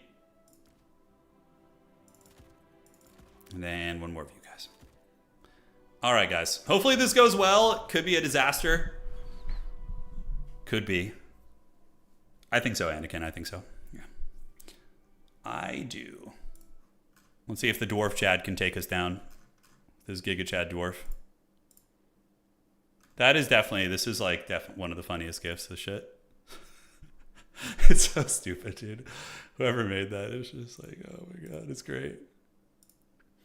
A Thunder Barge, I wouldn't worry too much about a Thunder Barge. Yeah, he would lose on the ground pretty hard if he brought a Thunder Barge, I think. So, yeah, he would probably not have a good time with that. Yeah, Vargeist, I think you bring at least one, probably. I don't know how like hard in the paint you go on Vargeist, but you bring at least one. They're pretty good at ripping up Dwarven units. Yeah, they're pretty damn good. Yes, and what's the difference between these and these? Oh, you have that. Oh, that's actually pretty good. Okay, so we want to do that, I think. All right, perfection. Yeah, he might go for hammers and stuff. If he does, it is what it is. I think we can just, avoid them, tar pit them, those kind of things. Troll hammers probably be the place. Yeah, Grim Delvers. Like he's gonna try and if he snipes my Lord, I could be in big danger. Let's change our banner, by the way. Yeah, we need to do a cool banner. We're gonna go ahead and do the. I think the Musion is my favorite looking. Oh, but he's also playing a yellow banner. So we'll do the Nagash Temple. That'll be good. The Thunderbarge would win the war. Maybe. Would it though? I don't know. Vampires can definitely summon fellbats and all sorts of flying creatures in the night to target that thing. I feel you though, Eileen, Kemler, and Beastman and Tombkings. Ah, yes. Play the dwarf meme again. You guys want it? Yeah. Grim Delvers will be here for sure. They're going to be there. They're going to be annoying. Gotta just try and target them if we can. If I were him, I would just index into like Doom Seekers and like those type of things. But I don't know how they actually trade. We'll find out. We will find out. He's doing a big think though. He's got the big schemes underway. I think I can get rid of the army blocker right now. So let's go ahead and do this and get the blocker out of there. There we go. Yeah, so after this, we're going to do a couple things. We're going to look at all the modded factions for the faction war, and that I'm going to be planning. Maybe we could do that next weekend too. Have like a big, ideally, if I could get like a 16-player faction war, that's the sweet spot, because those streams are like 6 hours on the spot. We cast every single game, and yeah, so we could do that. Like, okay, let's see the date today. Why do I feel like I feel like there's something, some commitment I have. So yeah, well, maybe we'll schedule it with 16 players, see how many factions we can actually get. And we could throw in like 1 or 2 regular factions as well. That'd be interesting, like, you know, in the modded faction war. Yeah. My axe. Max Slayer would be horrible to play against. Well, Slayers downtrade really badly into Crypt Ghouls and also into zombies and skeletons, so... Like, Slayers having 0 armor, they take, like, a lot of damage from fighting chaff, actually. So that's where Slayers fail. Doomseekers are a little bit different. They're slightly more kitted out to cleave through chaff with their spinning attacks and whatnot, but he might try Goblin Hewers. He might. Goblin Hewers wouldn't be bad. Would not be bad at all. I love the October... Oh, that's old school, New York. That's old school, man. Yes. So it begins... The greatest battle of our time? I don't know, New York. Yeah, it would have been a couple years ago. Land battle, some of the land battle faction wars were fun back in the day, but sometimes you can get into the degenerate land battle stuff that I don't enjoy. Doing it Conquest would probably be the best way. Although I like Domination, obviously. It's my preference. They have Fizzrats and stuff. Yeah, some of them do. Yeah. All right, guys. Spam Fimbulwinter. That's the play. That is the play. All right, so Count Chocula is here. We have double White King on foot. We have a Von Karstein Lord on air, and his whole job is basically just to shut shit down. The rest of the army is going to be a couple units of Graveguard Great Weapons. So they're going to be Group 1, 2, and we can get the White Kings to lead this army as well up to the middle. He's going to have a vanguard of Dwarven Miners up there, most likely. Let's go ahead and group you guys together here. Okay. So White Kings at the ready. We got Smeagol's ready to press up on the back objective. We're going to get you Wraiths back there too to be extra scary. So Smeagol's in. We don't need to probably control group them. We'll get the Wraiths in 2. Corpse Cart can move with the main Graveguard army just to support it in the front. And a couple zombies are just going to sit on the back objective, like I said. And hopefully we can seal his home objective too. Oh my god. You guys were talking about the old Lotus Moon battles? Yeah, oh my god, yeah. His playstyle was definitely not fun to watch or play against. It could be effective at times, though, for sure. But it kind of just highlighted the main issue of land battle. His playstyle. Yeah, those are some days. All right. Let's get there, and we're going to go here. We're going to get a couple Smeagol's up to grab that point, and you guys are going to go right here. Wraiths are going to creep through the woods, and let's go see what he has. So, yeah, Iron Drakes, Thoric Ironbrow. Okay, I'm feeling more confident on the middle now, that's for sure. Let's get a couple zombies out, get those boys shambling up. We got a couple scary dudes, and he's already on the point here, but we just kind of wait in the trees and threaten it. It's the implication of us attacking back there. So he's got 1, 2, 3, 4, 5, 6, 7, 8, 9, 10. Okay, he has Grimdelvers on the map, most likely. I would wager the Grimdelvers are creeping, so we're gonna go ahead and do a little bit of an envelop here. And if he tries to play the middle, we just, again, we just attack his back objective, et cetera, et cetera. Thoric is good. Yeah, Thoric's fine. He's got some good abilities. Rune of Wrath and Ruin is really good against magical units, so it's one of the few ways dwarves can effectively deal with your ghost units. So I don't hate that at all. And yeah, we should call in all our slow units while we're still waiting to fight, basically. All right, so you guys get up. That's going to be some Doomseekers back there. which Doomseekers get countered by big stuff. So if they're getting attacked by like Vargeist or something, that's where you feast. All right, so back in the woods. Smeagol's get back. Smeagol's get back. You can blame it all on me. And we got our home objective. He got his home objective. Did a good job kind of shutting down the Vanguard. And yeah, now we're going to... We got to watch out for Grimdelvers. That's like one of the biggest things we could run into. That would be a problem. We can send the Smeagol's onto the point to try and threaten the capture. And we can also pull you guys in too. The Graveguard are getting shot. Probably Vargeists. Although a Fellbat would be useful just for getting overhead and scouting a little bit. We just got to make sure we don't get Grimdelvered. Like 100%. We do not want to get Grimdelvered. All right, so we go here. We're going to get on the objective there. We have the capture weight. Surprised he's letting us have that. That's pretty cool. And we're going to get our 2 characters to go on these guys, put them in 4. Everyone else sit back a little bit. And just watch out for Grimdelvers. That's basically it. We're going to fly over his army to scout where they are, actually. And we can actually steal his objective here. We can triple cap him right now, which would be quite huge, actually. All right, so yeah, he's getting us a little bit. We're just going to scab straight down the line. It doesn't do much against armor, but it's also not useless. I mean, you see it's some damage. It's something. So we stole his back objective. Pretty freaking brutal. There's the Grimdelvers. So we're just going to fly circles around them and then land on them here. And then we fly overhead. Ooh, holy shit, they just melted those guys. Wowza. Okay. We know that they exist now, though, which is good. So we know they're there. We managed to steal his objective. White Kings can run away a little bit. We do manage to get on them here. And I could do a big envelop. Wouldn't be terrible. Actually, I think he's in a position where I can Alpha Strike him a little bit. It's going to be hard, but no, let's just play the objectives. Let's just play the objectives and not be stupid. All right, White Kings are moving in. Let's get the Graveguard to move up. Corpse Cart can sit back a little bit. And now, what do we call in? I think we just call in into the Graveguard Great Open. Yeah, just like really, really lean into it. All right, so we have his back objective. We see the Grimdelvers. Those guys are shooting away. The White King characters are doing fine. Just karate chopping where they can. Let's get on you guys. You guys move up. We're going to go drop a little zombie summon on their face right here. Yep, just like that. And watch out for Grimdelvers. Now that we know where they are, we can chill a little bit. So that's good. So there's the zombie summon. If he tries to go with the big guns, yeah, let's get on you guys. Fly up here. We have the triple cap. Now we can call in some Crypt Horrors and get the Corpse Guard to move in as well. All right, so we know where his goodies are at. These are Doomseekers. So we're going to attack them with ghouls, and we're going to attack you guys as well. And we're just going to keep like rotating about. Did not need to use the shield there, but we're going to. It's fine. It already happened. It's too late. Great Opens move in, although just stay back I think is going to be better. We do see our characters getting a little bit smashed up here, so we can do an invo on one of the White Kings. Keep them going. So the White Kings are in it, which is great. And how are we looking on this side? Yeah, those are what? Doomseekers? Yeah, those are Doomseekers. So we just kite them. We just run. Yeah, just run from those guys. Let's get some Karen Race back there to tarp at them. And you guys need to rotate back onto the objective a little bit. And the Von Chadstein Lord is doing good. As far as all the other fighting goes, I don't know quite how it's going. Let's get you guys in. And the White Kings, are they still alive? They are. We're slowly chewing down some of these units. And let's get a little Scab Scrathage right there. Well, the Crypt Horrors can jump on them too. And Big Dog is going to run. We're just kiting these guys. Let's get you guys running across. Go try and get on his backfield here as we get back up in the sky. And now we need to come get some zombie summons. Karen Race, we can't afford to lose capture weight in the middle. We really, really cannot. So let's get you guys on the Grimdelvers. So they're going to charge across, and then we'll get a zombie summon on... I don't know where we want to drop it right now. I don't know where. All right. So he's going to try and Grimdelver me here. So we want to go get in combat with these bad boys.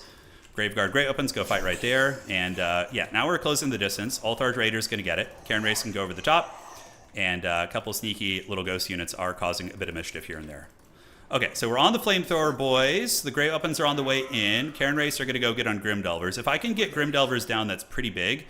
They are having some line of sight issues, it looks like, which is outstanding. But now the distance has been closed. We're going to pop the shield in case he does switch to me at the last second. And now we're going to get here, drop a zombie summon on their face, and that's going to definitely suck for him. All right. So we're in the mix. We have gotten onto the Grimdelvers. We're going to dive our character down. Hopefully be able to shut him down. A fair amount of shooting still here. We could do some Dire Pack units. So we're going to do some dogs just to be annoying. So dogs and dogs. Let's get them up. And the Grimdelvers are tied down for now. Let's run you guys away. We need to get an invo on you guys. So we're going to do that right there. And they do get healed. Thoric is in the mix. Let's get you guys to fight right there too. All right. So do I have any Scab Scrates? I do have some. We can get you. Quarrelers are a little bit tankier. We're going to run that way. Grimdelvers are down for the count. We have a couple dog units coming. We have a huge Vampiric Death Star right here. Huge, huge, huge. And we just can't kill those guys, man. They're so tanky. Oh my god. We finally do break through the Grimdelvers, though. So now let's just kind of continue our party here. We're going to get one on you and one on you and keep it going. So are we to the point of winning on one objective yet? We're not. All right, so you guys come back in. Let's get you guys back and across on these guys. And yeah, some of our Graveguard Great Weapons are paying the price, but 2 Quarrelers getting tied down there is pretty freaking huge. And what do we call it next? Graveguard Great Weapons are for sure going to be a good choice. All right. So the White Kings are going. They are getting bashed up a little bit. I do have another heal, so let's heal up the really low one. So we're just going to run them away a little bit. The Von Chadstein Lord is going to attack here. And we do get on top of another flamethrower unit. The dog units feasted pretty well. Yeah, 2 Quarreler units getting taken into the trash is pretty freaking great. And that is just 1 Runesmith. Okay, so we should win that. We need Graveguard Great Weapons. We got to start reinforcing with proper units. And hopefully we'll be able to pull something off. No gyrocopters, though, to be seen, which is outstanding. Graveguard here having a good time. The 2 dog units have feasted, so let's just keep them feasting. Let's go jump on the Althar's Raiders. And how is the Vampire Lord looking? Yeah, we're taking down the Runesmith, so that's great. Just in case he's attacking me, I'll pop the shield, and we do have the Smeagol's in the Vanguard. We just need to make sure capture weight stays for us. And then we win this game, because we're winning on value, actually. Yeah, all right, let's go get the dogs. All right, look at that. Hey, Sharon, I know you really like tabletop. Taking a look at 40. Yeah, I've looked at Battle Sector. It doesn't call to me too much. I have seen it, though. I have seen it. Fellbat would actually be good for chasing this guy down. Rather than allocating like good characters to go after this homie, we just get a Fellbat to chase him down. So we're going to do this. Is he terrified? I don't think so. Yeah, he's just broken. All right, so he is out for the count. The dogs are feasting pretty well. Just keep them nibbling on all the range units. And once we get more Graveguard in the mix, Doomseekers are doing some good work, though. They for sure are. Okay. So zombies and big dogs are on the way in. Let's go ahead and chase you. And now we need to get these characters up. I can't really afford to lose this capture weight.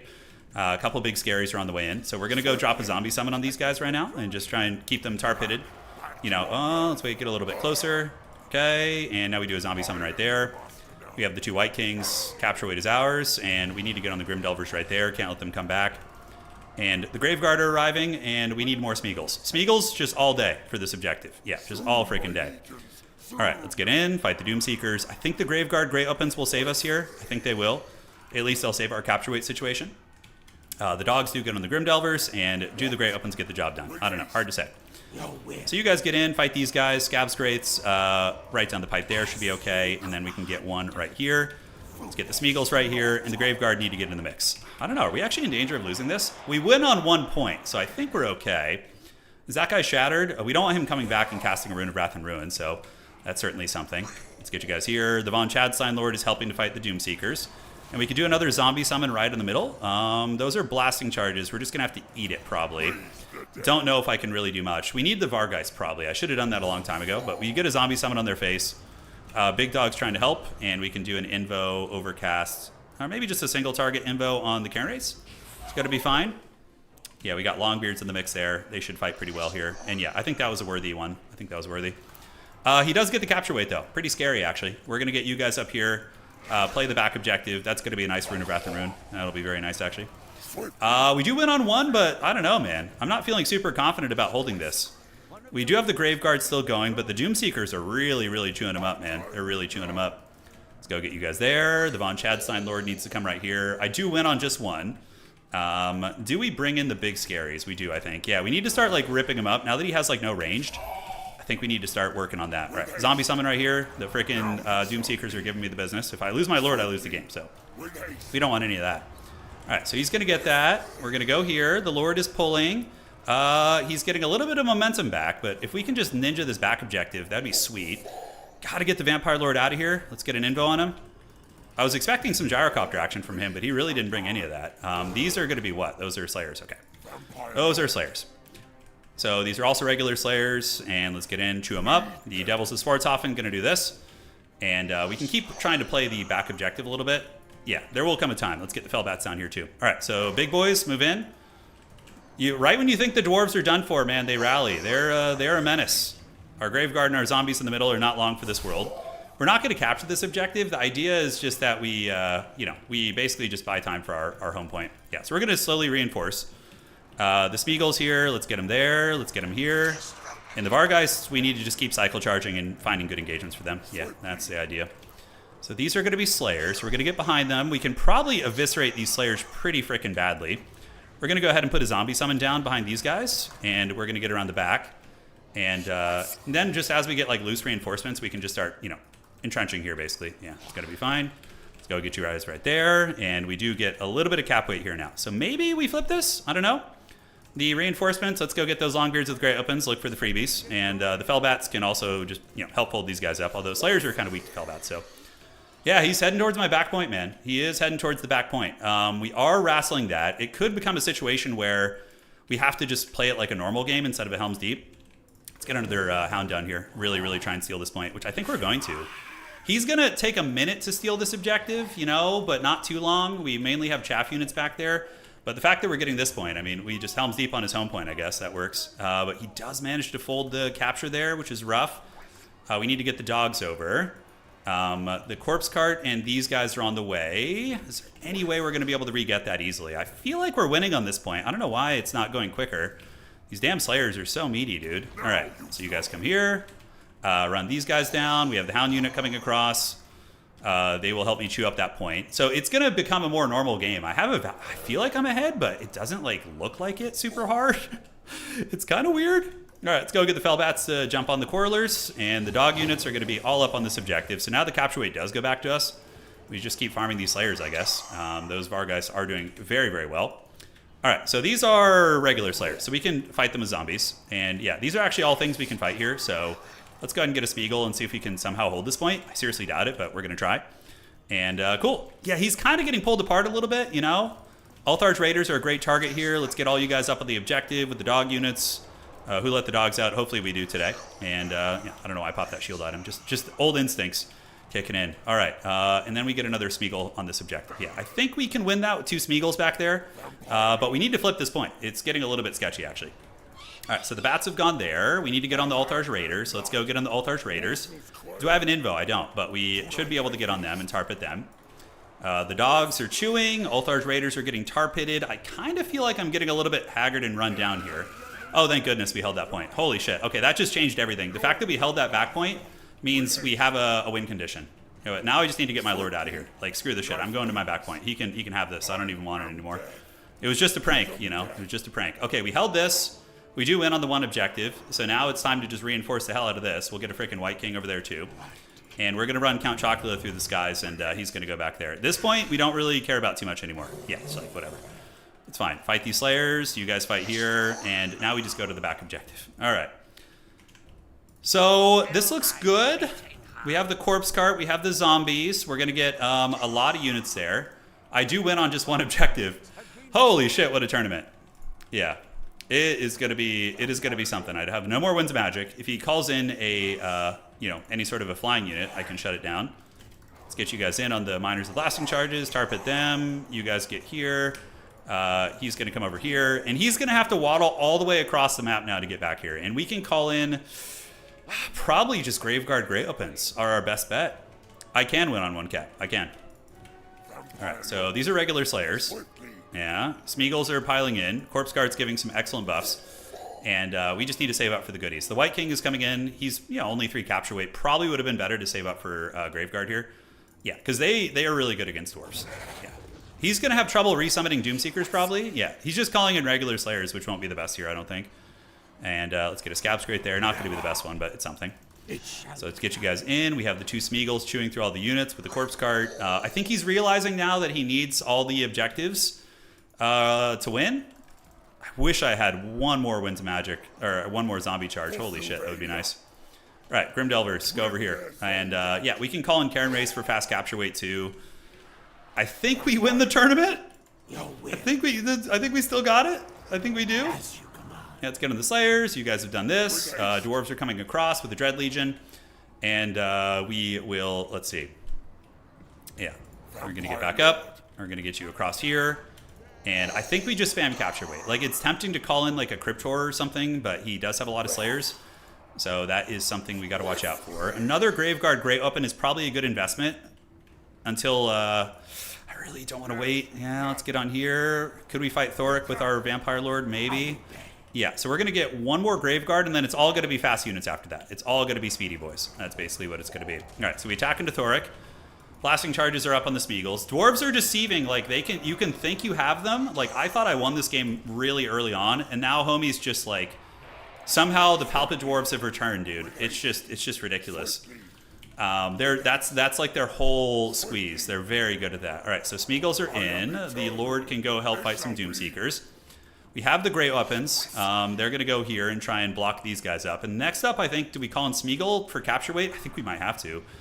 He does have a fair amount of shooting. It's actually going to be kind of a tight hold here. So let's get it on the Slayers. Let's get the Graveguard on the Slayers as well. Scab's Graith is off cooldown in a couple seconds. And he probably doesn't have a lot of magic damage, so I think the Karen Wraith actually would be a good idea. It's, you know, it's capture weight, it's resilient. It's trying to lure me off the objective. It's fine. And we are going to go ahead and call in the Karen Wraiths. I think that's better. We have another Graveguard Great up and coming. We're going to go just bash you guys off. The zombies and other chaff units. He's just trying to Benny Hill me off the point, basically. Yeah, he's trying to Benny Hill me. But as long as we just keep the ghouls on here, then we're chilling. Yeah, so you get the capture weight back.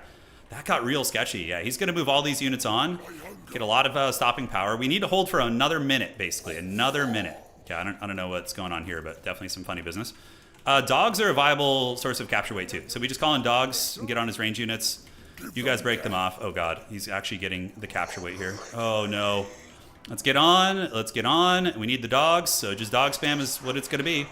Those Slayers are getting chewed up pretty good. The dogs should give us the capture weight back, and I think we can just bunker bust these guys off the point. Yeah, we can. Okay, so then we call in Crypt Ghouls. Nothing else matters except capture weight here. All right, let's get on you guys, and we're going to go ahead and get on the Altar's Raiders right there.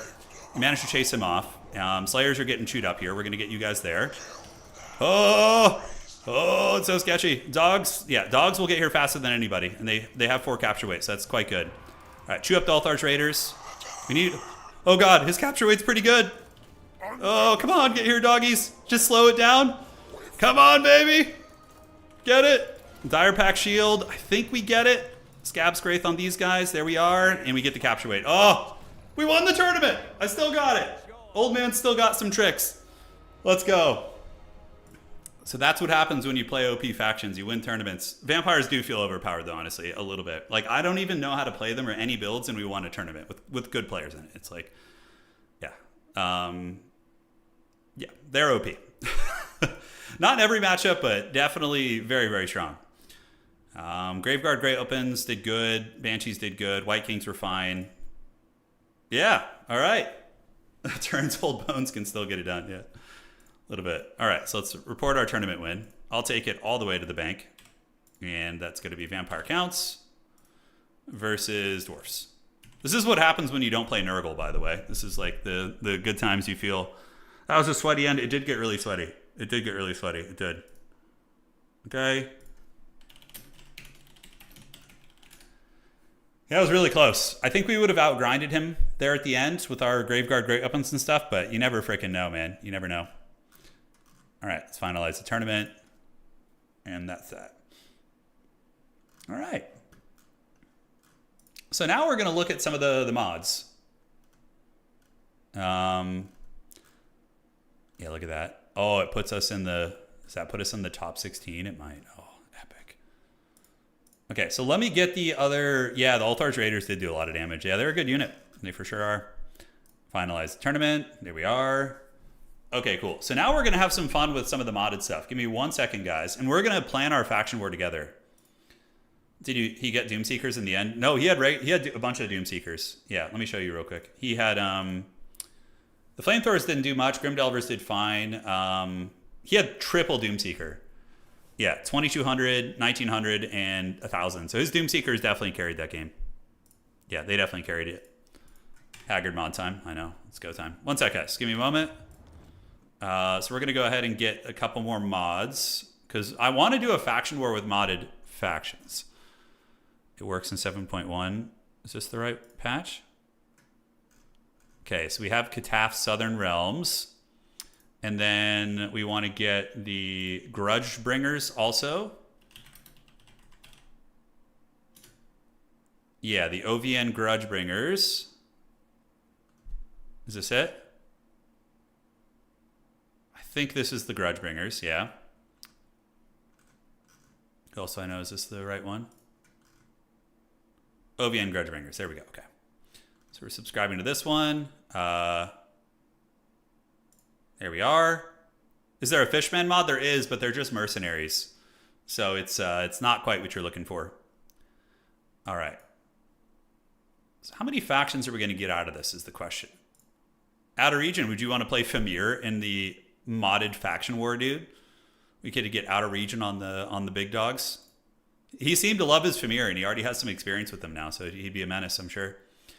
All right, so we're going to do this. I'm going to just turn on all these mods right now. Araby, Dread Legion, Kataf Southern Realms, and Grudgebringers. Dude, that's a lot of mods to fire up the game with. Yeah, all right. Here we go. Here we freaking go. All right, let's take a look at this, guys, and let's plan the faction war together, shall we? Let's see what we can cook. Let's see what we can cook. Okay, so is the game appearing? It's going to appear in just a second. The Crustacean faction. Are they balanced for multiplayer-ish? Okay, so here we are. And we have a bunch of new factions.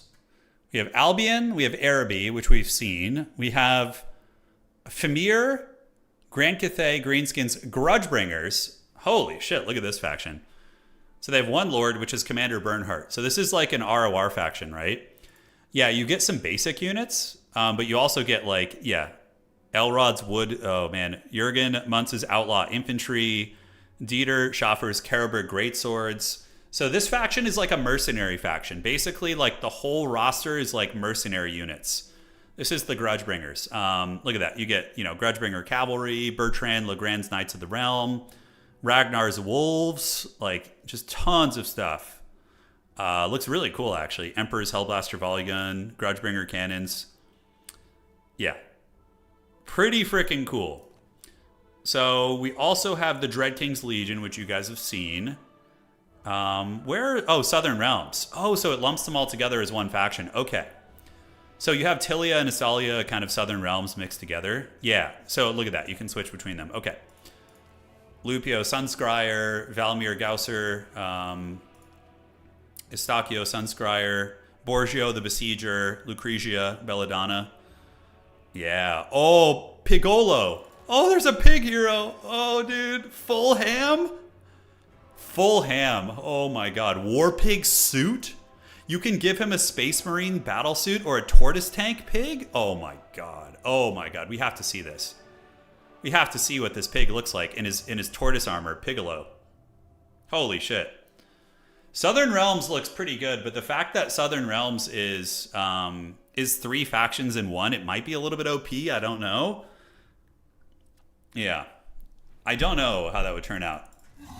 Oh my god, so you have a pig in a battle tank. There's a pig moving with like a battle tank. Oh my god, and it shoots. Yeah, it shoots. Holy shit. What's the range? 290. Okay, so it's like a pig artillery cannon. Oh my god. I'm all into the pig army. I know, me too. I'm in on it. Let's see what the pig looks like with his war pig suit. Full ham. Yeah, this is like Italy, Spain, kind of inspired. You have pikemen, half pikes here, adventurers, which are like kind of conquistador flavored. Pizarro's Lost Company. Yeah, this looks really cool. Knights of Origo, Noble Retinue, Freelances, Galloper Guns. What the hell is this? Is this like a... Okay, let's just load in with a bunch of stuff, yeah? All right, we're going to just like kind of look at a bunch of things. We have Arsenal, Golden Lions. Wow, there's so much to look at. All right, let's just like load in with this and see. And we can also bring Borgio the Besieger, see what he's cooking with. What mounts does he have? He's got a warhorse. Lucrezia seems cool. All right. A Da Vinci tank piloted by a pig. Yeah. Yeah, it's super fun. But we would do basically a tournament with this, where we assign a player to each. Like an 8-player faction war would be ideal. So let's see how many factions we have right now. Okay, so this is a cannon, so it looks like they have their own unique cannons. The Galloper guns, yeah, it's like it's like a suppression cannon. Oh, interesting. Got some cool unique cav, Alans, Venators. Oh, those knights look really cool. The Besiegers, yeah, so like crossbows, like armored crossbows, very much like the greenskin ones. Some cool swordsmen. Oh, these guys are cool. I love the frills. Pig. Oh, Battle Pig. If somebody plays this faction and doesn't bring Battle Pig, I'm going to remove them from the faction war. They're just going to get a game loss. Dude, Battle Pig, bro. Look at that glory. Look at the Battle Hog. He's got 5,000 HP. This thing's like, he's like a little legendary lord here, dude. Piccolo the second, yeah. What does full ham do? So when you activate, okay, it makes him rampage, but he gets like a big stat buff. Okay, so he goes full ham. Dude, that is so good. Boar hammer, I know. I know, who doesn't love that? That is super, super cool. What other faction mods could I add? So how many do we have right now? Let's see. We currently have 1, 2, 3, 4, 5, and then 6 modded factions here. Is there more? So yeah, Southern Realms is 1, 2 for Dread Legion, 3 for Grudgebringers, 4 for Famir, 5 for Araby, and 6 for Albion. Okay, so that's 6 modded factions we could do. If we can get to 8, that's a really clean number for a tournament. It'd be way better. We could even do best of 3s too. We could have the games be best of 3s instead of best of 1s if we had just 8 people. What's the pig's weight? He's probably thick. Yeah, Grudgebringers, man. They're super cool. That would be a fun faction to see. A Paymaster wagon. So they have a wagon that buffs nearby allies. Oh, interesting. Look at that. And is this... Wait, is Border Princes included with this? I thought Border Princes... Are they in the Southern Realms? Shouldn't they frickin' have Border Princes as their own faction, or are they included in the Southern Realms? New World Colonies. Yeah, give me 1 second, guys. Let's see. Southern Realms has Arwar Dragon ridden by Hyle Flord. Yeah, man, it's getting wild. If you split up the Southern Realms, yeah, I'm not sure. If there's a mod that splits up the Southern Realms, that would really help, because then we could have like a Tilia and an Astalia player, and have them like lean into yeah. It's a roster based off the PlayStation 1 Mercenary Warhammer game. It's pretty freaking epic. Yeah. All right. Yeah, Border Princes are mixed in. Okay, so they're included. Got it. So what other factions could we add that are like actually well done and somewhat lore accurate? I would of course be interested in. I know we could do the Fishmen. Fishmen Mercenaries would be pretty hilarious. OVN Fishman Invasion. Yeah, but they're just mercenaries. Right? Yeah, the Fishmen are mercenaries. What do we got, guys? Help me find some more. So we have Southern Realms. We have 6, so we need 2 more. What other good faction mods are there? Let me check here. Do this.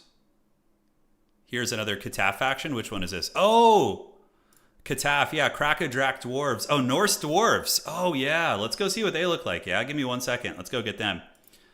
We could do Norse Dwarves. Hang on.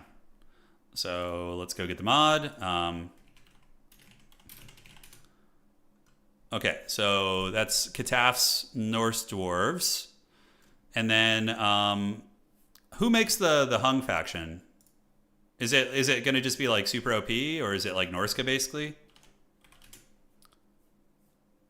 Okay, the Hung.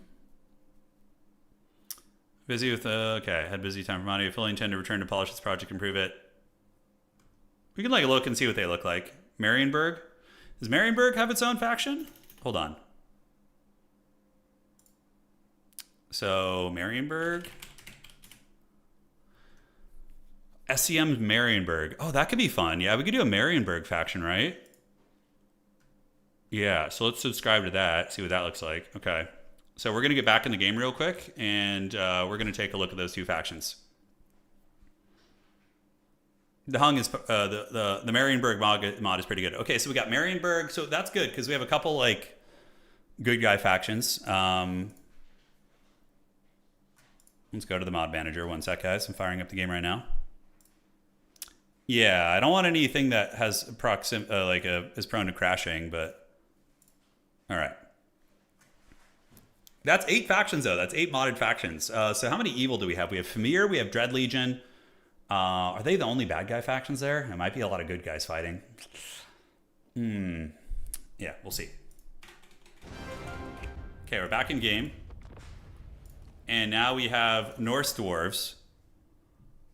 Oh, this is cool. 1 sec, guys. I don't know why it's not appearing on the screen. Give me 1 second. Uno momento, please. Come on, dog.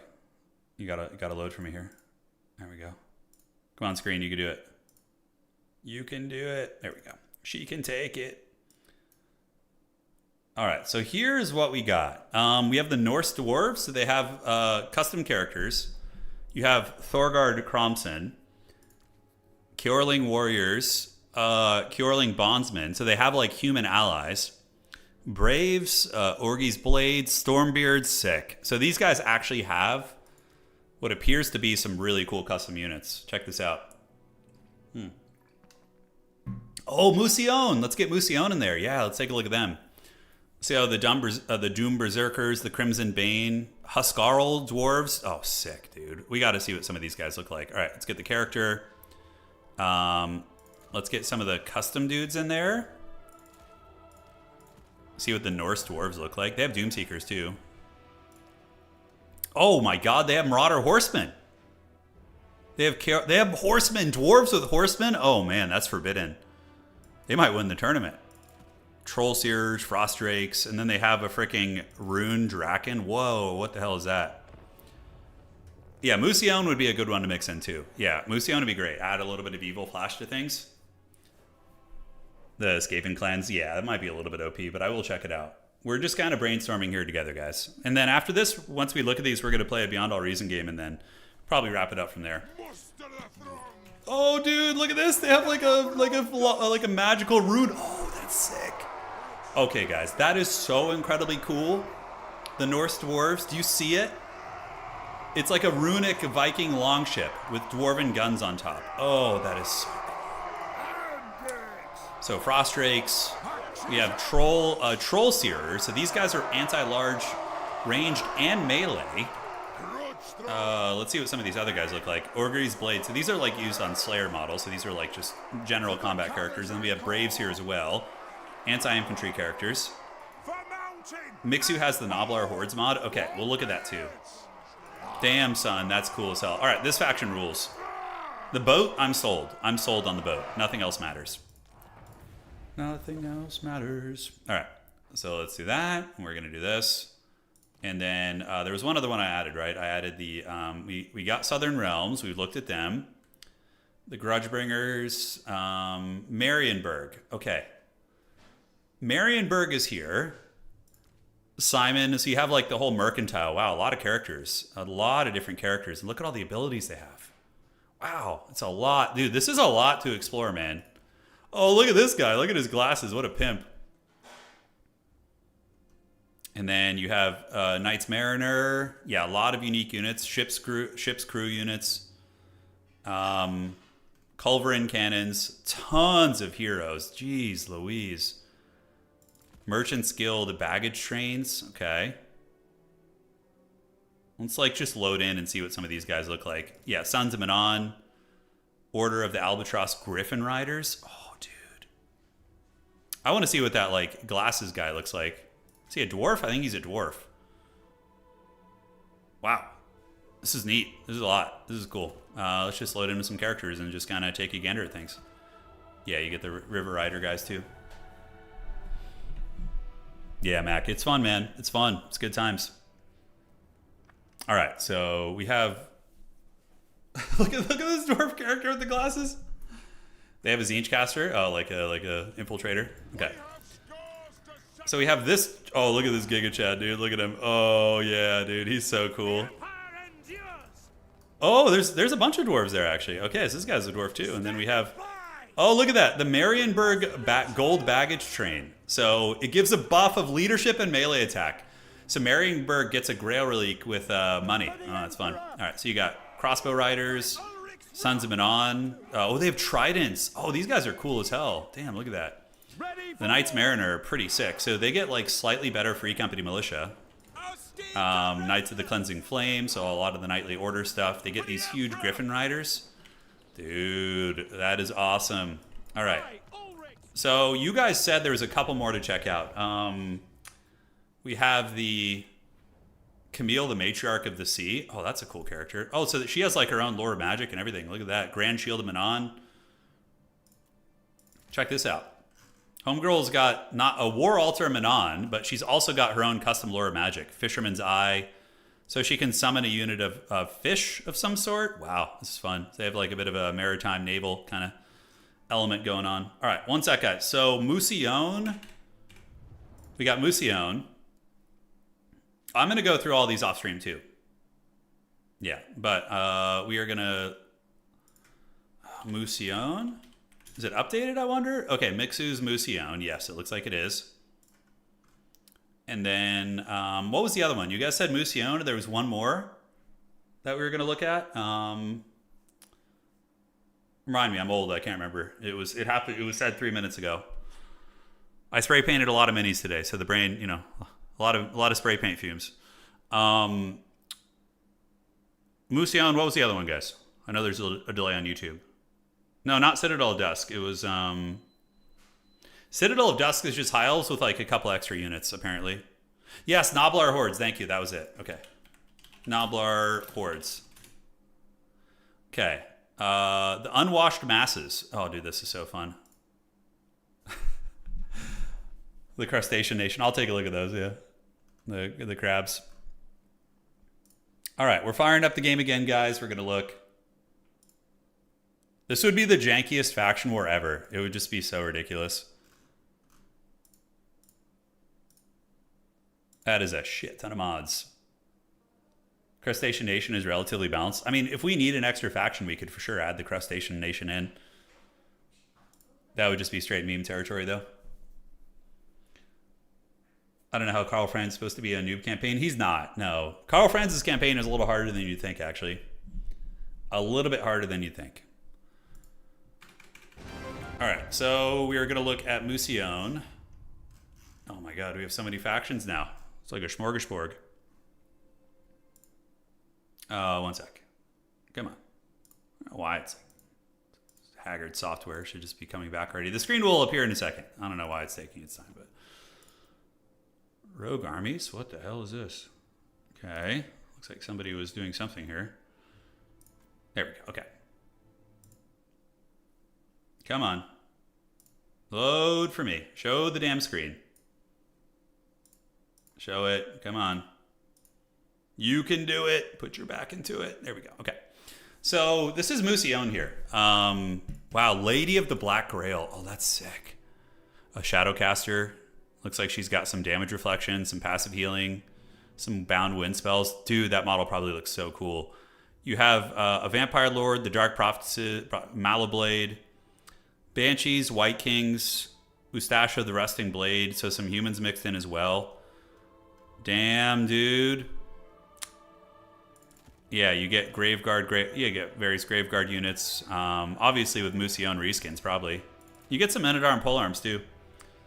Let's see what she looks like, though. Does she have a mount of some sort? The Blood Cares. Okay, let's see what that looks like. Damn, you get these like cool named vampire characters. Okay, they have Crossbow Cavalry. Then you get Black Grail Knights. And it looks like Giant Snails as well. All right, let's go to Custom Funds. Giant Snail, a Rotten Draco Leech. Knights of something or other. Black Knights. Oh, basic Black Knights. Okay. Let's load in and see what these guys look like. All right, Lucas, we could do that. We could put the hungs in too if you say so. Yeah.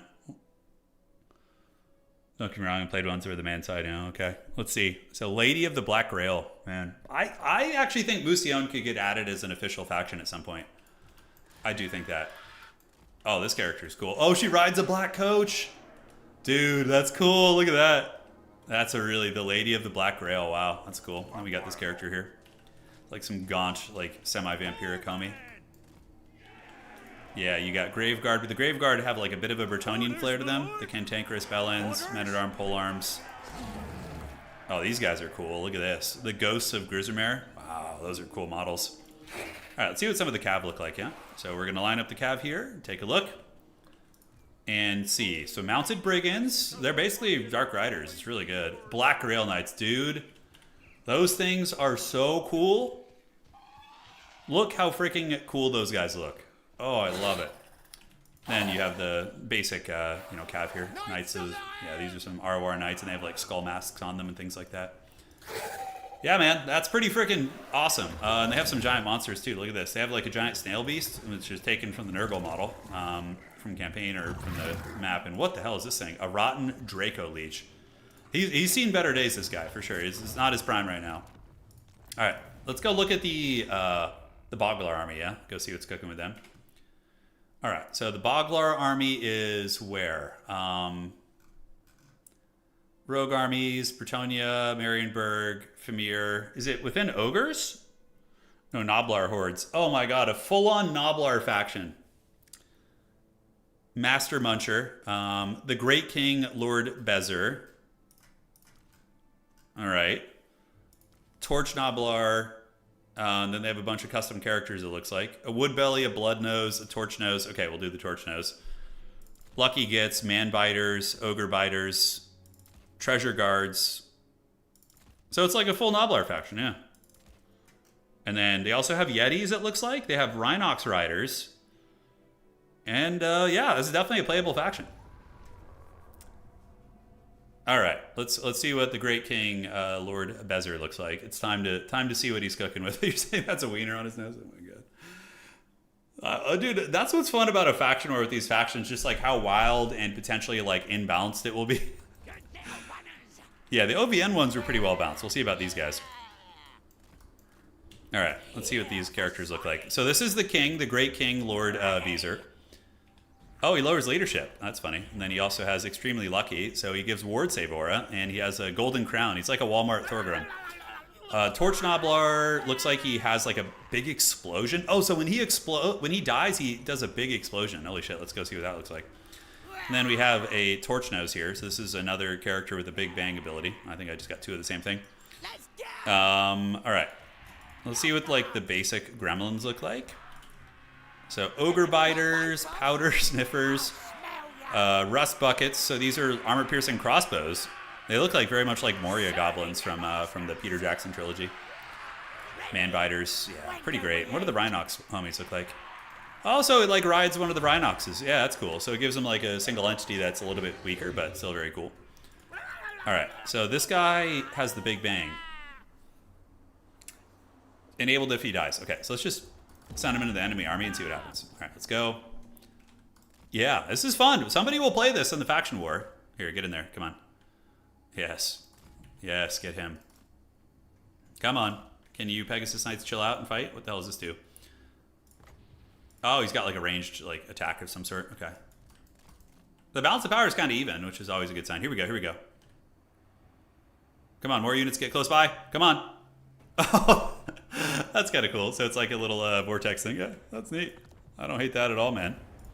I don't hate that at all. Okay, so let's see how many we have now. How many factions we're sitting on. I'm definitely nervous about running like, I think we pick 8. So 1, 2. The Rogue Armies thing isn't 1. So 1, 2. So Albion, Araby, Marienburg. That's 3. Famir is 4. Grudgebringers is 5. Dread Legion is 6. Norse Dwarves is 7.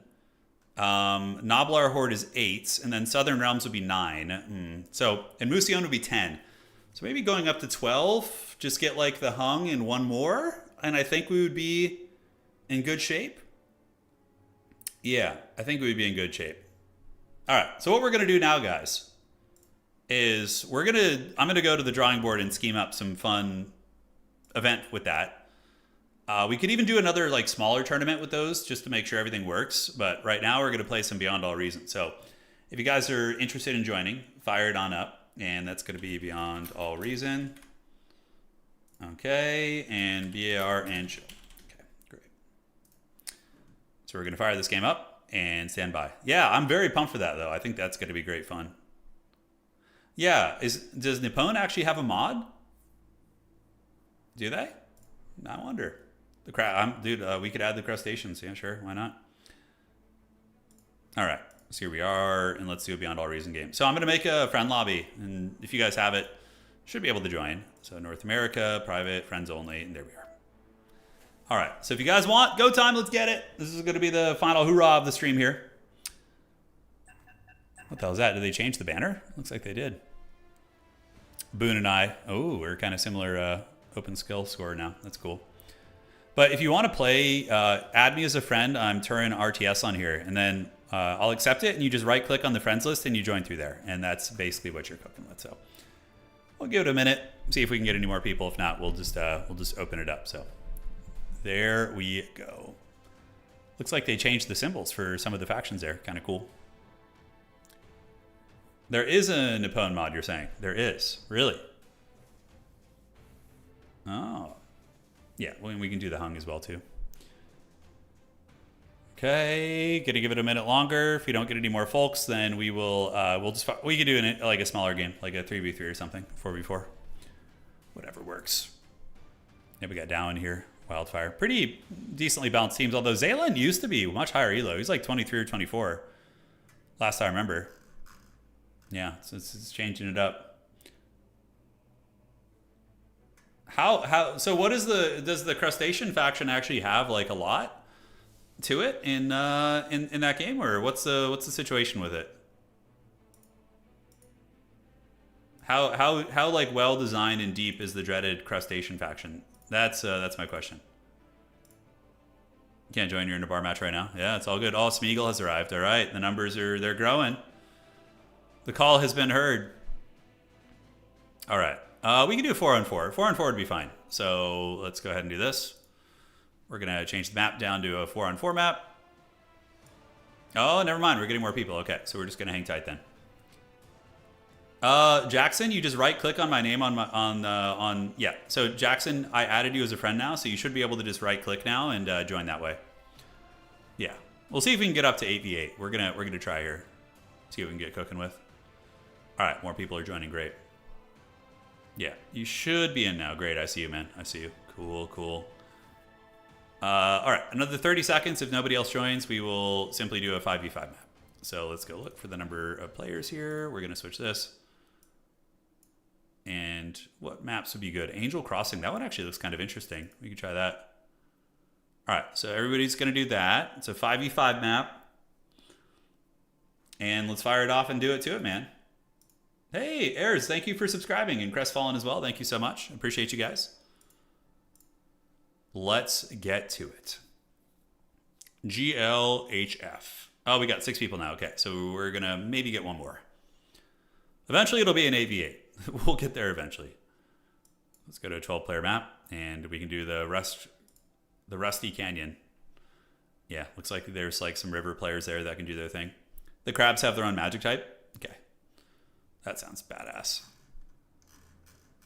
Okay, one more player, guys. We need one more. One of you homies sitting around, come join the party. We can fire it off. We could go one less, one player down, but that would be pretty haggard. So obviously we'd like to avoid that. I see some of you guys in games right now. I see you lurking. Yes. One of them will hopefully come at some point. Who made the crab mod though? Isn't it someone named Lucy? Yeah, Lucy made it. One of the multiplayer player. Yeah, I've seen them. We get one day to get the rest of the YouTube emotes. Yes, Noctilus. That's just gonna become a meme at this point for sure. We could do a north to south fight where we have 2 players like playing top and then going across the water, although I don't know what that crossing would be like. Yeah. Uno mas, guys. Uno mas. Do we have to add a bot? I could also jump out and cast it, which would be fine. You guys want me to do that? I can move myself to the spectator slot and then we could just cast it. I think that's what we're gonna do. Although I really want to play, but it's fine. Sacrifices must be made. Oh no, we just got somebody else joined. Okay, great. So now we got our 6-on-6. All right, ready up, everybody. Let's get it. Each team has a brand new player. We're battling the Dread Smeagol. Okay, never mind. More people are coming. All right. I'm new though. Oh, dude, if you're absolutely new, we don't care. Yeah, come and get in here. We're very new friendly. Nobody's gonna judge you. Nobody is gonna judge you. All right. This game's free, by the way. So I don't know how long it takes to download, but it is free. Pretty freaking doable. Feast of Fords. Talus. This map actually looks kind of cool. Let's see what that one looks like. Yeah. Oh, that one's like a cross map type situation. Okay. No, you're good. You're good, Beta. Don't worry about it. Zaylin, he jumping out? Okay, so we'll go back to a six-player map here. Maps for this would be what's? Rust Crown Canyon. I think that was the one we were set on doing. All right, so Terrio, it says you're in a battle for some reason, so it's going to ring you right now. If you can't get out of that, we're going to probably have Zaylen jump back in. Yeah, Terrio, you got to go to the top right and click Leave Battle. There you go. All right, so you're golden. All right, so vote to start. So it begins. I really want to join, but yeah, we're probably just going to do one here. Yeah, just one game. Yeah. But it will be fun. All right, time for the Cortex Commander to feast. Nukes today? Maybe. Welcome, Commander. All right, so what does this map look like? Yeah, we have like a top lane, a bottom lane, and then there's a water player. We probably want to get 2 on water, I would wager. Yeah, it's a cool map. I dig this one. It's got spots for everybody. Who wants water? And who air? We need an air player. We need a water player. I'm probably trying to figure out. Yeah, we're all trying to figure out the controls here a little bit. I'm still kind of newbie myself. We're getting the hang of it. Water, I think you can go up this river, like sail. I'm good on air. Okay. Wildfire air. Potato water. Yeah, if you want to try water, even though you're brand new, like, just go for it. Yeah, straight up. Don't stress it. Treat yourself, man. Okay, so what are we looking at here? I would like this top spot, probably. Although, I don't know if somebody else wants it. Yeah, Boone could take that as well. Time to sail the 7 seas. Yeah. Yeah, Duck, this is the last one of the night, but did somebody just leave on the other team? Ah, he's restarting, okay. Is he gonna be our, Jackson's gonna be in water. I'm gonna go with Boone up here. Whoa, what the hell is that? That, like, is that something new they just changed? Like, how he has that, like, aura about him? Or that, not aura, but those, like, weird chamber things. It's interesting. Yeah, this game is really fun, though. It's super fun, and it's free also. Yeah, it's fun. All right, can't join, restarting client. Okay, so he's going to be rejoining. They are missing a player. Looks like he's reconnecting. Hopefully he'll be able to get back in. We should be good. Boone is going random. We're going to go Cortex. I actually think I prefer Cortex the more I play. We just finished Total War. Yeah, we just finished Total War. We had a whole tournament, man. It was great. You can go back and if you're on YouTube, you can rewind and check it out. But we did just finish ye old Total War. Duel of Fates top if you want red. Yeah, Boone and I are up here. We're going to be fighting the good fight. Yeah, this map is one giant lane. Yeah, it is. It is. So 1, 2, 3, and then, yep, everything looks good. Beta, you back in? Let's see how homie's looking. It's going to be a bit of a slow start here, because we're like very far back. Yeah, I see a connection attempt. Hopefully he's able to reconnect, or else we'll have to reboot it here. Come on, you can do it. Doesn't look like it. We might have to restart it. He's still trying though, but we'll find out in a second. Can't get it to work out. Sorry, gents. Okay, so I think what we need to do now is do this. Okay, so we have to stop it and just restart it. So just click yes, everybody. And yeah, we'll get somebody else in. Shouldn't take too long. All right, so if you think you won't be able to connect again, Beta Strike, just maybe jump out to play it safe. But yeah, there we go. So now it's going to bounce the teams out.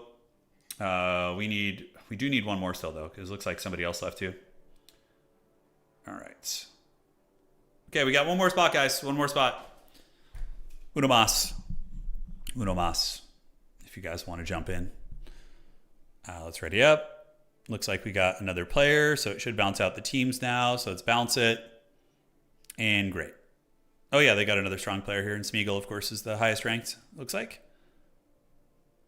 All right, ready up, everybody. So Jackson, click the ready up button, my friend. And there he is. Let's fire it off. Starting lobby. And it is go time. Perfect. So I was meaning to ask you guys. I've just gotten back into playing Diablo Resurrected. What like new end game stuff do they have? Like what are the new end game elements that you see there? Yeah, I was meaning to ask some folks about that. Okay, so we got to wait for players now. Hopefully we will have a smooth process here. Yeah, this bottom side looks fun too. I definitely would play down there. Looks like he's setting up. I'm still there. Okay, yeah. Do we have the geothermals up here? We don't. No. So the top is just like a haggard desert brawl, basically. Please choose your starting location. I've been playing bar all night. Your PC decided to crash. Oh, don't worry about it, man. Not tomorrow, but in the next few days, we're gonna do a dedicated, stream for bar. Probably Wednesday. I would guess. All right. So once everybody's placed, we have our water player, who's Dow. We have our air player, and then we need wildfire. You probably want to deploy, back there. That looks good. I think just one water on this map is probably the way to do it. Could be wrong, though. Double navy could be probably pretty menacing. All right, so now that everybody's in their place, we will force start the game. And let's get it. Battle started. Okay, perfect. So that's going, and we're going to grab all 3 of these metal nodes. And, oh, that's quite a journey to get over there, man. It's quite a freaking journey. Oh, God, it's far. Probably just going to get this one for starters and then get you. And then we can grab a bot lab after that, which is going to be fine. All right. So it begins. We're going to have a nice Royal Rumble here. He's able to get all those. I'll survive. Yeah, you can survive on 3 metals, especially as air. If you're just like spamming fighters, you can kind of afford to tech a little bit. Gonna definitely run into some power issues here, but hopefully we can just finish this. So let's get you, and then we're gonna do one more metal here. Get that coming out. All good. All good in the neighborhood. So I have Boone near me. He's been playing a lot. He's looking real strong. So I think we're gonna have a pretty good little top lane here. I like to go double worker myself. I think that's quite good. Watch out for early harass, by the way. Okay, so let's get on this. The wind on this map is pretty damn good, though, so we're going to want to index into that. All right, so homie's going to go. We're going to need him to push up soon. Then back here, we can do you, and I sometimes like to do it manually in the beginning just to make sure it's perfect. Yeah. And then we can do a build turret there, too. Great. All right, so now homie needs to go up and start grabbing these metals, and we're going to take a second worker for a little bit of support and also scavenging, which is nice. They're scheming who's on the top lane there. Trying to figure out who it is. All right, let's get you over here. You're going to go here and here. And now we can go ahead. I'm just going to go straight into thugs. It's a little bit newbie, but yeah, usually you would probably want to go grunts. Would be the proper play, which are like your tier 1 units. All right. Okay, so the boys are coming. Grunts are on the way over. There we go. Nice. Enemy units detected. Yeah, see, he's spamming ticks. He's trying to get that vision very early on. So I just need to win this high ground here. That's like what we need to win. If we can win that, that's pretty damn good. Homie is getting the medal, so let's keep going. Yeah, let's get up here. We can try and rush that. There is a geothermal up on the cliff, which means we can grab that for some energy too. We absolutely can. Boom and boom. Okay. And enemy air is flying overhead. Yeah, so we should probably pump our brakes real quick and just build a single anti-air turret just to be really, really safe. Because the fact that they're flying overhead and knowing that I am streaming, I tend to, I think there could be a target on our back. So we're gonna do this, this, and this. And then we're gonna do a build turret here afterwards. He's not falling for your tricks. Okay, looks like one of our allies is scheming. So red is taking a lot of ground. We're gonna see who we're gonna be encountering here. Our big boys are heading over, and we have an anti-air turret now, just to be safe. We don't want to die to like an early game bomber cheese, which can happen. All right, let's get up. And dude, if we can secure this high ground, that's just like chef's kiss, It's like it's the way. So let's go here, here, and here. You guys come up there, and it looks like there are some ticks. So we're facing Smeagol, who's very, very good. It's going to be tricky to deal with him, 100%. But we're going to try. Let's get our worker up there. We can come back for these later. When the time is better. So Smeagol's going to have a little bit of business here. We're going to get this here, get those workers going, and greats. So that's good. And then last but not least, we can get this energy storage. Okay. Yeah, we could see him ratting over there with one of his dudes. Keep you here. And he's playing Armada, so Armada bots. So probably going to be like rocket bots, I would wager. Rock'em sock'em bots here. Under attack. Do we not get that tick for reals? Okay, looks like that tick is going to survive. He's microing it very aggressively. But I think one of our bots should be able to intercept it. He's trying, so we just kind of do that. And we're going to see how long he wants to, micro for, basically. All right, on the top, we can do a little area control laser, which is going to be fine. And he's going the distance, man. He's working hard for it. But we will just keep chasing him with these guys. And he's going to lose it eventually. Yeah, he's going to lose it eventually. That is some sweaty-ass micro. Holy shit. All of that for nothing, though. He didn't actually get anything. Okay, and we have this coming. Looks great. Yeah, let's see if we can finish you up. Get all these guys coming over here. And then we can get you to do a little bit of that afterwards. And that's going to be some good power for us. All right, so he's trying to get a turret up. I'm trying to get a big daddy turret as well.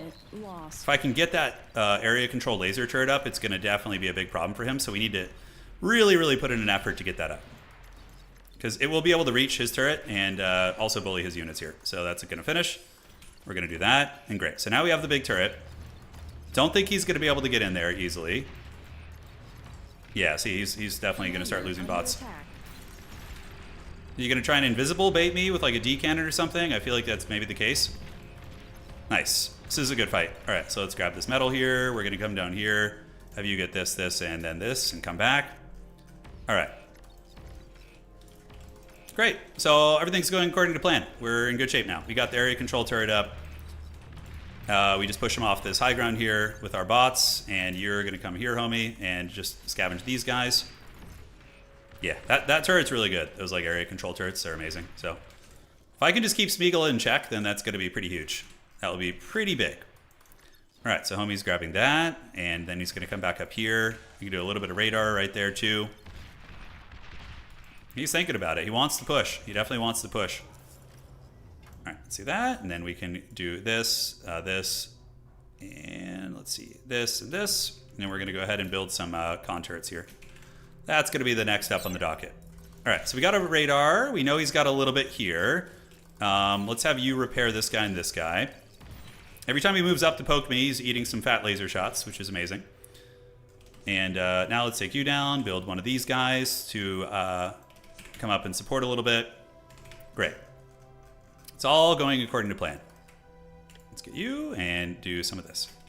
Okay, then we're really going to be able to spam shit out. He's probably building some...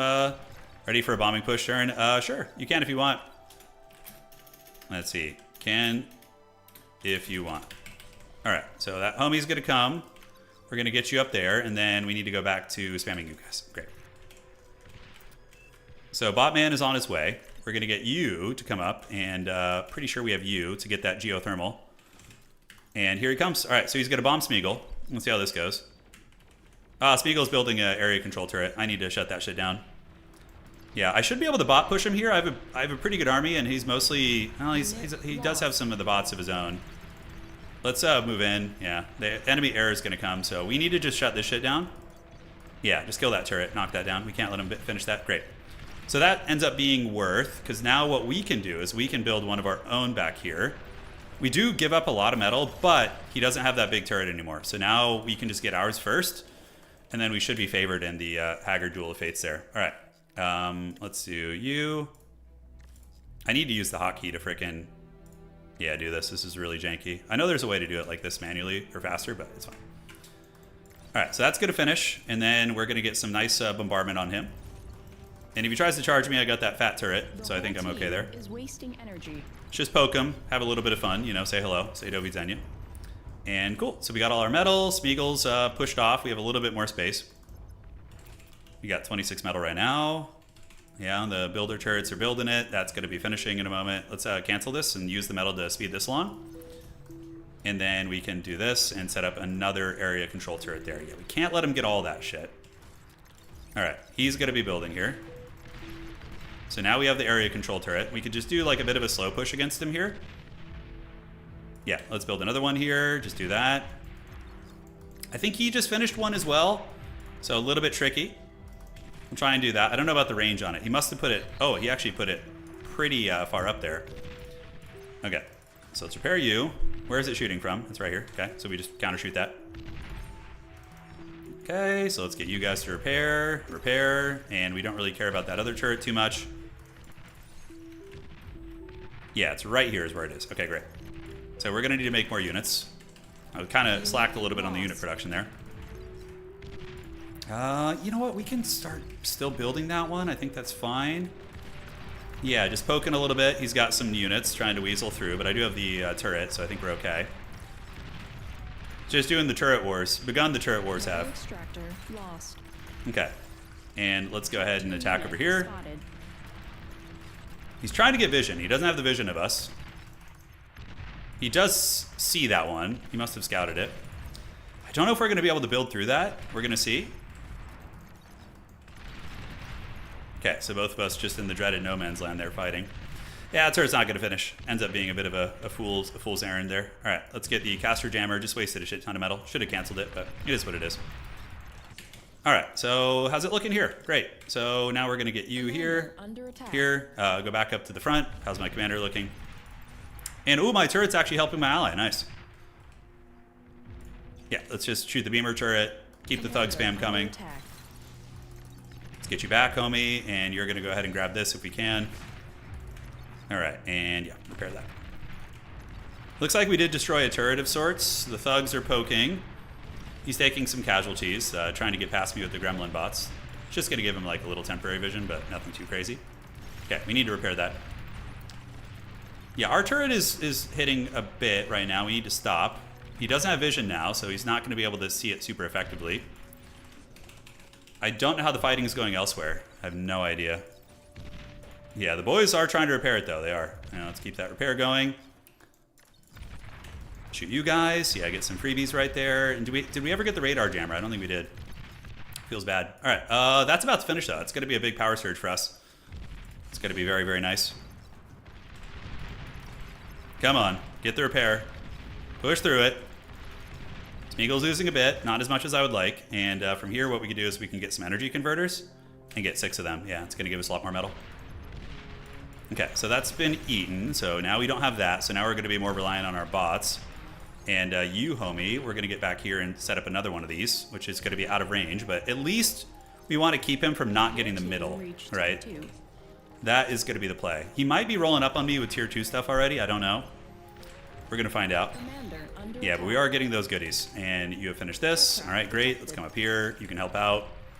An enemy air force is nearby. Okay, we got to watch out for that. That's sketchy. Let's get some anti-air turrets up right now. Yeah, we need to get the anti-air. My ally's going to come and help. Bots are coming in, and that's going to be finished. And then we can go back here. Great. So just keep the thug spam coming. Thugs are pretty damn good. They're pretty darn good. Okay, that's fine. We have the converters going, and now we can consider going for tier 2 action. So we're going to do an advanced bot lab. Drop it like it's hot. So we're doing a bit of a tech right now. Not going to be the prettiest one, but it will do. We need to eat some of this metal here, so we need to come and eat some of this. Yeah, awesome, awesome. He's losing some bots here and there. Good. A greedy tech, but one that will hopefully pay dividends. And you guys are just getting all the metal here, so homie's going to go grab all this. Yeah, nice. There's a lot of errant metal sitting here, so we need to get all that. Yeah, I'm happy that we can kind of hold our own against Smeagol. This is great. Like, yeah, I would expect to have been karate chopped by now, but we are holding. We don't have a tech that's going to give us tier 2, so we need to actually just, do it ourselves. Yeah, so that's what's going to be happening. Okay, and then we can do a little bit of this. Get a little turret action right there. You're going to pull back. See if we can salvage this worker. Probably not, but we'll try. I do have a lot of these dudes, but considering I'm in the middle of a tech, probably not a good idea. So we're going to cancel this. Yeah, get all you guys ready. And let's go ahead and go to utility and get a radar jamming tower. Yeah. Just so he can't see what's going on back here. Yeah, it's very similar to Supreme Commander. It's kind of a bit of a spiritual successor to it of sorts. Do we have enough to push him? I feel like maybe he's teching too, and that's part of it. Let's push up. Let's see if we can catch him slipping. Yeah, I feel like he's not really here with a lot, but I could be wrong. Let's get that big turret down, and let's do that. Great. So we got that. It's pretty good. Now we just retreat back. And tier 2 is here now. So we got tier 2. Hopefully that'll put us ahead of him a little bit. And we did get his fat unit there. So commander can repair this homie and this homie. Yeah. And Big Dog's going to be finishing. So then we upgrade our metal extractors. Okay, great. Let's just pull back a little bit. And great. So now we have the Arbiter. Wait, what did I just make? An Arbiter bot? I did not mean to make that, but I'll take it. I mean, maybe it'll help. I was trying to build a worker. You know, I was trying to build a worker there. Okay, so you're going to do this, and then our bot, tier 2 bot, is going to upgrade you, you, and you. We're going to come here, here, and we can do you and you. Great, so that should cover all of our metal upgrades for now. Let's put a little bit more turret action back there. Looks like Smeagol's going to get that turret, which is fine. I don't know if he's tier 2 yet, so that's an advantage we could potentially have. And then we just start spamming Sheldons out. Sheldon bots are just really, really good spam units. They put in a ton of work. All right, so that's good. Let's start spamming Sheldons. So Sheldons are going to be arriving in the front line now. A little bit of pushing going on down here, but neither of us are really getting too much ground. It's kind of just a bit of a stalemate of sorts. All right, so he's got his little grunts here. We don't want to let him just get all this for free. So let's move up and do a little bit of this. Sheldon bots are on the way, so we're going to do that. Yeah, he does have more than me because he stayed on tier 1, it looks like. Looks like homie stayed on tier 1. So we just got to like lure him back a little bit while scavenging whatever we can. Yeah, so we do have Sheldons coming, which is going to be nice. What the hell was that? That was like some long-range rocket of some sort. Okay. Oh, it's my rocket bot that I made. Oh, that's cool. Yeah. It was totally an accident, but you know, we'll take it. So I'm pretty sure we have a tech advantage. There's a decent likelihood that I can push him. Yeah, once I get my tier 2 robots here. This is beyond all reason. This game rules. It's super fun. And we see gunslinger bots coming up. Looks like Boone is coming to reinforce a little bit. Not that we need it, but still helpful. Boone, hero of the people. Yeah, a lot of my dudes are getting hammered here. So we're gonna need to get a we need to get a radar bot and a jamming bot too. All right, so tier 2 is here. Let's go ahead and do this and build a couple more of these. Great. And we are slowly getting all of our metal nodes upgraded. So we're at 42 metal at the moment. All right, and let's make more Sheldons. Cool. Now, are we going to be able to push? That is the question. He's spamming trash units, but it is a big choke point here. And we got some bombers coming over, which is risky. They're just going to get taken down, unfortunately, there. Yeah. Okay, he's still on tier 1 only. Okay, that's fine. So just got to wait for the Sheldons to arrive, and then we're chilling. All right, let's get that. More Sheldons are coming. I think that's going to be enough build turrets for now. And then we can do a little bit of this. Just be a big, lazy, haggard power operation back there. Can also upgrade our geothermal when the time comes, and when that bot gets ready to go. Are we ready to push yet? I don't think so. I don't think we have enough critical mass of Sheldons. I think I want to get a couple more of them before I do. Yeah, these guys are coming. I could do Fiend, like assault bots. Sumos are also really good too for like pushing that position. I like how there's like this like no man's land that neither of us get, like that area there. It's pretty funny. All right, yep, let's see the power over there. It's going to be closer to the build turret, so that should keep our power healthy. And now we have a Fat Boy. Yeah, Fat Boy is going to be a big difference maker. Let's come up here, do this. And let's do it. Yeah, I got tier 2 Sheldons ready to go. It is about go time. And we can also start preemptively setting up an operation here where we can spam some trash units. So we're going to do that. Lost. So just waiting for the Fat Boy to move up. You going to move it? Come on, man. Don't make me charge into my own. Send in the Fat Boy. Okay, the jammer bot is here, so he's not going to see me as easily now. Friendly commander destroyed. Here he comes. Sheldons are going to start unleashing. Oh, he has mortar dogs too, so he's on tier 2 also. Yeah. Commander under attack. But we do seem to be getting the advantageous trade here, so let's make some more anti-air turrets. Our tier 2 timing, I think, is pretty good here. With Fat Boys, me and my ally are pushing together. All right, let's take that friggin' thing down. That thing's been a troll for so long, dude. All right, so we're trying to get it. Oh, man, it's not dying easily. I thought it would. Really? Wow, we didn't get that? Okay, hopefully the Fat Boys are going to be able to carry us then. All right. Friendly commander Turrets. destroyed. We have 15 of these guys. Why are they so slow? Oh, man, they're just not here yet, I guess. Okay. But regardless, casualties on both sides. Yeah, casualties on both sides there. Power's coming. Did the fat boy die? It looks like it did get taken down. Okay, so what we need to do is get some spam going, like some tier 1 spam provision. That's going to be pretty big. So we're going to set that up in the little valley right here. He's obviously spamming the, yeah, ooh, bot. Oh, shit, I didn't even notice how bad bot was. Yeah. Ouch. Yeah, we need to break through if we want any chance of winning. We might just lose because of bot. He's still trying. But he's brand new. The homie's giving it his best, you know. You got to give props to the man for that. All right, so we have the advanced metal nodes coming up. But are we going to be able to break through is the question. Pink? Yeah, Pink, you got to go and help him if you can. Destroyed. You got to help your homie out. Okay, so then we're going to get some bot labs here. We're going to do 1 and 2. That's going to be good. And as far as breaking through down here, I mean, that is a player's base. Yeah. Let's see if we can get a little bit of push going. Kind of hard. The fact that we didn't get that turret feels real bad. That was like really unfortunate. I can start spamming sumo bots for like a proper assault. I'm going to come down. Man, this is like, I feel like we can make more progress here. But hopefully our bottom can hold a little bit longer. I don't know how long they're going to need to hold, but it's going to need to be a minute. That's for sure. Okay, so sumo bots are on the way. They're going to take a minute to arrive. And now we can get you and you and have you guys start spamming grunts. We're going to repeat spam them, and we're going to send grunt spam over there for vision. So that will give us a non-stop vision, basically. Yep, it's going to be good. And we will get a little bit of vision.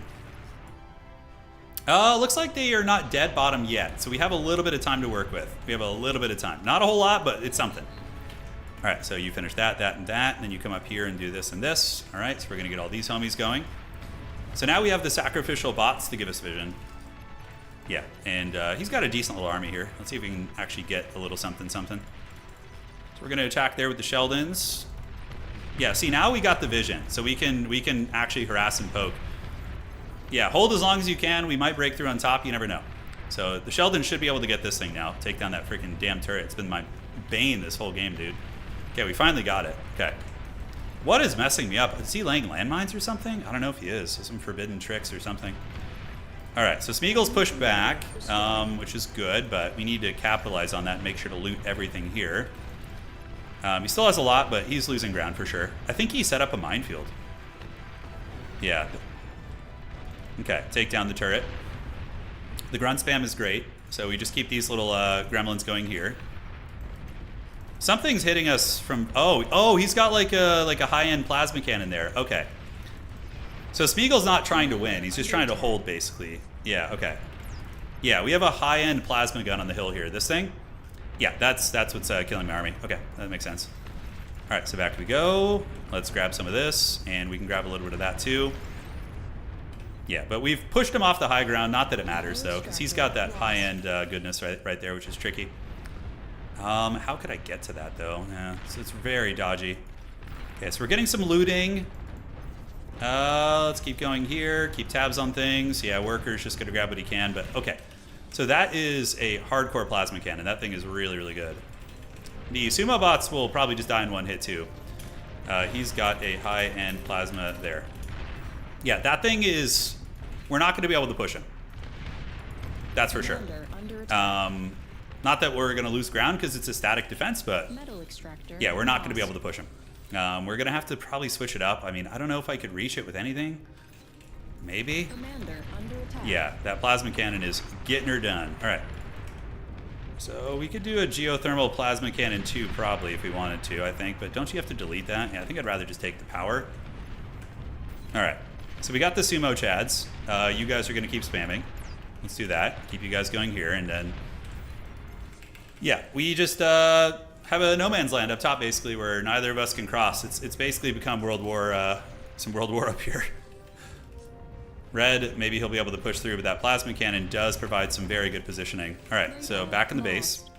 We're going to turn you off here, do a little bit of this. The sumos can definitely move up and put in some lifting, but I'm nervous about that cannon. They're good assault bots. Yeah, they're good boys, these sumos. They'll try their best.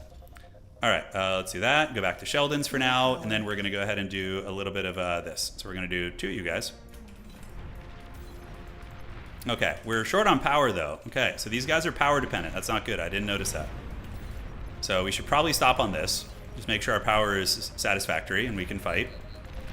That plasma cannon actually messed my shit up a little bit, I'm not gonna lie. I didn't even know that the geothermal one existed, really. Oh, did I just take some chain reaction damage? I think I did. All right, Sumos, let's go. We just gotta spam Sheldon and play really defensively. How's Red doing? Red's making some progress. The sumo bots are killing a bit. Not as much as I would like. We have the fusions coming up, and it looks like big Air Force fights are in effect. We're still missing a player bot. Yeah, we are missing a player bot, which feels rough. All right, let's get back. You know what? We could make one of those cannon things too. I'm gonna copy him because that seems like a brilliant idea, honestly. Okay, so that's gonna finish, and then when that's done, we're gonna get 3 of these. And yeah, so now we have Sheldon's back. At least they can shoot up the hill. Let's keep gremlining. We're gonna eat this, although I don't think we can really afford to eat that, right? Yeah, he's losing stuff. The sumos are doing fine. Now that I'm out of range of his cannon, yeah, I think we just keep this geothermal power for now, and we can do a pop-up turret here. It's gonna be fine. See if it'll actually finish. All right, so another one's on the way.